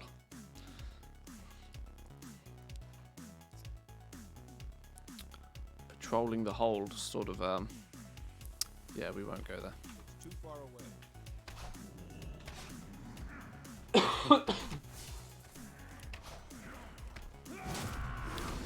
What do we reckon? How stocked up are people for tomorrow, though? What do we think? Do we think that tomorrow is going to be good? Do we? I'm dubious about tomorrow. I have a great concern that some people have hyped up tomorrow far more than what it will result in being. I have a feeling some people are going into tomorrow thinking that it's going to be as ridiculously good as like the first day rank 7s were available, without considering some of the other aspects of it. The fact that you're that people have had 2 weeks to, you know, prepare for this. Yeah, the second legendary business. I think many people already bought their base items. I think that's also probably quite true. People have had 2 weeks to buy their rank 7 if they really wanted it, you know, and they knew it was coming and they planned ahead for it. Anybody that planned ahead has already done it. This is the big thing for me. The launch day of rank 7s was monstrous because it didn't matter how much you planned ahead for it. You still had to be in the queue to get your rank 7 that day. And hence they went for silly prices.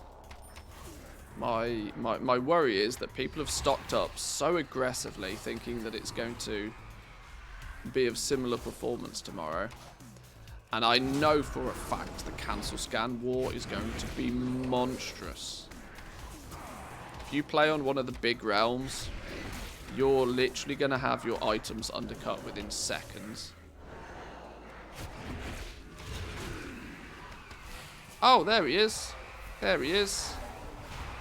Get in my ball.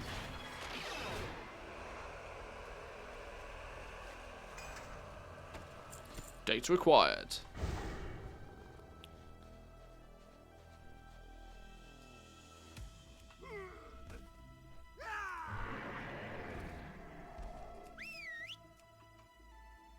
Not looking forward to the cancel scanning tomorrow. I'm looking forward to it in the fashion of that it will probably be one of the last days that I will aggressively do it.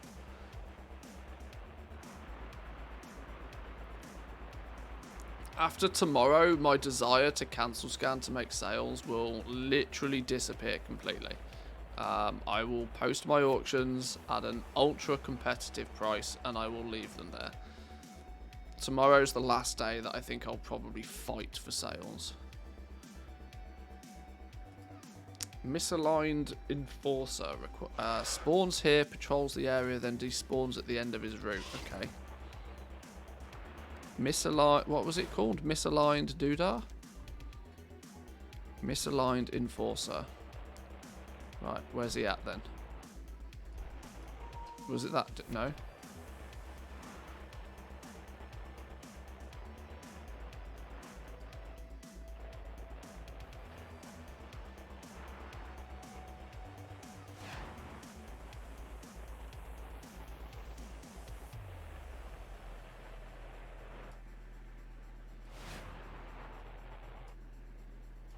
It's this dude. Okay. Let's catch him when he's here.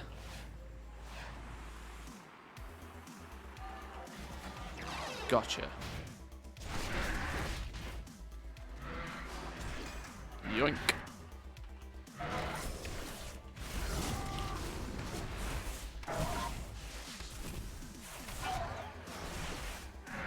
On my realm, Pog Essence has started to increase in price. Pog Pelt and Silk has tripled in price, whilst the Legos are near their previous crafting cost. I think after this week, there'll be a wave of amateur goal makers quitting the goal making. I've been quite enforceful on trying to push that opinion already on my home realm. I took down the prices of most things to the point where if you're trying to recuperate massive amounts of cost, you're going to have to really focus on selling a lot at this point. You know, there's none of this 100k malarkey anymore. Materials have been 10k a piece for like a week now. Nearly a week now. If you haven't sold through your expensive stock, then that's no longer my problem. Not that it was any of mine in the first place, but I feel that it's time to give up with the cancel scan game and go a little bit more focused on just selling through stuff.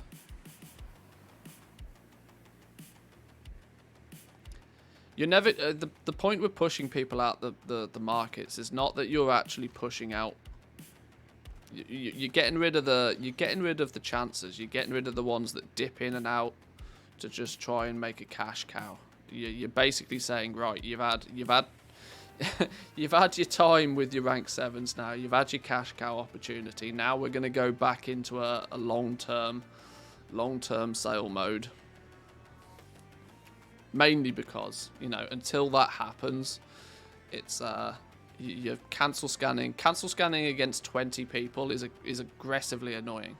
Cancel scanning against 5 people is, you know, arguably 5 times better.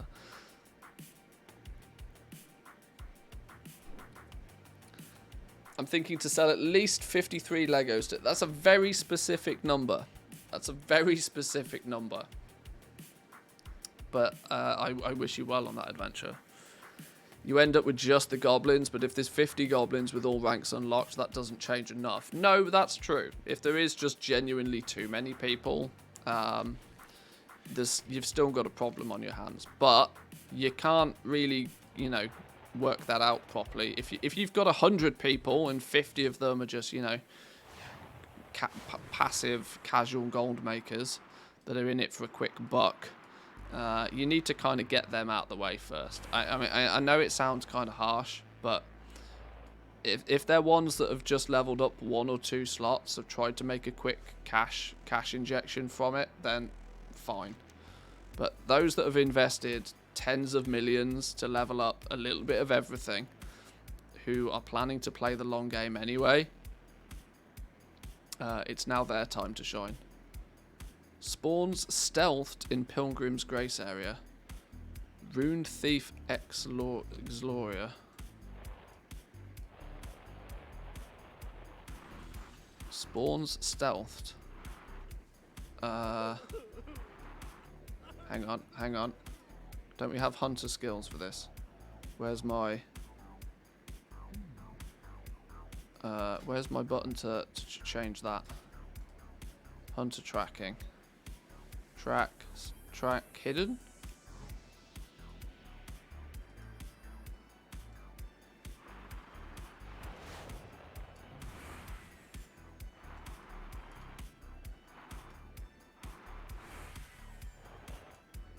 It's always made SM extra challenging. The tricks that people use to get an advantage on other realms are often already done by too many people. You need to find something beyond that. You need to find the meta past the meta. This is why every realm plays out slightly differently.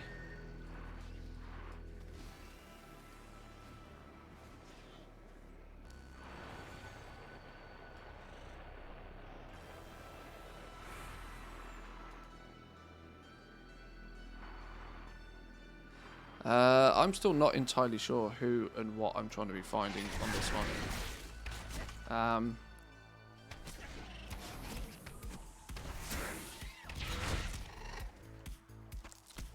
Make a macro, it's easier to find him. You're probably right, actually. Where's my target macro? Sure.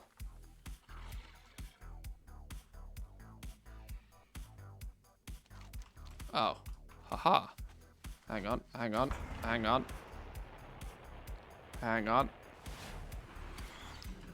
There he is. Thank you very much. Stream of privileges. Stream of privileges. Love it. Thank you.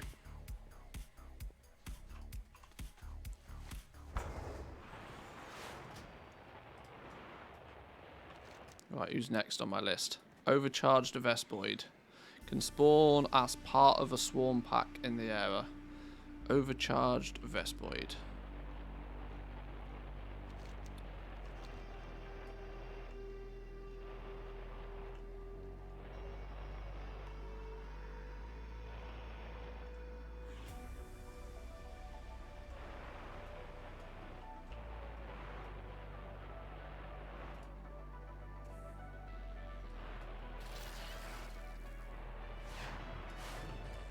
Yoink. Grab this real quick.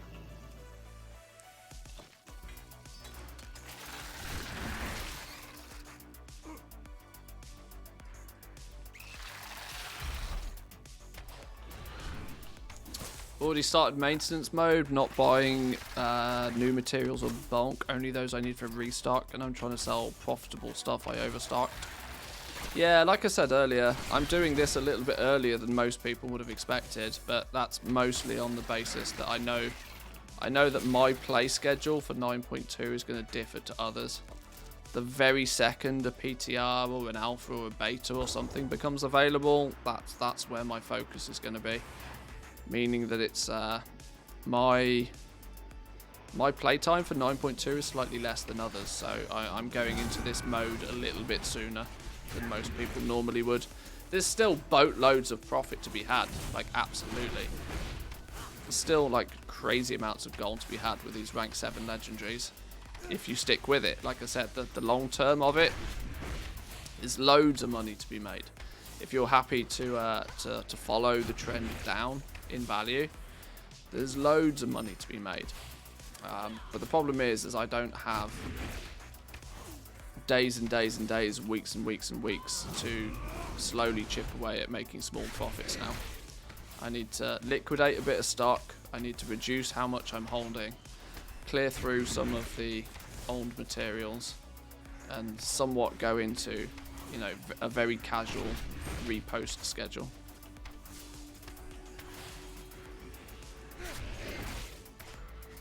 When do you expect an alpha? I would not be surprised that when we get, if we get on the April 19th, when we get the announcement of what the new expansion is going to be, we will probably get something at that point. Now, that's not to say it's going to be the new expansion. There's a very, very strong possibility in my mind that they'll announce the new expansion, probably throw up a pre-order for it, because they're going to want to cash in on it. They will probably also, at the same time, do a 9.2.5 PTR. So, in that regards, for me, 9.2 is probably going to last about another 4 weeks. So this is why now I'm sort of getting into. I'm going to take advantage of double legendaries. I'm going to take advantage of the high demand for double legendaries to rapidly sell a bunch of stuff, and then I can just be competitive on price with the rest of the stuff with a very casual repost schedule to clear through the rest of it. So no rush, nothing dramatic, nothing too crazy, just a nice steady focus on selling through what I've got now. More importantly, it will push me past my personal goal of 100 mil for the expansion. So I'm happy, I'm content. I don't feel like I need to make tens of millions of gold every patch anymore. I'm happy with what I've got. I would kind of like the last couple of months of the expansion, when we start getting PTRs, when we start getting alphas and betas and this sort of stuff. I would kind of like that time to be able to sit back and kind of reevaluate and replan what we might do for the next expansion. And not having to be worrying so much about juggling multiple different realms and thousands of items all over the place. The Samadan approach to goal making, yeah, a little bit more chilled out, a little bit more relaxed.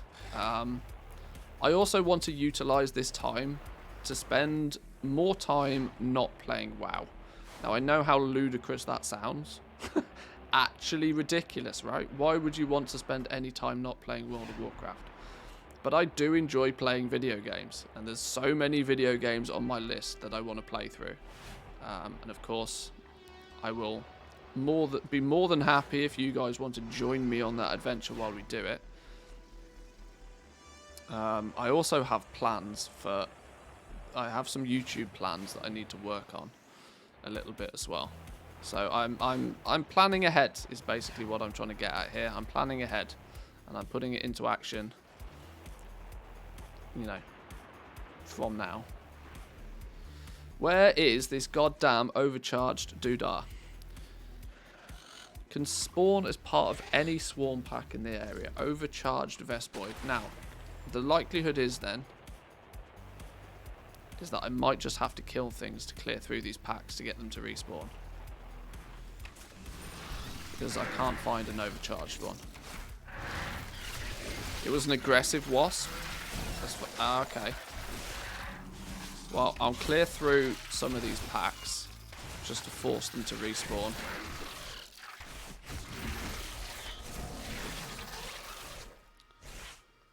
What's your goal for the next expansion? 500 mil?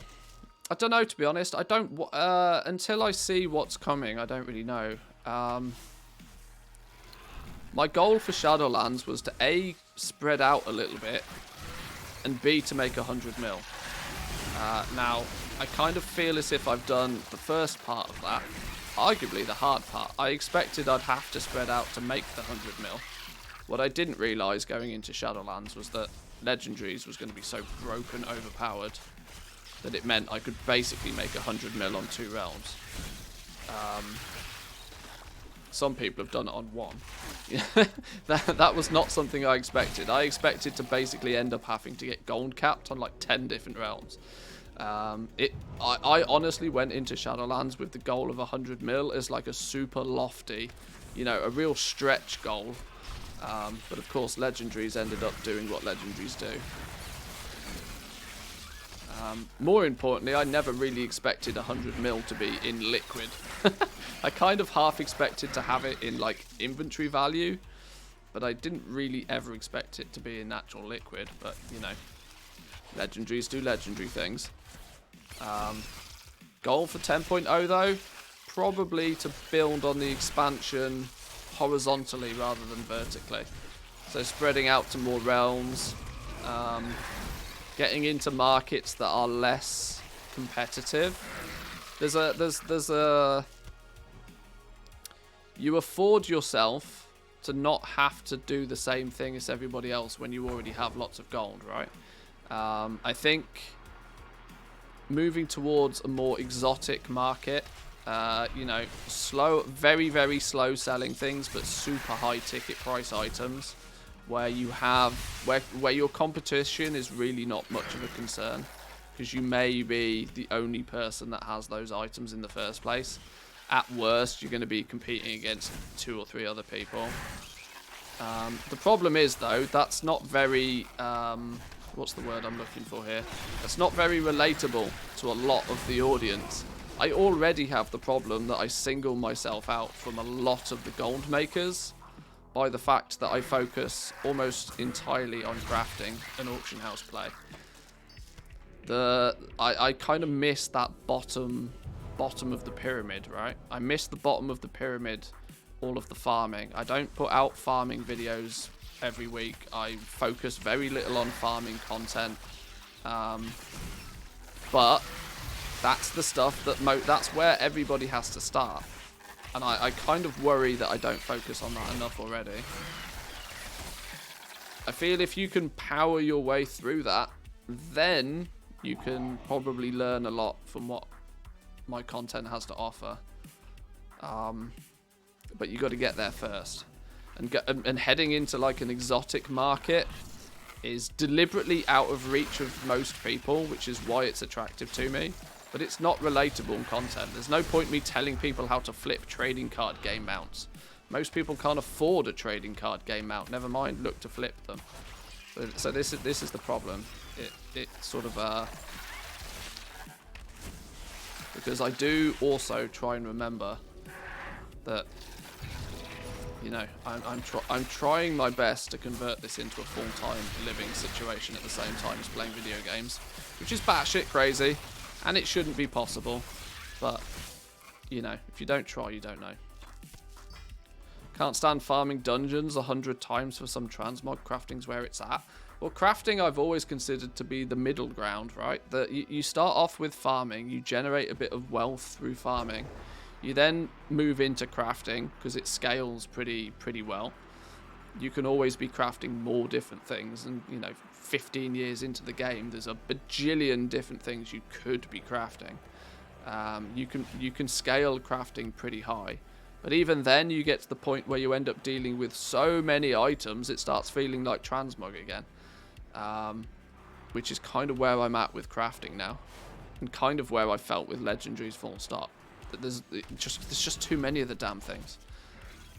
I'm dealing with far too many items. The cancel scan game has meant it be that having multiple accounts becomes almost the meta for selling them properly, which I don't particularly enjoy or like in the first place.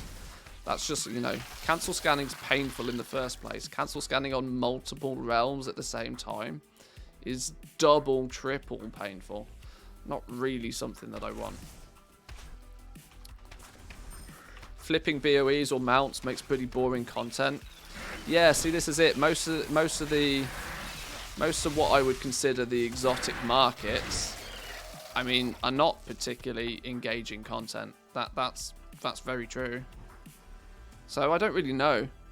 The other option, there is one option I've very heavily considered this option, and that is to literally do nothing with my account, is to not make any more gold than I already have, but to do it on the NA. I've said this entire expansion that I think NA gold making's easy mode. And I haven't adequately been able to prove that. I'm super duper tempted to just take my NA account at the beginning of the next expansion, start from 0, and work my way up again.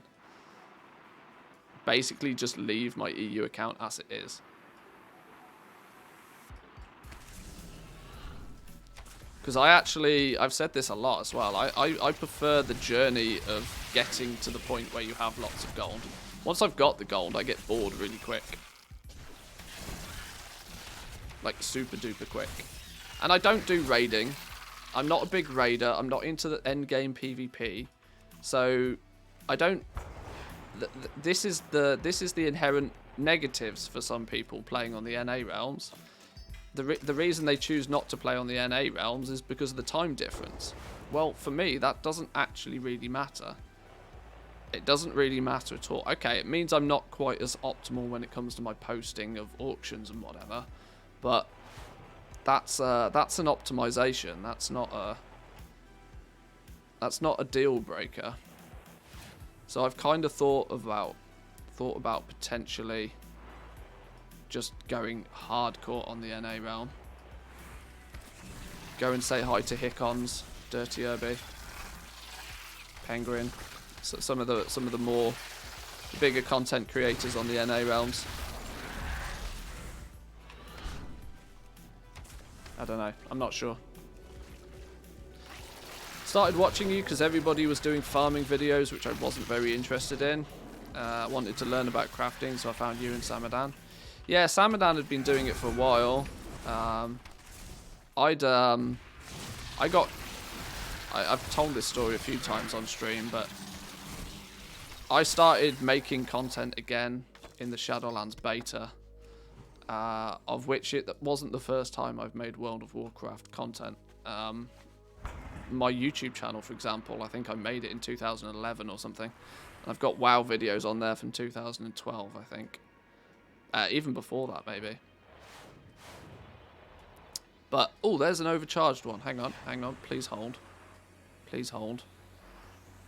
Now, how do I get the right one? There. Got it. You kill you. Let me... Come over this way.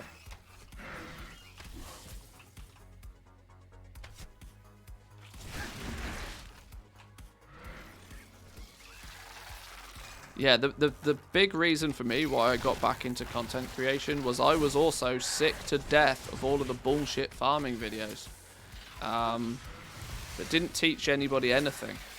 Like, and the only advice that was ever being given out was to smash your face on the keyboard for 100 hours.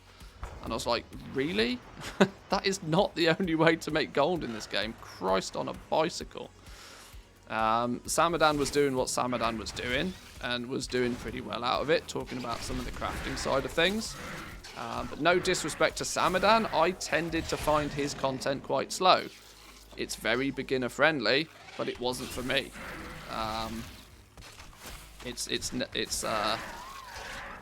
There's lots of value in there, but he also does things at a Samadan scale, right? He's doing things relatively casually.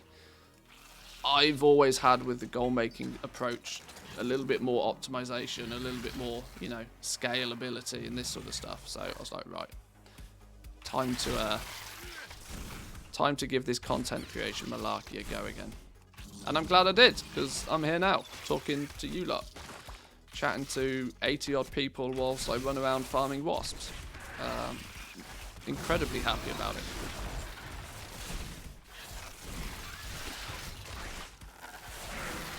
Found Mantis through beta content. I know how to craft stuff and I've got the whole flow down to doing it right, but didn't have access to the beta to see what was going to happen. Yeah, I played that card pretty aggressively. As soon as I realised that I was probably one of the only gold makers that had access to the beta, I was like, right, time to do some profession videos. Banged out some mini profession videos, and the rest is history.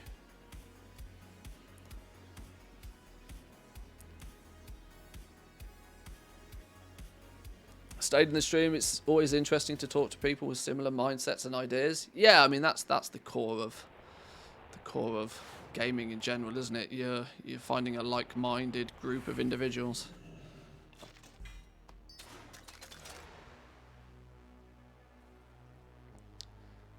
Also, the right AFK from IRL for a year. Yes, I was also kind of fortunate that I was able to be in that position. Not many people could basically Not many people could dedicate a year of their life to playing video games and making videos about it. So the fact that I could, without it financially crippling me, I just thought, right, we might as well give it a go. Right, overgrown geomental. There's not too many of these to go now, I don't think. We need 1, 2, 3, 4, 5, 6 more. We're getting there. These last couple have been slow, but I've been waiting on respawns. That's probably why. A bygone geomental can spawn in place of an overgrown geomental. Okay. Overgrowns are these things, so we need a bygone one. Are we safe in say? Should we just see if we can find a bygone one first? If not, we can always kill a few and get them to respawn. Return to WoW in Shadowlands pre-patch. Didn't have a guild. Wanted to try gold making. But this I don't need anyone else for it. That's actually a good reason to why I got into gold making in the first place. The fact that you can you can basically complete it solo, right? It took the MMO out of the MMO. Now I know that sounds silly, but I've never really had many IRL friends that have played WoW. Nor have I ever been super engaged with guilds. Mainly because for many years my schedule just didn't really allow for it.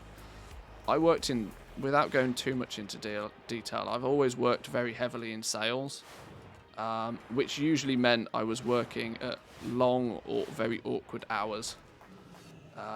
Just didn't facilitate dedicating myself to a time schedule in a guild because my job didn't even have a schedule. So there was a clash there. I just played WoW because it was fun, and gold making was something that I could do kind of, on my lonesome. Technically I got into gold making back in TBC, but I've had mini breaks here and there. Right, I think I'm going to have to kill some of these things to get them to respawn. There's only overgrown and forgotten ones. There's none of these. I can't remember what it's called, but it begins with B. A bygone one. My friends baited me back to WoW, then quit. So I said, fuck everybody, I'm going to enjoy it solo. Yeah, the old bait and switch. Oi, come play this video game. And by the time that you get the video game, level up to the point that they are, then they're like, yeah, we're done with this game now. We're going to play something else. Well, screw you.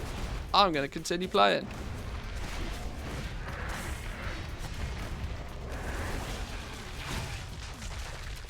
Most of my friends have always been console gamers. So that was kind of... And I've always been a big PC gamer. They've always laughed at me for willing to spend like thousands and thousands of pounds or euros or whatever on a PC to play video games, and I just politely point out to them just how much they've paid for, games and controllers and accessories over the years. It's just as much, and they've had far less of an experience out of it. Plus a PC does everything else a PC does. PC Master Race for the win, yo.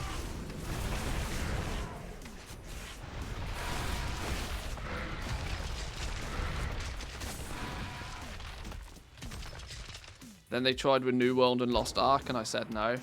I'm kind of glad I skipped on the. I'm kind of glad I skipped on Lost Ark. I did look at it. It's hard to have even half a content creator mindset. It's hard to skip to completely ignore it. But I was pretty content with my understanding of Lost Ark being something that would be a flavor of the month. Flavor of the month with lots of microtransactions and borderline pay to win. Yeah, that's a recipe for a good few weeks if you happen to be a big streamer. If you're a 5k Andy, then you'll have a good couple of weeks out of it. But generally speaking, I don't think that game has much legs for many people. Sure, it might be fun for a while, but it wasn't something that was going to persuade me to a direction shift. New World got me though. New World got me good. I can't lie. New World definitely got me good. We had a month of a good month out of New World. Unfortunately, Amazon fucked it. So yeah, not much to be said about that. Other than it was good while it lasted. I regret taking such a directional shift with the YouTube channel for New World, though, in hindsight.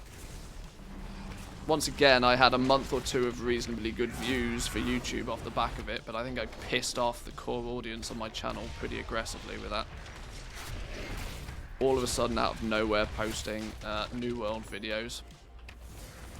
Didn't do me any favours. It took me a month or two to recover from that. Which really wasn't worth it for a month of good views.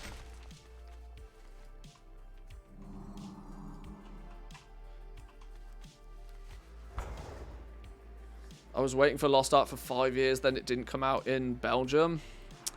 Yeah, that's a bit of an issue. Oh, no, it's not Overgrown Ones, is it? I need to...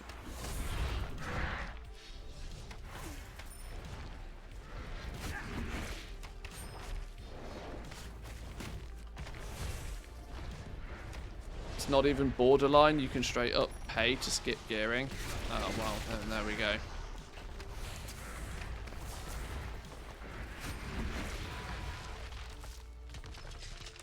I mean, I said this before I went into New World, that I really do not have time in my life for 2 MMOs. I struggle with one. I struggle with one MMO. To have a second one is just batshit crazy. Which is why I think, you know, when we played New World for a month, I borderline stopped playing WoW for that period of time as well. I just don't have time to play 2 MMOs. The list of games that I want to sort of tackle and play through a little bit in the near future, though, none of them are MMOs. There's a wide genre of different games, although a fair few of them share a similar style. Factorio, Satisfactory, modded Minecraft. What else is on our list? DSP, Dyson Sphere, Program, whatever, which either or. There's a bunch of them that all share a similar genre of that sort of builder sim.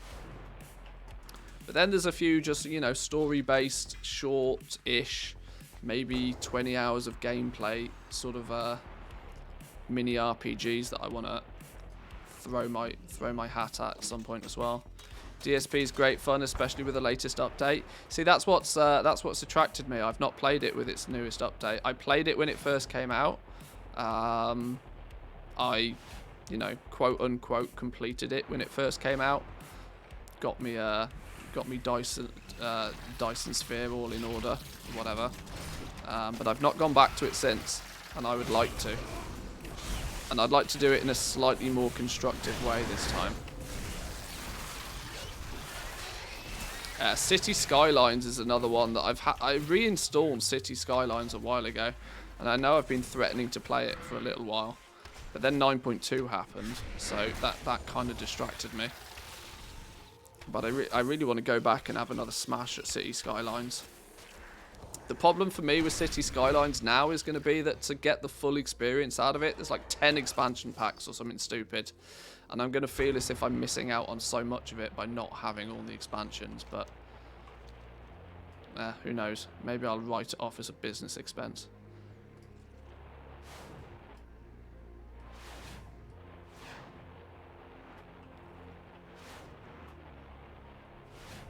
Where's this bygone one? Come on, game. Nice me. I need a bygone Geomental.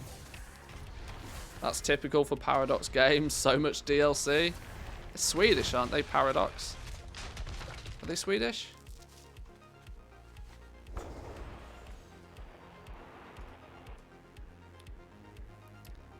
Some of the expansions for Skylines were a bit poop. Nightlife is great, though. Nightlife was one of the very first ones, I think. I do have a couple of them.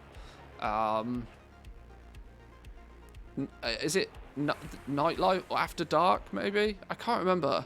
I spanked a good $90 on them. Yeah, see, this is the problem. What I might do, as much as I don't particularly like doing this, is I might try and find them cheap on one of those G2A kind of websites. I'm not too much of a fan of supporting websites like G2A because I know they deal in a lot of dodgy keys. But it's also true to say that the games are half the price there than they are on Steam. Waiting for a Steam sale or a Humble Bundle. Yeah, I spoke about this the other day. I am actually an official Humble partner now, meaning I have the ability to throw you guys affiliate codes and promote games and all of this sort of stuff with them. Now, I've not looked into Humble in as much detail as I want to yet, but I feel that outside of Steam, they're a they at least appear at face value to be a very reputable, very good way to get your games, which I'm kind of happy about. I don't think they've had any. Now, I know they are still technically a for-profit company. This is what you've always got to be careful with anything that paints the charity picture. A percentage of what they do goes to charity, and they are a for-profit charity, I believe. But either way, what they are doing is still good, I think, for the gaming industry generally.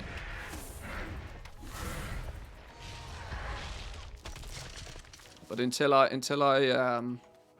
looked into them a little bit more is why I've not really sort of said much about it.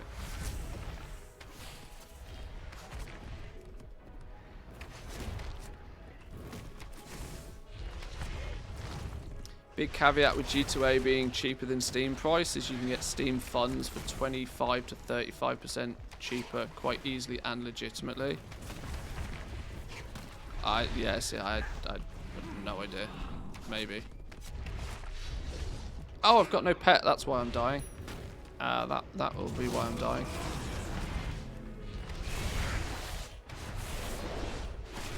It's called After Dark. You're right. It was good. Park Life and Industries, Campus, and Green Cities are a bit meh. Well, what's the new one for City Skylines? Airports, right? Airports DLC. I'm actually subbed to Biffa. Anybody that's watched City Skylines probably knows who Biffa is. I do love me a good English content creator. I've seen some videos from him recently on the airport one.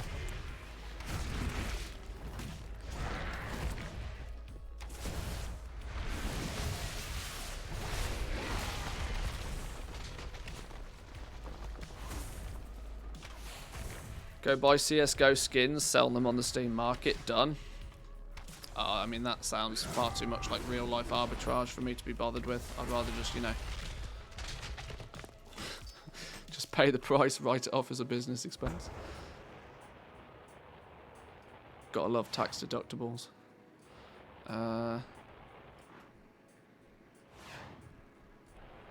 Still can't find this goddamn geomental.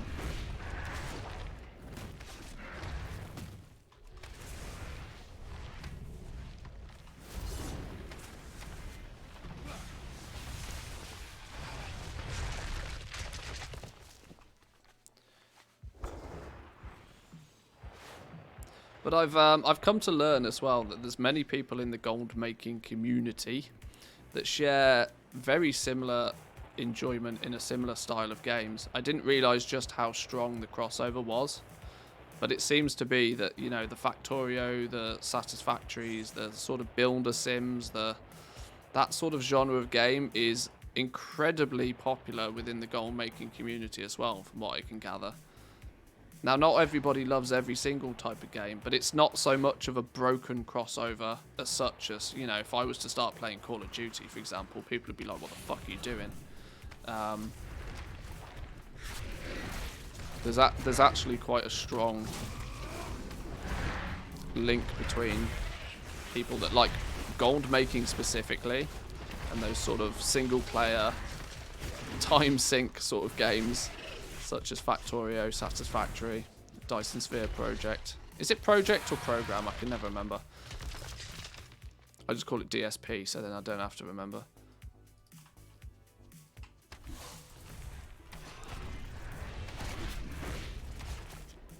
It's the progression mindset mostly, I'd assume. Yeah, and you know, it's you know, especially if you're into you know, you try to optimize things and you try to make things more efficient, and it's a very similar mindset. I guess it's that sort of mathematical sort of mindset that even if you don't particularly enjoy maths, I mean, it's all kind of, it's all sort of the same sort of thing, right? Makes you think, not just grind. Yeah, that's it. A game that's enjoyable and you have to put your brain into it a little bit. It's great. I'm sure it's absolutely incredible having super duper lightning reflexes and be able to headshot people from across the map, but I just can't, and I don't. So it stops being enjoyable. It's far less enjoyable being headshot from the other side of the map than it is to be doing the headshotting. My reactions are just far too guff for games like that nowadays. Far too in the bin. I stopped having fast reactions for games like that in my early 20s.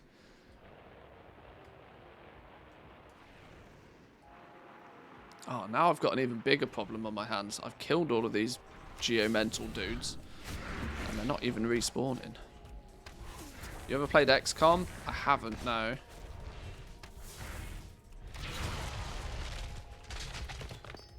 Oh, Kerbal Space Program was another one.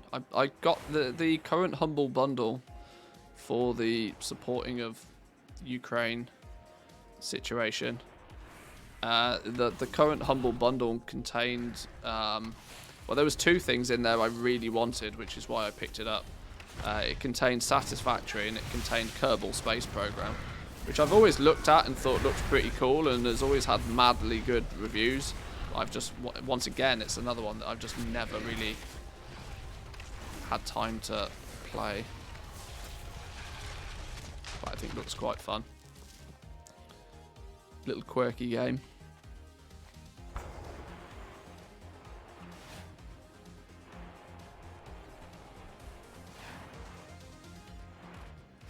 Right, I legit did not realise that this stupid thing would be such a low spawn rate. Is this the habit that we're getting into for most of this now? Maybe I'll just come back to this one. I mean, I need to do it eventually anyway, but are there some easier ones? Sharp Eye Collector. Should we just go and have a look at this one real quick? Let's unpin you. See what you're doing. Sharp Eye Collector. Hang on. Treasures. Don't mind if I do.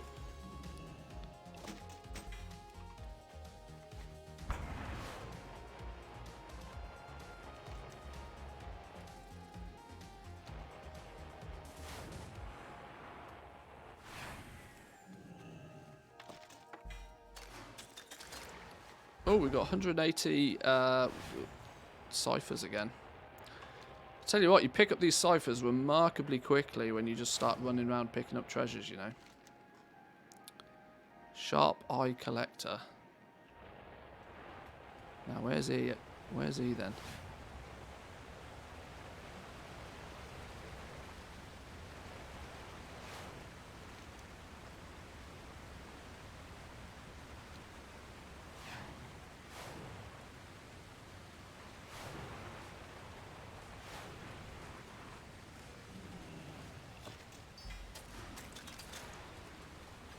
Where's Cocoa Pops? I need to remember every time I see a Corliss thing to pick it up, because there's an achievement for picking up 100 of them, so we're going to need to eventually. Sharp Eye Collector. I mean, maybe that is up this way. It's in a bit of an odd place on the map. I can't quite work out what it is. Oh, it's this dude. It's a birdie bird. It's a bird. Bird, bird. Bird is the word. Yoink. Oh, that was an easier one. What are these two in the middle? In fact, let's go get this one. The moss-choked guardian. It's a good thing it's not a moss-choked chicken, right? Although I wouldn't put it past Blizzard. We've had the crystal sniffer. The choked chicken would not surprise me. What is this thing? What are we after? The moss-choked guardian. Doesn't seem to say anything fancy on this, so maybe it's just a thing that's here.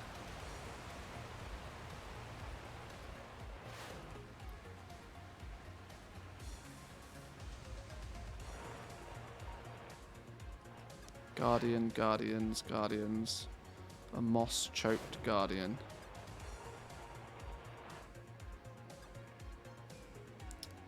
Vine-choked? Protector? Hang on, what was it? A moss-choked guardian, okay.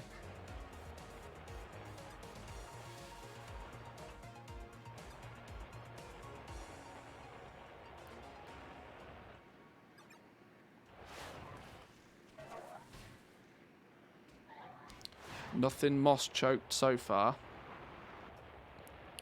Thanks for reminding me about the Ukraine Humble Bundle. Almost missed it. I think it's got a couple of days left on it, I think. But it's a remarkably good one. As Humble Bundles go, some of them are a bit meh. Obviously, they're going to feel a bit meh if they're not games that you're particularly interested in. But this one's a bit of a doozy, this one.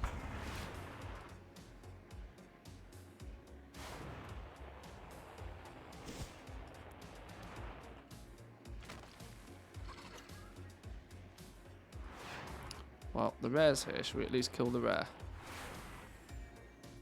Let's at least kill the rare. I don't think I've ever bought a Humble Bundle. Maybe once a year I spot a good one. I'm not really so much of a fan. Because like I said, it's very dependent on whether the games in there appeal to you. But, you know, if there is something in there that's... the way that I looked at it with this Ukraine bundle right now, it's pretty simple. I kind of wanted to pick up Satisfactory for a long time anyway. Just needed to find a good excuse to do it. Now, I know Satisfactory usually ends up being like 20 bucks on Steam in a sale. But there was also another couple of games that kind of looked interesting. Plus, I felt I was doing my bit for charity. So, I'll play video games for charity, sure.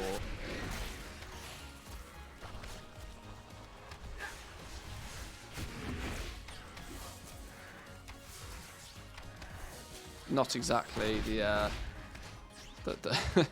not exactly the most generous way you could give to charity, but you know, something's better than nothing, right? Give something back.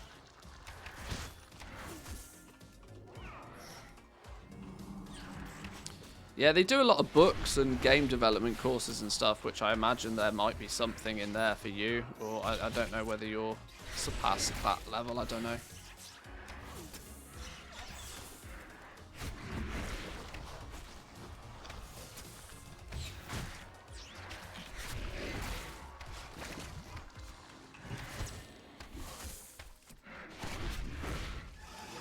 Pew pew.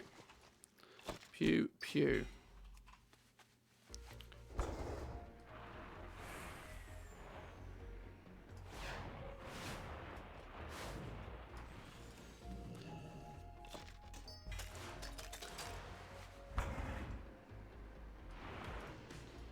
Bought some Unity tutorials, didn't make time to look at them yet. Yeah, they seem to be branching out a little bit further than just games. My main interest with Humble as a company is that I would like to try and find a little bit more information out about how they actually go about getting their keys for their games. I want to try and find out whether they are actually like fully developer supported. Mainly because, you know, there's lots of people that spent a long time promoting G2A before people realise just how much of a scumbag company they are. And if you're going to affiliate yourself with somebody, if you're going to refer people to a company, you kind of want to have a good, at least my opinion on it is that you want to have a good idea of who and what they actually stand for. Moss choked guardian. Is that? That's the one, right? This is the dude.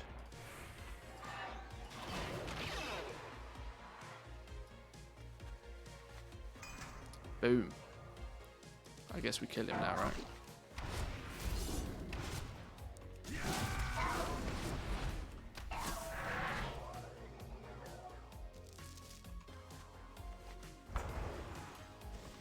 Who's next then? Who's next? Rune Forged Buffanid. Let's head up that way. Should we kill this rare? Should we kill this rare? Somebody's already killing the rare. I guess we'll slap a tag on it. Go, go, go.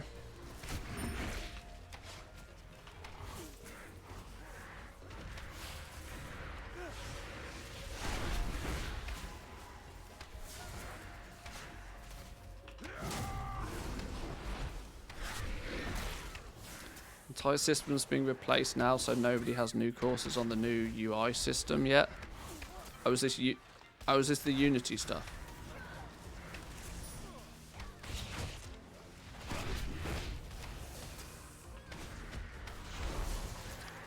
I was playing, what was it called? Oh Jesus, I can't even remember now. The Dark something? The Long Dark. I was playing the Long Dark the other day.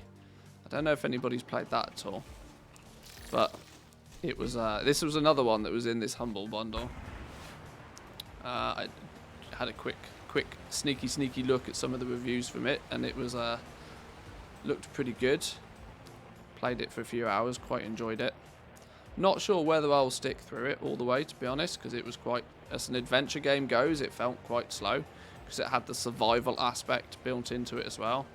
You have to, you know, run around, loot shit, make sure you don't die, patch yourself up when you get eaten by a wolf, this sort of thing.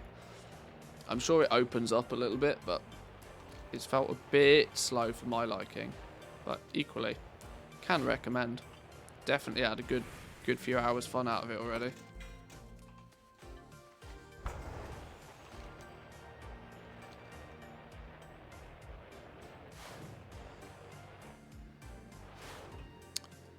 Rune Gorged Buffanid. Well, there he is. No messing. Get in my sphere. Get in my research ball, yo. Yoink. Job well done. Job. Ah, stupid goats. Who's next? Corrupted Rune Hoarder.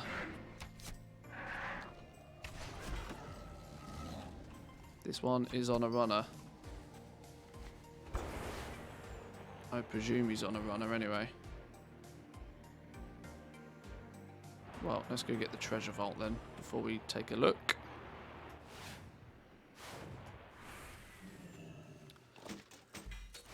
We got a designer to take some of the workload off our programmers, but we're now switching tools to make the designers' jobs easier at the cost of developers getting more work instead.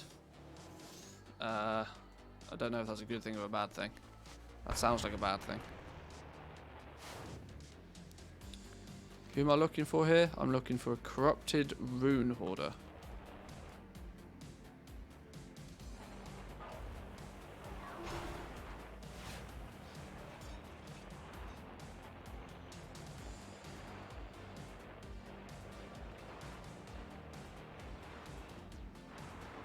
I'm going to keep getting distracted by treasures. No, not one of them.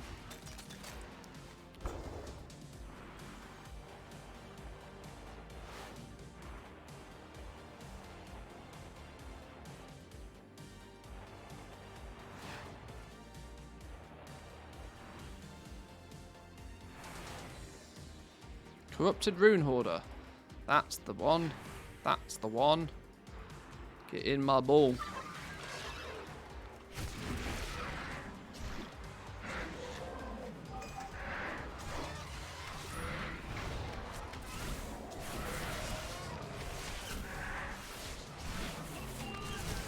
We'll have much more work fixing stuff in the new system as having a design savers work. Oh, I see. Well, at least if it's net neutral, then it's better than nothing, right? Suspicious Nesmin. Okay. Are we down to 2? Are we down to 2? We are genuinely down to 2. We've almost got this bashed out, boys and girls. I expected this one to be a lot more of a lengthy grind, but this has gone pretty quickly, you know. Apart from this stupid bygone geomental. Boys and girls, get out. Hunt me down a bygone geomental. Free internet points if you find me one. Who am I looking for here? I'm looking for Suspicious Nesmin.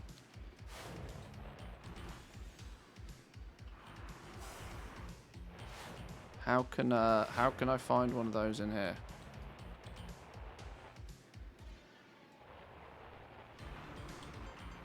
Is this actually an NPC? What's going on here?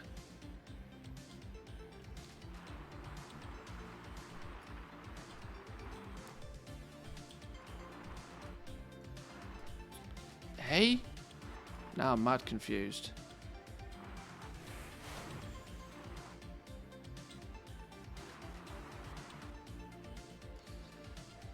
It's going to be a big net negative, but the decision's been made, so we'll see. Oh, okay.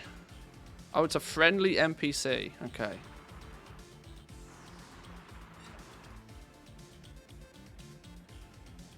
What was it called? My brain is just mush. I need to go eat something. Suspicious Nesmin.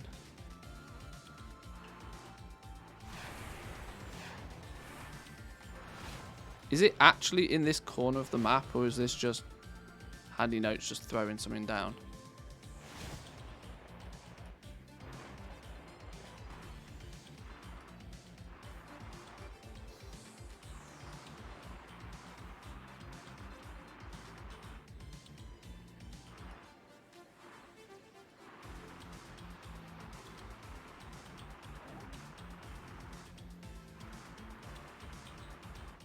I cannot see no suspicious people.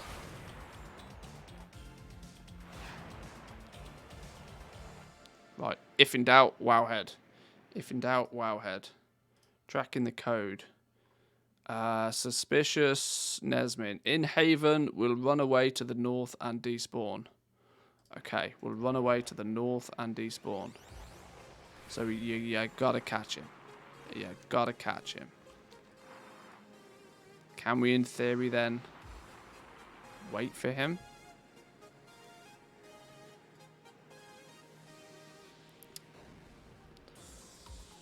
Found him twice, once outside, once next to the mailbox.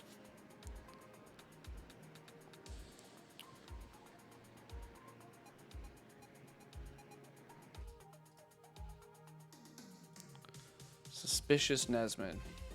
He looks like this. Okay. Comments. Spawns inside Haven, slowly walks to the road to the north, will then stay still for some time around some area, and then run away to the north and despawn. Respawn time is about 30 minutes. Anybody can kill the NPC, so just wait for the respawn. Oh, gross. Okay. I'm not a fan of just sitting around waiting for a respawn. That seems remarkably gross. Hey, actually, this is where streamer privileges comes in. Streamer privileges, boys and girls. Somebody, there's 77 people watching. One of you has got to be in Haven right now. One of you has got to be able to find me the suspicious dude.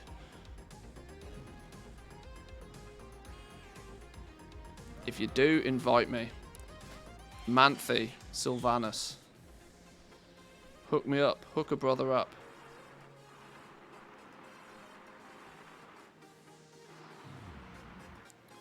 I mean, I could try and realm hop, I suppose, myself.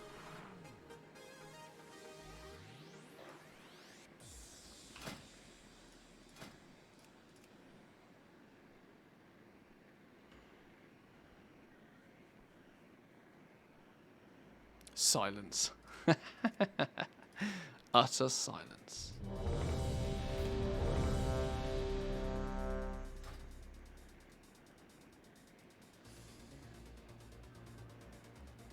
Do me a suspicious fella. He's meant to spawn and run up here. Suspicious Nesmin. There he is, look. There's the son of a bitch. There's the... Sweet Jesus, we've done it. Blessings to you.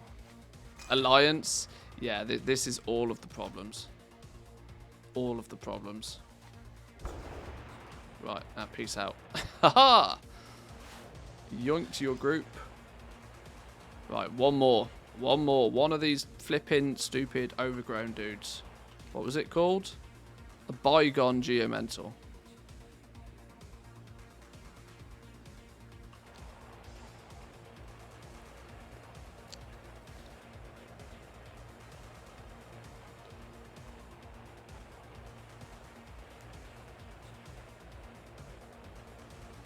Right, one more to go. One more to go. This should be an easy one. This should be an easy one. We'll do some. I tried farming them to see if I could force them to spawn. That obviously didn't go down particularly well. So we'll cheese the system again. We will steal. We will steal some groups, some shard. We'll do some realm hopping. Find one that way. Hey, what am I in combat with? I think not. Is there anything quite as powerful as Feign Death? I don't think there is there?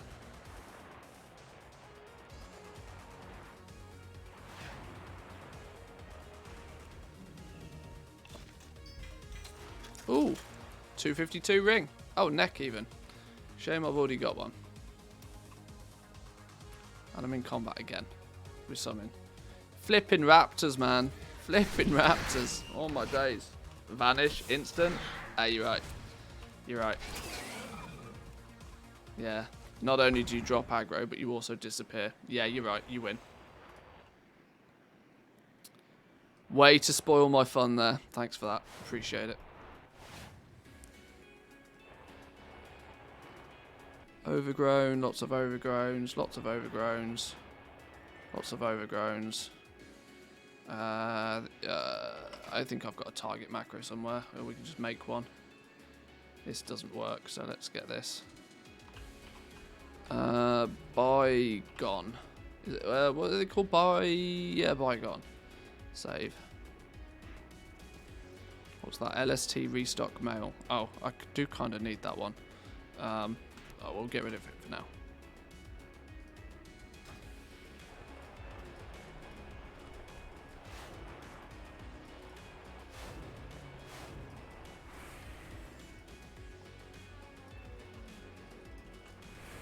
Pick up the thing.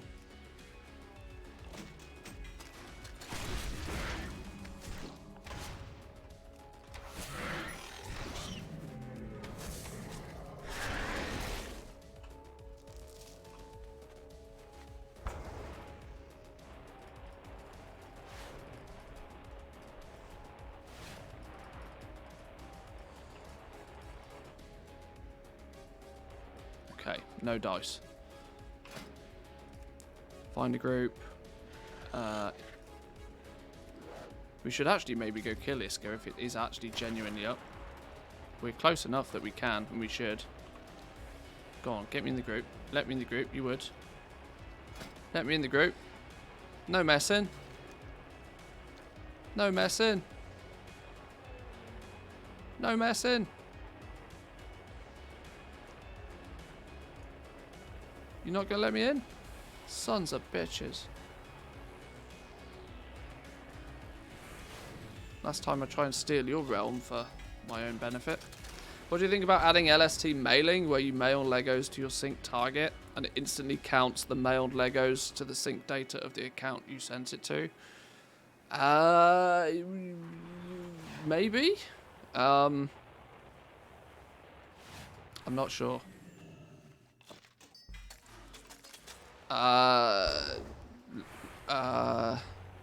Maybe.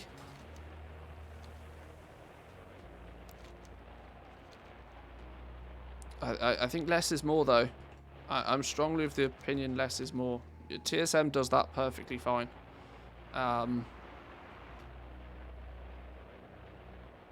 Yeah, I don't know. Maybe.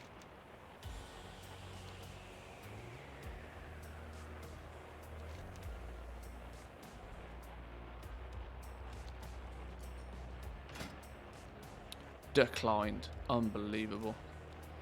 No love. No love.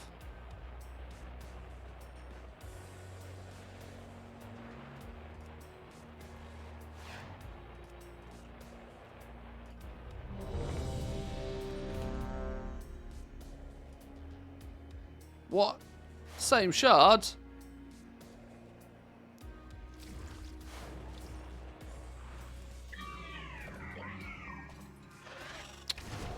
God damn. It would be nice if TSM could take the items out of the mail. Well, that's true.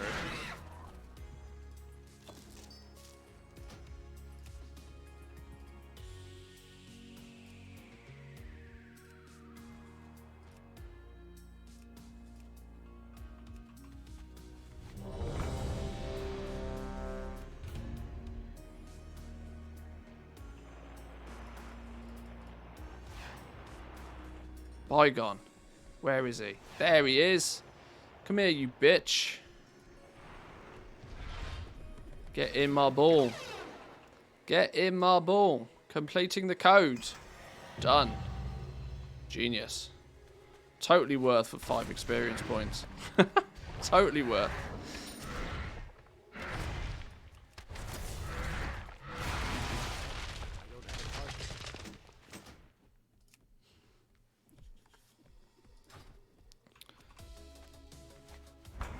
Genius. Right. That's where's all the things mini list gone? All the things. Where else you? What? Who? Huh? Oh, it's here. Control left click. There we go. There we go. 652 out of 1,030. We chunked away at a few things there.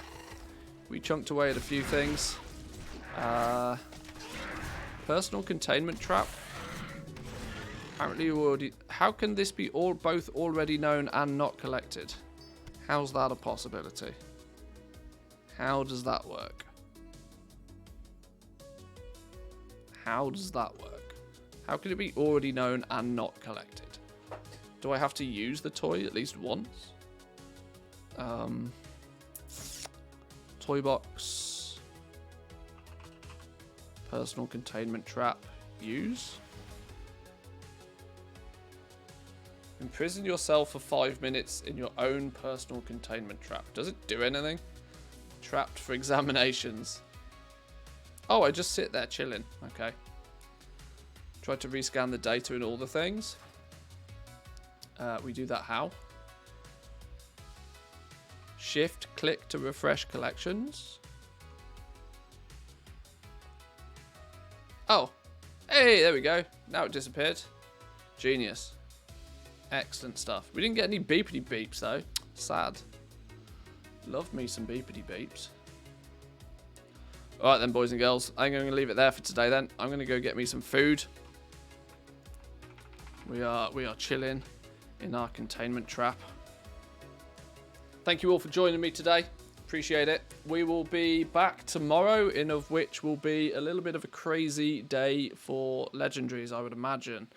If you're in the rank 7 game, maybe get prepared, get some stuff stocked up.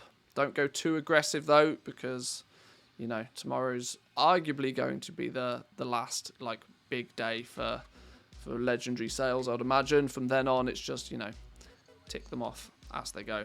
But enjoy the rest of your day, boys and girls. Have fun. Thank you very much. Make sure to hit the follow button if you haven't already. Go drop a sub on YouTube and come say hi in the Discord. All the links are down below. Thank you very much. See you all in a bit. Peace.